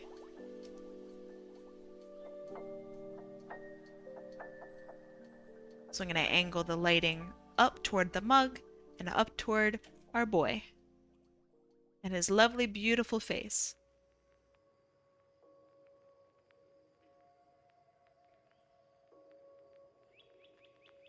For details like this, I actually really don't care too much about them. So I very, very loosely just kind of block them out. If I spend all day doing lighting and shading on little teeny tiny things, I would be here literally all day more than I already am.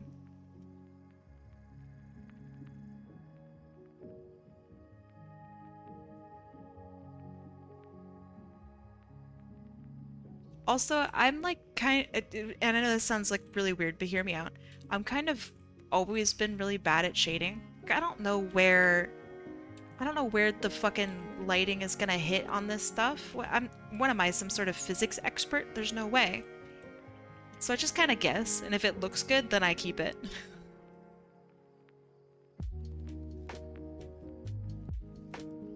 So to you new artists out there, it's okay to just guess and fucking YOLO it. Who cares? Do it. Just get it done. If it doesn't look very good, fine. You'll do better next time.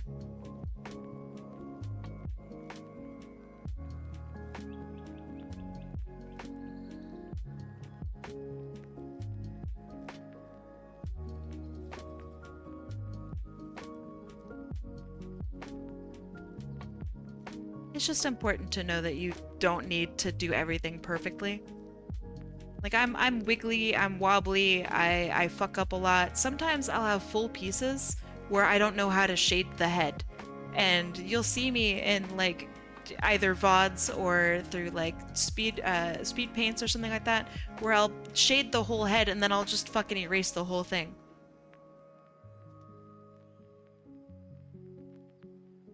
Looking right to you is better than accuracy to light physics, 100%. Yes, literally yes.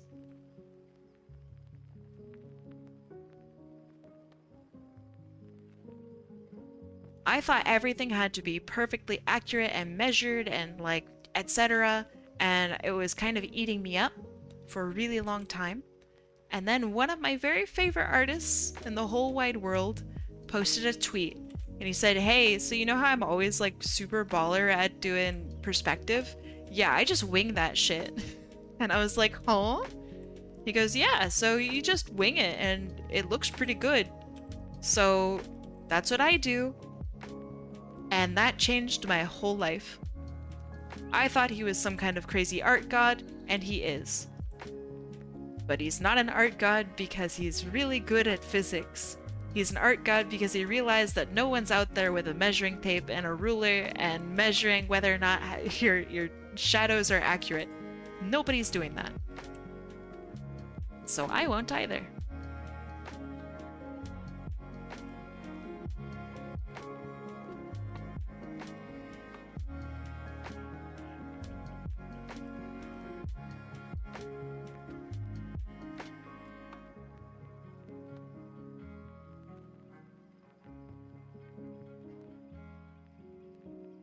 Alright, hold on. I know I missed a message. I missed a message from Roman. Hold on. Roman. Where are you?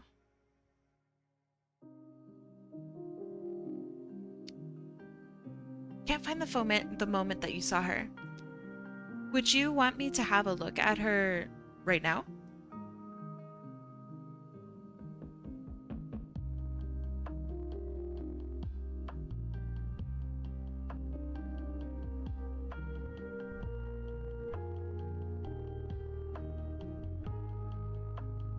Don't let your shading be fading, just do it.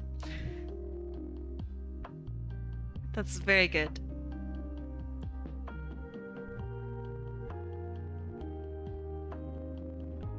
But yeah, art is just do it. Like, that's all it is. It's gonna suck. It's gonna suck probably for a while. Probably for a really long time, you'll produce artwork that you wish was better. And you know what? That's okay. That's part of it. Imagine how fucking boring it would be if you made art and it looked perfect just the first time that you did it. You didn't need to tweak it, you didn't need to sketch for anything, you didn't need to make adjustments. You would never draw again. You would literally never draw again.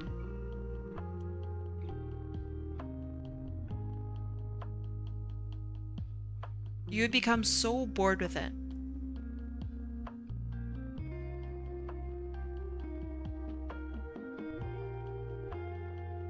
Okay, so for this here, this area, that's going to be, like, it's gonna go from this dark pinch point here, and it's going to go lighter. So I think I'm going to do that right now.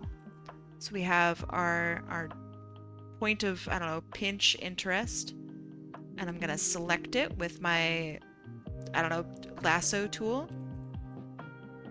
And I'm gonna get out an airbrush, and I'm just gonna fucking do it.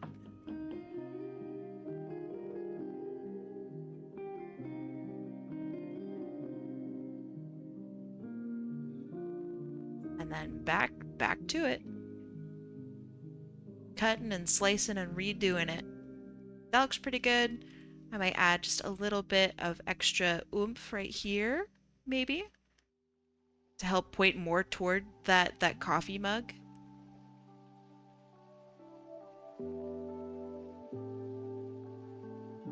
Okay, that looks good, that looks good.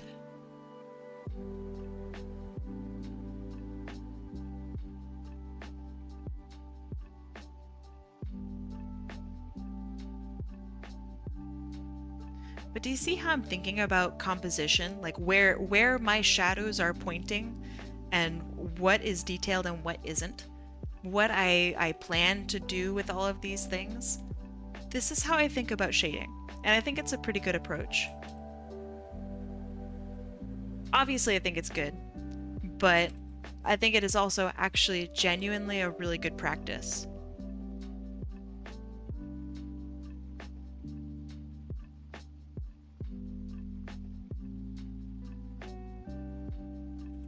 Thinking about the end result of your artwork while you're working on it is, I don't know, it's kind of like you hyping yourself up.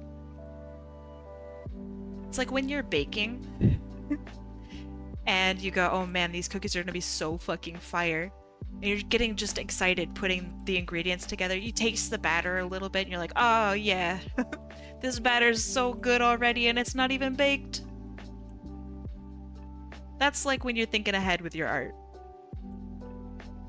You probably are going to be able to actually finish the art piece that you're working on if you're hyped up about your artwork being done.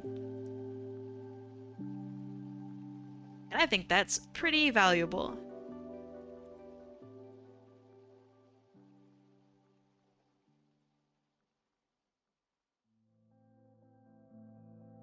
Because I'll bet that a lot of creators in chat right now have made pieces that they were super excited about and then they literally never finished. And that doesn't feel great. Feels kind of bad.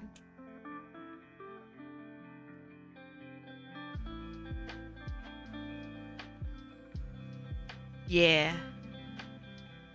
So I think maybe if you like literally hype yourself up about the thing that you're doing, you might have a bigger chance of actually completing it, which would be neat.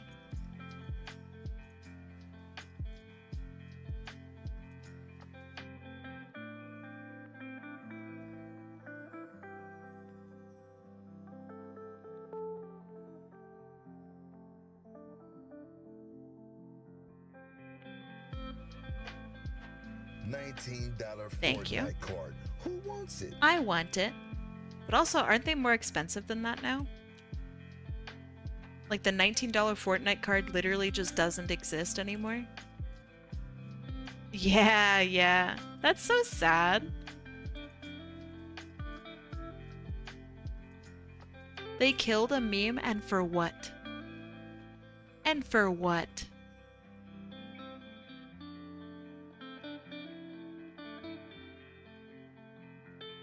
Greed. Disgusting.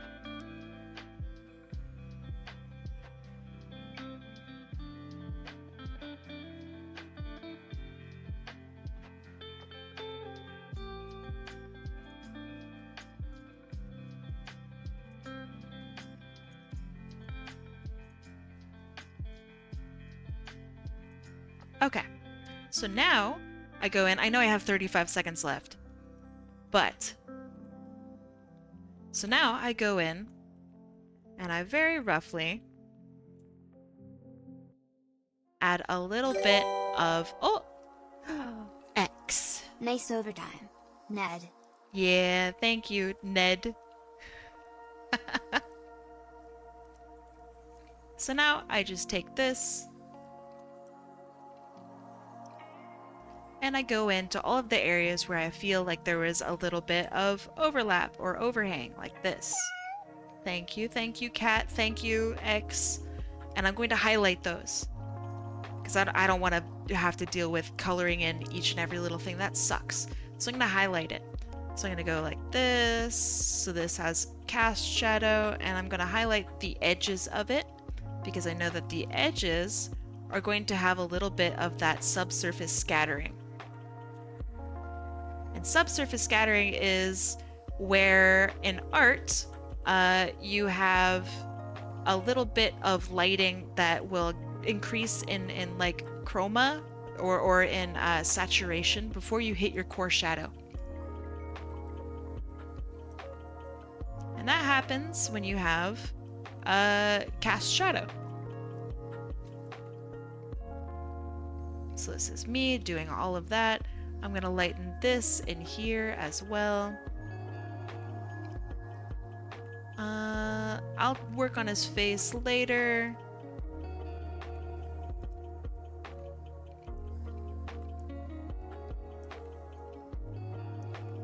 Thank you. I'm glad. That is literally so intended, Avion. That is intended character design, so I'm glad it comes through.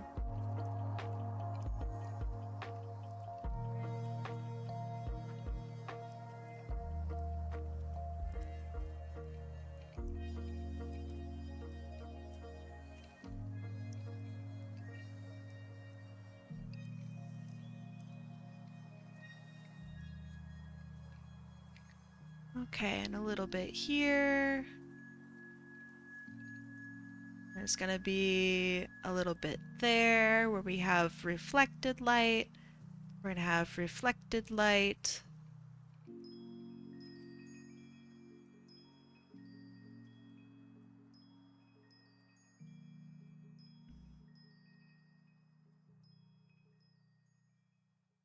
That one needs a little bit of work, but that's okay.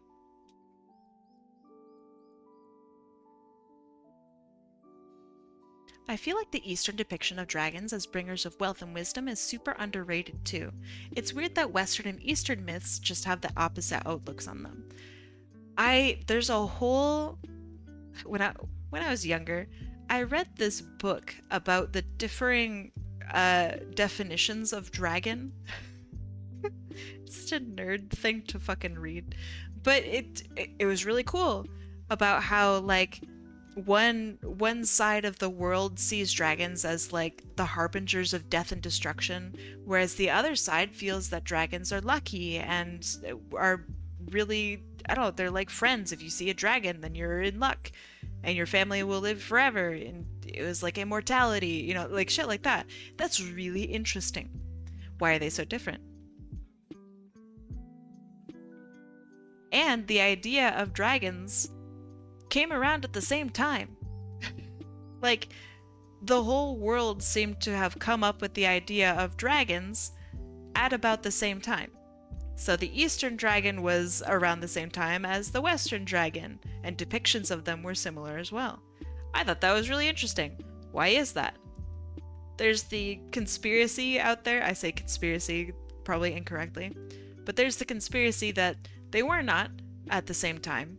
And then there was the conspiracy of that's because that dragons are real.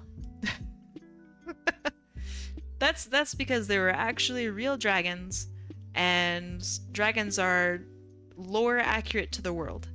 That's why everybody saw them at the same time.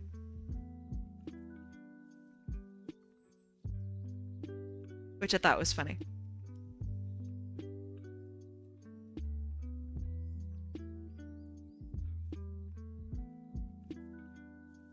Dragons would be really cool to have in reality. Komodo dragons exist. Aren't Komodo dragons venomous too, which is interesting? Or am I incorrect? I'm not a herpetologist. I don't know anything about lizards, alright? I don't know shit.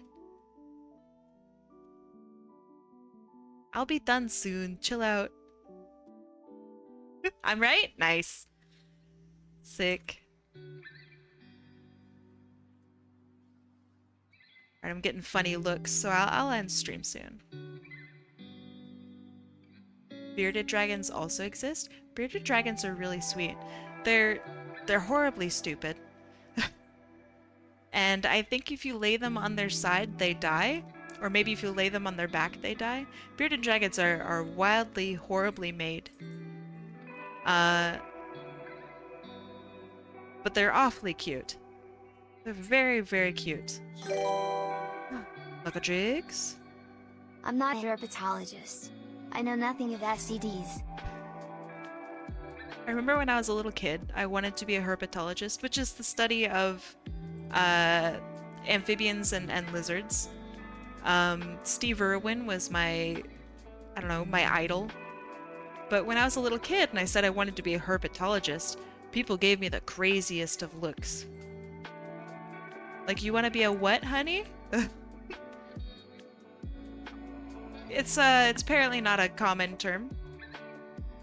Unless you're a ginormous nerd and love lizards.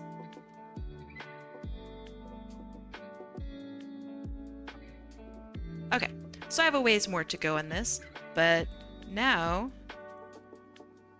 to put that at 50%, and now all of the areas that were selected now have this nice gray tone. And so through gradient mapping, I can make sure that all of the grays are now a more saturated version of the main color that I'm going to do.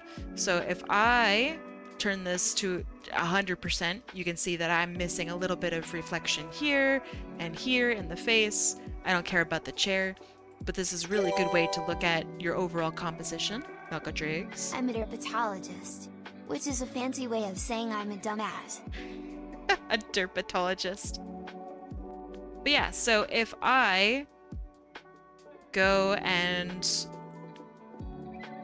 put all of the shading together, so I'm layering the true shading here in the middle, and then I can do a gradient map. I'll just select one of them. So if we have it a lighter color, you can see, right, now that there's a nice saturated like red here, and there's a really like light purple. So if I do this, and now I make it a little bit darker, Now you can see what I mean by when I have that subsurface scattering, right? Is you have this hyper saturated, like nice red here. It almost feels like it glows, right? Almost feel like it has nice sunlight and it's glowing down onto him. Isn't that cool? And you could do this with any color. If I need to change the actual appearance of the character underneath, right? I can change like the lighting of it, or the saturation, or you know, fucking whatever. And I can transfer it literally over to the colors that I have. So let's make him a nice bright pink. So I'll go over here, I'll transfer it over, and now he has pink shading. And that nice, like, saturated color still blends through. Or I could change, let's make this gold here. Okay.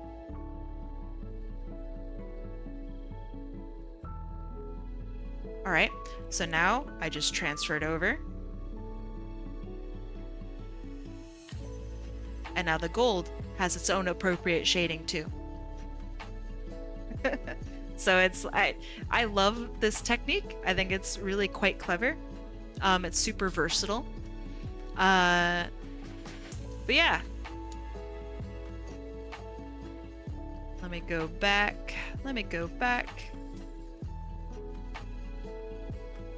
To this. So yeah, that's how I do my shading. Is I go in with just black and white, and then at the very end I do another pass with a 50-50 gray. So right here, this is a 50% gray, this is 100% black, and then this is 100% white. And then I go in and I just fuck with it until it looks good. Alright, let's go raid someone. Who can we raid today? Let's see. Oh, Onyx Art, our favorite moth, is streaming. And somehow they only have 3 viewers. Let's go surprise them. Thank you all so much for hanging out with me today. Raid. And I don't know, let's do bakery raid as our message. Thank you for the kindness. Make sure you share that with others as you go about the rest of your day. And I will see you guys tomorrow. Thanks for hanging out with me today, huh? Tomorrow we're going to do the same thing. Everybody who entered in today will be entered in tomorrow as well. Be that my gift to you. Alright, I will see you around. Eat well, sleep well, make sure you treat yourself. Get some rest. I know you guys are sleepy out there. Rest up today, huh? Alright, let's raid. See you guys later. Bye-bye.